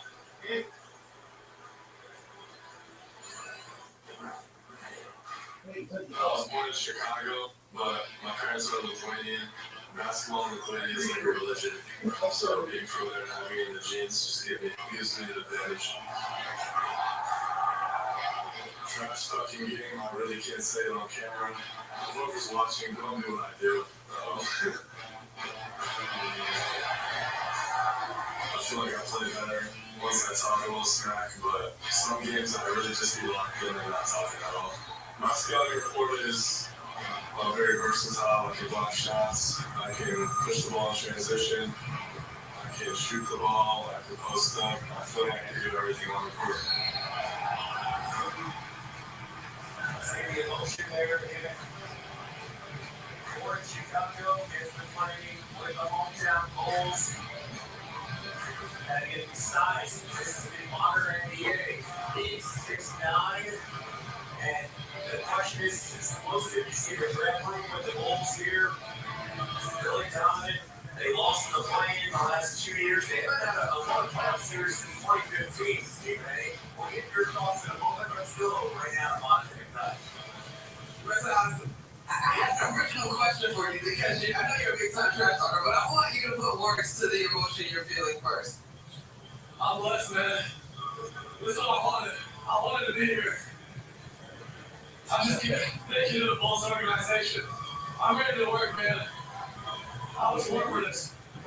Alright, so you got that out of the way. Now, as a big trash talker, do you have a message for anybody that thought you couldn't be here? If not, that's totally fine, too.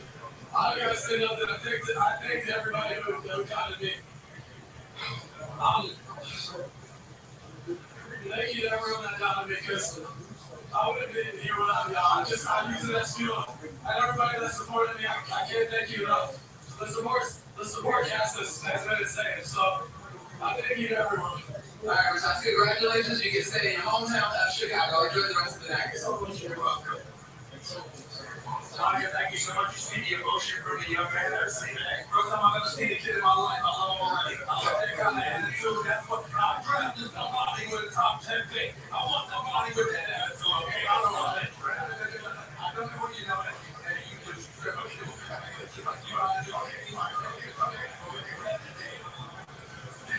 I love the attitude, but let's understand something here. DeMar DeRozan, unrestricted free agent. Zach LaVine only played 25 games last year. Missed the most games. Rookie can't finish, if I remember correctly. They need somebody like this. Look at this kid. The handle. You know, just stepping the ball up. I mean, you're not talking about that like that. I mean, I'm seeing this kid right here, and I'm thinking about Chicago. I'm thinking about the attitude. My only issue was when he was 50. They started playing what I call 91 Jordan music. That music should not be allowed. It should call goals until they start winning some playoff games. That's it. I want the kids ball. He ain't quitting the summer. He's a great lifting. Not a lot of holes in this guy's game. Not a lot of holes in it. And I like the confidence. The confidence that he gets far as succeeding as a young player in the NBA. He has it. His face. And the guy's playing on him. He's a beyond the fence. He's not just the offensive. They don't show a lot of block shots. A lot of things. I don't know if any other players have that the organization is all thing. I appreciate that. Wanted to be there. I like the emotion. It was the right kind of emotion. And I think the Bulls got something. And it's not much just giving. What are the Bulls trying to do? They're trying to go, they did the trade with Giddy. They got all the players still here. Me and their hand don't know what they're trying to do right now because of the things that are on because of his health. And with the Bulls, you don't blame him if he wants to leave because it's a relatively stagnant situation. You get a kid like an elite top member to the tour, but he's a local product. One of the best fan bases in America. They're going to round him behind that team. They're certainly going to round him behind that individual that's homegrown with that kind of talent, that kind of attitude. Wants to be there. And oh, by the way, just as a reminder, this reason is hell of Chicago. He wants to be there anyway. It's a very big thing.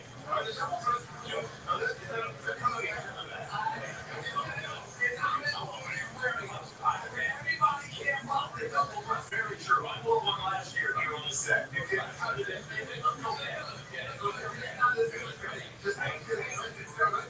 We talk about specifically the trade with Caruso and going to the Thunder and then Giddy going to Chicago. We got the Thunder on the clock right now. We take a look at their team headlines. I mean, where do you go after a phenomenal season with Shea Gilgeous-Alexander, second the MVP voting? They got the coach of the year, Chet Holmgren, the all-rookie first. How about the first further? They did go home. It was the conference that he volunteered the youngest team in the NBA. I thought I had a vote. I want to say Gilgeous-Alexander is my league MVP. I thought he deserved it personally. No shade from or no shade by him. But Shea Gillis Alexander is that dude. Jacob Williams is that dude. It's only going to continue to climb, okay? They need some critical in front line. Obviously, that's something that you're looking at when you're looking at Jeff. But they've got the pieces in place. And Jeff Holmgren, we talk so much about women young. He was really good. Yeah, and the Caruso trade signal, they want to win now. Here's the commissioner with a pick. With the 12th pick in the 2024 NBA Draft, the Oklahoma City Thunder select Nikola Topic from Belgrade, Serbia, and Serbia's Sabina Zvezda. This is the biggest unknown in the draft. Partially torn ACL after spraining his knee. Yeah, he played for a prospect factory in Serbia. 6'6", 203 pounds. So we talk about a team that can actually take a project. And if you have to give them some time to get right and healthy, this is the team that can do that. Well, it's going to be saying, it's impressive. He hasn't won a championship on the team except. That's about the only thing he hasn't done. Because everything else he's done, he's been phenomenal at his job. There's no doubt about it. You got to trust that he knows what he's doing, particularly with the personnel that they have in place. We'll see what this kid can do. Don't know much about him. He's a playmaker. He's probably one of the best passers in the draft. They like playmakers. They lost Giddy. He kind of did that, so maybe this is a Giddy replacement. But great kid for the Oklahoma City Thunder. Nicole explains how his game will translate to the NBA. So let us know how the look effect has exploded in Serbia.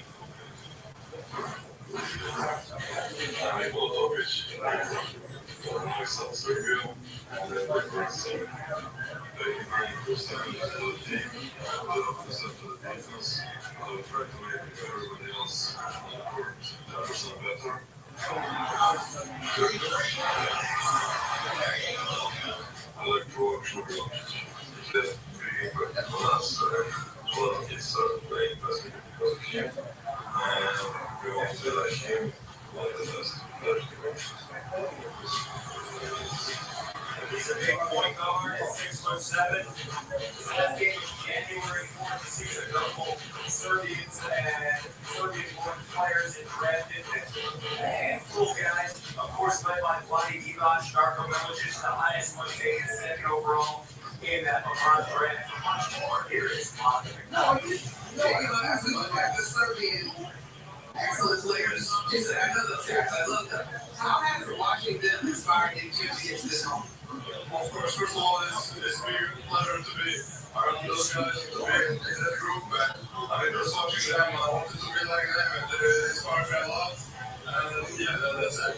Unfortunately, you had to navigate some injuries. But what is this organization getting? What is OKC getting? They're getting a good teammates. Either on the court and off the court, and I'll try to do my best.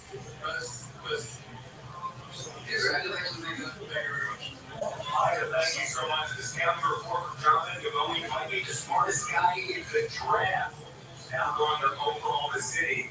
Topic with the Thunder. Sunday afternoon, there's WNBA Colorado action on ESPN. Okay, Eastern. Here, the Barclays Center. Brianna Stewart, and the New York Liberty host the Atlanta Dream at 3 p.m. Lane Park in a favorable Yankees take-off. Diana Chauncey, the Mercury. Our trip begins. WNBA Countdown, 12:30 p.m. Eastern. No games streaming live on the app. Okay, so we got this Sacramento Kings now on the clock. Stephen A. Smith, Bob Myers, security on the year. Who wants to get it? As we now hit the heart of this draft, in the middle of it. This way you can find some picks that you're like, well, Kevin Carter's still on the board. A young man from Bach Providence who just completely pops on the screen. A guy you love in Dalton Cadet from Tennessee, still available, still on the board. We could fill it up. Oh, you definitely need that. I like it a lot. No question about it. You got the Aaron Watts. Didn't see them in close. I'm confident they might crown not to anyway. They look at Sacramento, even though they didn't have the success they enjoyed the year before. You go to the first round, that makes sense. At the end of the day, you look at them, you know they have some talent. Are you going to pick the right piece? It's one for you to tell yourself, and a big question, highly competitive. Must be problems. That's really the question. Okay, you look at the best available. Those are very, very good players. They're all those guys that think that's right there. And many of those guys listed as available were the older type of player. Don't connect looking at one of those guys, one of the oldest players in the draft. There's other players that the Kings think can maybe fit, but here's the interesting thing. in the West. The Kings are a good team, but it's going to take more than that. You could win 44, 45 games, not even playing in the West. So, can the Kings get better with the draft pick? I don't know. And that's why I say again, I'm surprised we haven't seen more trades. We've seen some that started on through yet, some discussions, but no major players. But I didn't really see any role players. Yeah, so what that might tell me is in this draft, people aren't really after these picks. They're really after a lot of these picks because there's so much unknown in this draft. We might look back on this draft, and the best player has to pick yet. I just don't know. Let's see how Brent's going this whole thing. How fun can they go to UCLA Swanson? Brother makes shots. I like him a lot, and I think that obviously somebody like a Monk and the Aaron Fox, they capable of doing, especially Monk when he gets streaky. But in the same breath, you need anybody that's more reliable, more consistency standpoint. That makes them even more. You got to be able to score points in the Western Conference. You got to be able to do it. And if you can add more offense to that squad, I think that would make Sacramento. By the way, when you talk about the roster, Mike Monk is bringing a potential 4-year deal. That's a big deal for this Kings team. That is the biggest thing. And here's our commissioner. With the 13th pick in the 2024 NBA draft, the Sacramento Kings select Devin Carter from Providence College. The 2020 Mercedes Player of the Year. All Big East first team selection and areas understand Anthony Clay, first team NBA season, currently an assistant for the Memphis Grizzlies. And you have a guy, Devin Carter, who dominated team workouts this offseason. They impressed so many people at 6'2", 22 years of age. The wingspan is 6'9". He understands offense. And we're talking about a guy who gets 6'2", and he was further than his rebounds at 9 feet. His rebound rate was off the charts. I mean, Clay was ahead of a couple others, but he is an energy cycle. I mean, this guy, you feel it. I can feel it for years. I mean, you feel the energy. He's trying to get away from us. But he's 22 years old.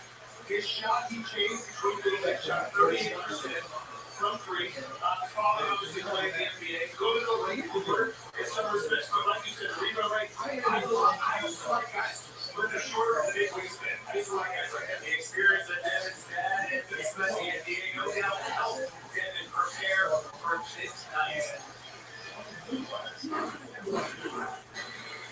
My dad, Anthony Carter, played in the NBA for 13 years. Yeah, we just missed a lot growing up. It gives me that appreciation of how hard it was to not only make it to the NBA, but have a long career in the NBA as well. And I'm 2 feet. I think it changed my game and my efficiency levels. So much so I didn't really clean out 1 foot and really have 1 option, which is to get the ball off the rim. Maybe a second option, which is to try to pass it out with it at that point here. So I'm finding pass, not to make a pass. So I should be slowing down, taking advantage of the work defense is with, really with my efficiency and my offensive game. There's the moment with his dad. It's a long-time NBA veteran celebration. In the East, scoring 20 points per game. As head coach Kim English said, Tony, this young man is wired to win, and he's standing by with Monica. Congratulations. I know that you considered your dad your GOAT. You just talked about it in that feature. Do you remember the first moment that capitalized in your mind how hard he was working and exactly what he was saying for you to get here? Yeah. I mean, I got at the end of his career, so I had to watch highlights and stuff where with the color, whatever he was back in his prime. But now, I mean, like I said, I respect him already for it. You know, we only go on the court for really keep it in his house. We like the second unit and just the man he was. So I don't give him all things. And you know firsthand that while this man is starting his individual career, it's also about the support system. How do you encourage him as he's on the beginning of his NBA journey? I'm just saying that everybody's hard to produce those. You know, you only get one chance at it, and you can't go in that country making everything you step on the court. You gotta compete, and don't care who you're playing against. Don't get starstruck because they put up their hands just like you. And just the way he plays on both sides of the ball, and his intelligence, his IQ, and the way that he just loves to win and play hard, you know, that's all that's going to take him a long ways. Well, gentlemen, both the suits are sharp. It's getting a little bit gender reveal, but I know you did it on purpose. Congratulations. Yeah, appreciate it. All right, so Monica, the pastels are popping, no doubt, with the Carter family. And you look at the numbers, the guy can jump out of the gym, and that's vertical 42, and he's just under 6'3", and he's strong. I like that about him. My reservation is that Davion Mitchell coming out of college a couple of years ago, and the Johnson money, real rough and rugged, goes after it, and you saw them, and even though he got some play time and stuff like that, you wonder how they're going to be utilized in Sacramento. We were starting lineups here. They didn't see the NBA was 7. Still 1.6 game.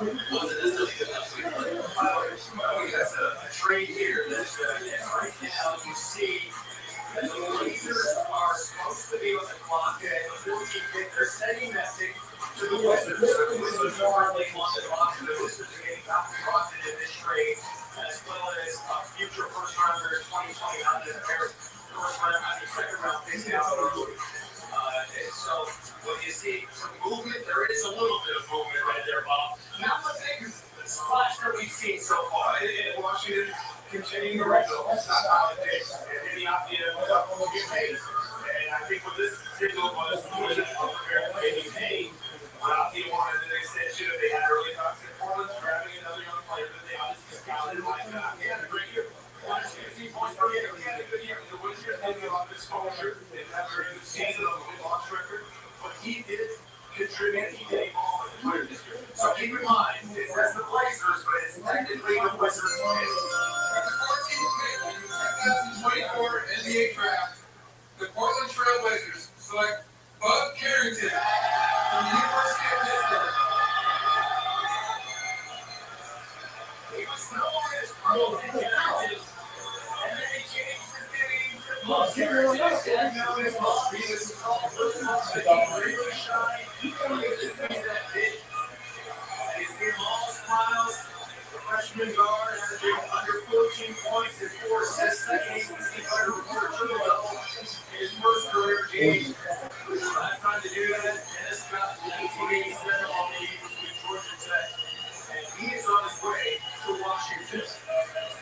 He's a guy that knows a lot of plays, and he showed us he could play primary ball handling position against the league. 18 years old, but he's not 6'4". A lot of potential for this player. Probably where a lot of people thought he was going to be picked. He was one of those late risers and got a shot in the draft for it. And now the Wizards again are taking another shot and saying, let's grab another young player and see what we get. First round since Steven Adams back in 2013 when he went 12th overall. On did here, but certainly proved himself as something that can be in a variety of ways. Also drives family and effort to help others in the community.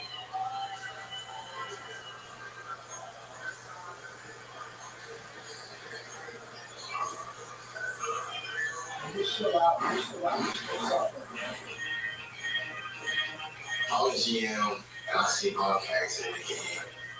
I'm saying they lost that club. I say it's a good decision. I say how he gets it basketball. He's 6'5". I've experienced it having a triple double quite a few times in my life. And I feel like my size and my willingness to go down and rebound, my willingness to pass, and obviously I can just score. I feel like I'm ready to go. So, Bud Carrington on his way to the Washington Wizards. Keep in mind, he's 6'3", just under 200 pounds. And as a high school junior, he was 5'4", 85 pounds. So making the jump rapidly in the last couple of years, and he's staying on his pocket. Congratulations, guys. This is actually capital, but you're married. You're trying to do what's right here. That's my squad right there. That's H2 right there. That's the squad. What do you want to say to the people that are supporting you like that? That means a lot. They're going to think a lot. A lot of people are not friendly. A lot of teammates. A lot of family here. That means a lot. Everybody that we along this way, they wanted to, and I want to get back to the other way. Now, one of the people in like those usually about your dad, a legendary AAU coach in Baltimore, has a chance to work with her own and teams coming up. Do you remember a flashing guy that were younger that went on to become future pros that were inspired as a pro? They were relentless. You know, they had a certain walk, a certain attitude about it. They were going to respond. They were going to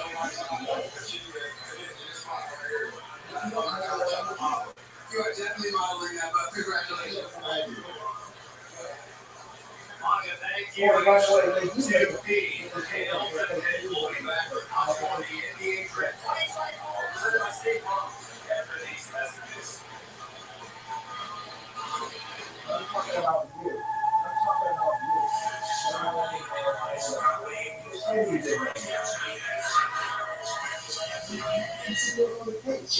Morning Roma fragrances and the new morning Roma fragrance, Valentino. Good news. A house just popped up on MLS. Do you have time for a quick video tour? This place has the kind of space you've been looking for. Space? Expertise is one of the many ways an agent who's a realtor works great like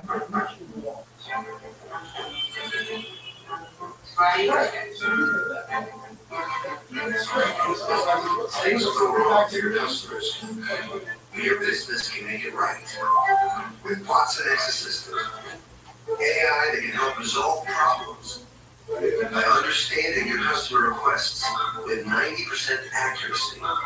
Let's create customer service and service of customers with AASEG Assistant. IBM, let's create.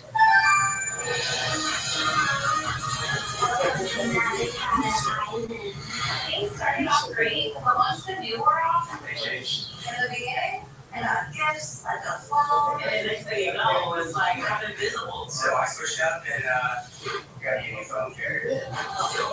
Wireless happy hour. Now Metro is a new customer feeling again and again. Introducing Metro Plus. Free 5G phones when you join. Same deals as new customers when you stay. Only at Metro. My family's pretty damn active. I bought two. We have 3 birthday parties on Saturday and Sunday. You don't know. I know about that. Works for me. No, it doesn't. But there is a disconnect. Just like that, she's got what?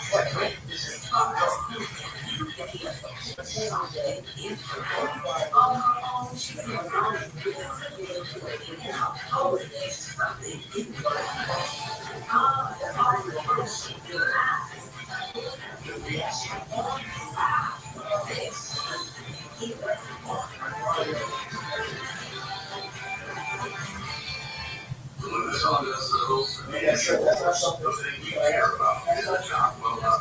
When you get your tools from Harbor Freight, something about the job feels different. Your wallet. Whatever you do it for less than Harbor Freight. What got your pepper rice and cream?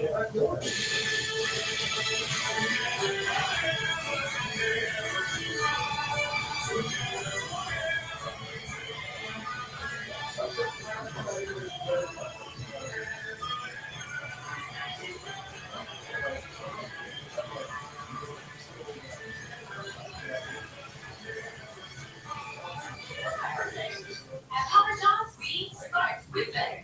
Like our fresh, never frozen dough made from 6 simple ingredients. And our dough can save you dough. Get 2 or more Papa Parents favorites for just $6.99 each. Order now on the app from Papa John's. Let's go.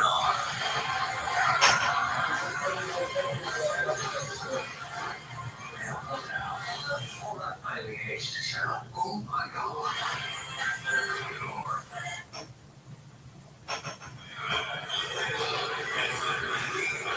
Welcome back to the NBA Draft 2024 magazine presented by State Farm. Always there's going to be on point.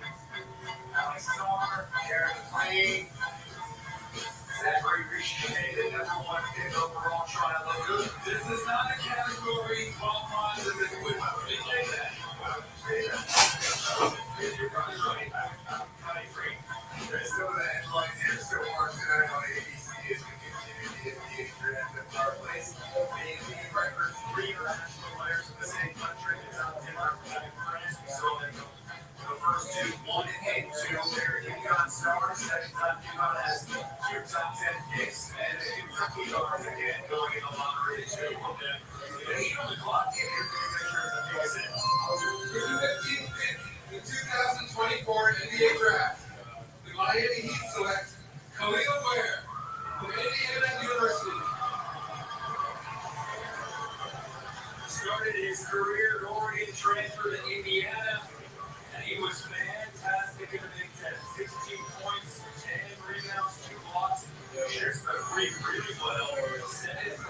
wingspan for a young man who's 7 feet 230 pounds. I know he's worried about the heat. Everybody look good. They do. You're the guy that's 17 years old, 20 years old, dribbling big. That's a potential be switchable big. There's other things, but still it's all potential. Because there was moments where you want a little bit more shot blocking rebounding, but great thing, but everybody's just so focused on what's going to happen with Jimmy Butler. Let me say this. The Miami Heat know that they lost by as great as he is. And congratulations on him getting this back. He doesn't really need to be in the box. He needs to be playing with another big in that lineup. If you're a guy that averages 16 and 10, they got 2 block shots to go with it. They're legit 7 feet tall, whatever the case may be. They got the 7-3 wingspan or what have you. That's a big, big deal. That's somebody that can take some of the pressure. Oh, Ben on fire. Keep him on his play for the Knicks coach. Mike Wilson has done a good job. And the University of Indiana and also they can throw out what it takes to succeed when the NBA is up. ADL last year's pick. Surprised a few in ADL. I like that. He did perfectly in the Heat culture, right? He's become a versatility. Really going to be valuable, as we talked about, Ben Montevideo. Throughout his career, he's going to be put in the right spot. He's a part of that Heat program. There's one thing that he wants every time he steps on the court, and I'm sure Pat Riley loves to hear this. This young man wants to win, and win only. Let's take a look at tonight's prospect resume, brought to you by Indeed.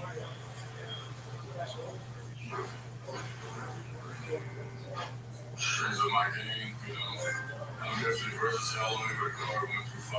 I'm a big and pop guy, I like to grab, able to shoot the ball, and I'm able to affect shots, block shots at the rim, and so that's what makes me special. You feel the fast shit, that means you did everything that you could to help your team win the game, and so I feel like you do that, and especially if your team does get it done, I feel like you did your job as a player. Hey, look at the numbers here. What he did as a freshman at Oregon, 6 points, 4 rebounds, massive jump, the adjustment, leading Indiana in all 3 categories. When you talk about points, rebounds, and field goal percentage, it's a little standing by with monitoring that. Alright, you have a tattoo. Humble beast. Sounds pretty simple, but tell me what your motivation and why you need to be reminded of that on the course of your journey. I mean, just because, you're not supposed to never just get high, like I feel stuff. So I always just want to stay humble, but on the court, I got to be very stuff. That's something, that's Right now, you're headed to an organization that has a pretty pristine record in terms of finding guys that fit the Heat way and bringing the best out of them. What are you bringing to that organization? Man, every day that they need me to bring. Whatever they need me to bring, that's all I gotta say. I'm so grateful that they need me, so. But, oh my God. Can you come up with one word to describe this moment?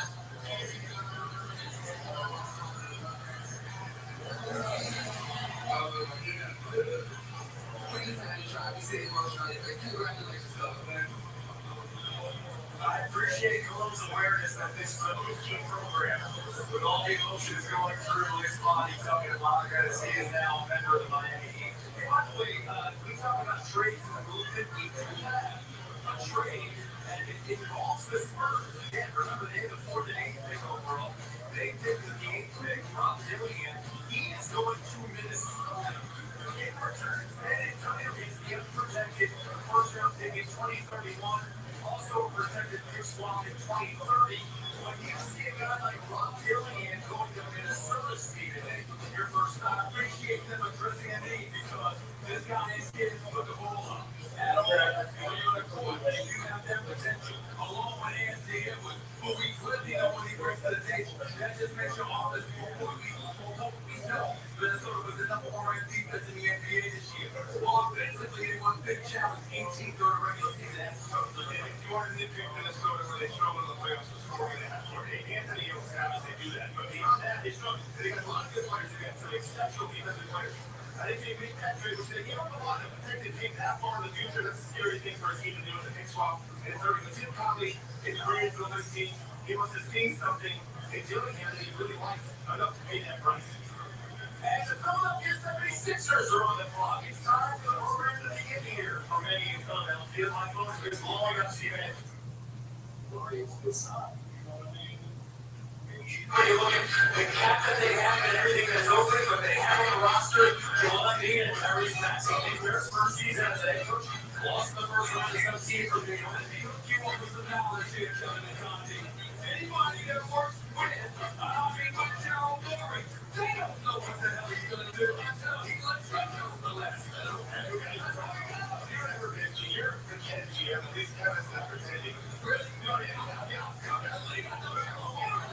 listen, I'll tell you what.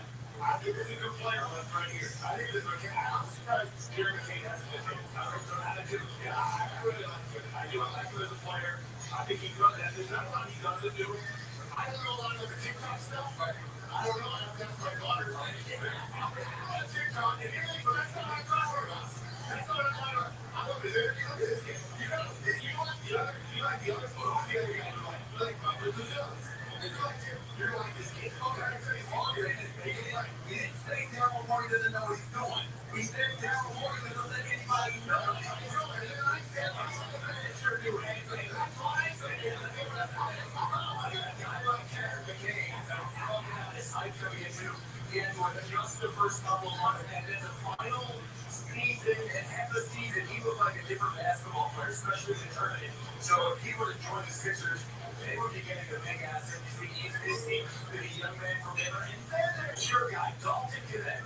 That is from Tennessee, projected to be in the top 10 as he continues to wait longer on an offensive guru in the sense that he shoots over anywhere. He can play. The problem is, it's hard with these guys. Age we work against you. And I'm not saying it's anybody's fault, but when teams are drafting, they're always hoping for more. We look at Dalton Connect, a lot of people say, this is what he's going to be. This is his ceiling, which is fine. I think he's still playing to be very good. But that age, it hurts some teams. Some people want to go super young. You're seeing 18-year-olds. He's almost 5 years old. A lot of these guys. Any questions about his defense? There's a little bit of questions already. But that's not it. They know that. So when they question your defense, you have to be so prolific offensively because if you're average or slightly above average on offense, but you provide no defensive tenacity whatsoever, the coaches are not going to play you, so I take you. That's how a lot of them say anything. Yeah, but he's also got studies that are size. That's good, but it's just a solution. You're very good at being a player. That's why I think you're seeing a guy projected as top 10 is still early. Okay, so we don't know what Daryl Moore is going to do. We're about to find out. Here comes the commission, and then we're not sure. The take is hit. We have a trade to announce. As part of a deal to be finalized later, the Portland Trail Blazers are trading to the Washington Wizards the draft rights to Bob Carrington, the 14th pick. And with the 16th pick for the 2024 NBA Draft, the Philadelphia 76ers select Jerry McCain from Duke University. For the 2024 ACC All-Rookie team, Duke shot 41% from three. I'm surprised he went this far. I would have been maybe a partial failure, but when I was kind of evaluating the draft and last month, I was looking at the position. I just was wondering, this guy has some huge games at the end of the season, obviously tournament games. Being in the league, what are some respects, what have you done to this guy? Because look at the guy's handling. I'm just saying, when you're going through this process, you're trying to find problems with players. There's not a lot of problems with this guy. I mean, I guess you'd like him to be maybe a little bit bigger, but he's got a lot of things really well. And Volkowski is also in the Gators game. On the bench, now he finished the tournament with 16 threes, the most by a new freshman in a single tournament in history. Time for the head coach, John. We just saw giving in some you are the basketball court with John B. And Tyrese Maxey. And you can hit some three. Oh, yeah. You're going to see some opportunity. I'm sorry. That's what this is about. And so I'm going to take right now. Shots again, 41% from three, 89% from the free throw line. To get to the hole, 14 points per game, nearly 3 million followers on TikTok. His social media influence brought his teammates into closer together. His time in Durham is made even more special by being with his brother Chase. I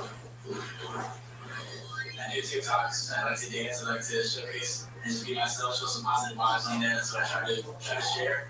But yeah, I think it gets a lot of people involved. There's better connections with my teammates. Just get close to them. I think when I get them to come out of their shell and do some dances, it's always good for the team chemistry.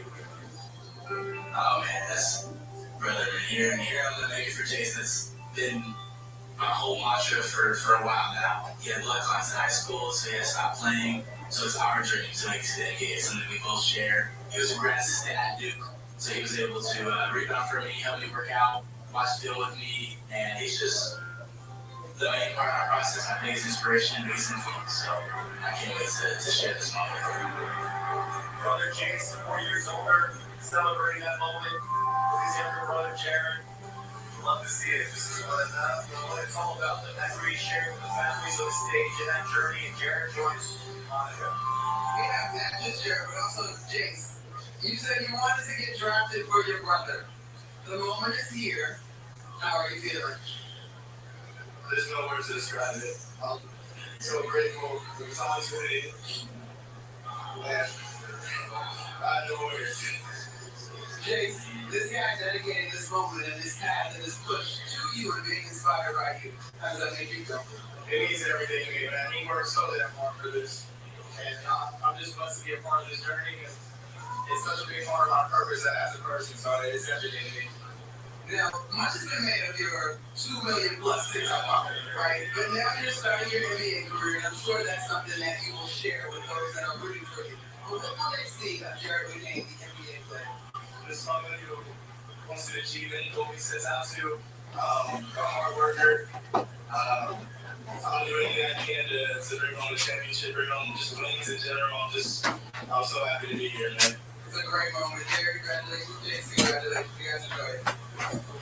Thank you so much. Can I just say this on the 70 best? I love this pick.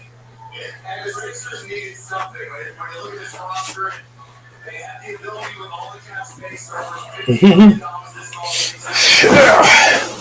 The broadcast is completed. There's 37. Let's see here. Let's see here. It's 9:55. And thanks for viewing, everybody. See the comments here. I'm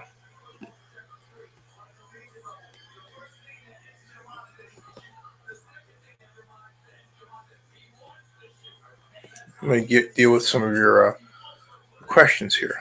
Hold on a second.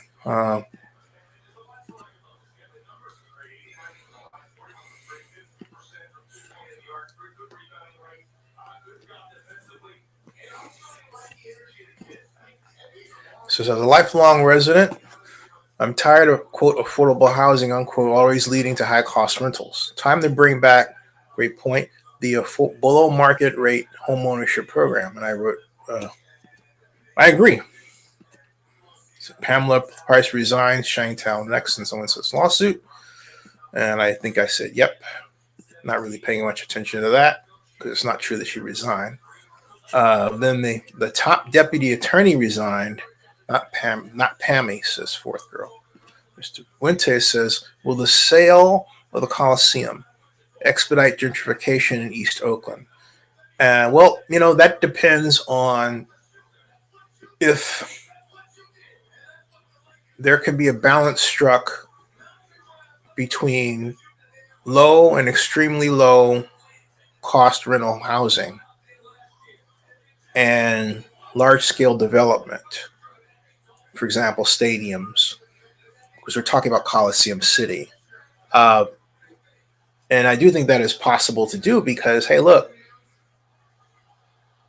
stadiums need ushers, concession workers, that sort of thing. And they, in turn, would love to have available, truly low-cost housing within walking distance, right? What does Oakland sell next year and the year after? Don't get your question. Pay to play has always been a part of Oakland politics, but Shane Tao should have never fired Police Chief Armstrong. True. David says, woo! Jerry Trash. Is there anybody in that chamber who knows how to run a city? Paul Jung says, whatever the city of Oakland does, it's correct. Please don't blame the city and the mayor. Okay. Bennett Hall says, have they said anything about the 900-pound gorilla in the room? Salary average costs much less than 220,000, and total staff needs to be reduced by 10 to 20% through improved process systems, operations, including AI, large language model, LLM, digital twin integration. So they let the entire city computer system get hacked by ransomware for half a year. Yep. These human beings are frauds inside out, he writes. All in cahoots with one another, thick as thieves. They are talking about everything else other than the elephant in the room because they're all complicit with the status quo, and they know that it is a matter of time before they each start throwing. And another one under the bus. Maybe another search warrant would help. Will Oakland get back NFL and MLB? I think it's possible. But does the city currently have the desire? And right now, at this specific moment, that is a collective no. Sir Chai says, Shangtao on the red like OJ. And that's it. Hey, thanks everybody, and thank you for your time and your comments. Subscribe to Zenny62 and bookmark Zenny62blog.com, and hey, Oakland Report. Oakland Report. That's a good idea. And Oakland, and ZennyReport.com. Thank you. And also OaklandNewsNow.com. We'll see you.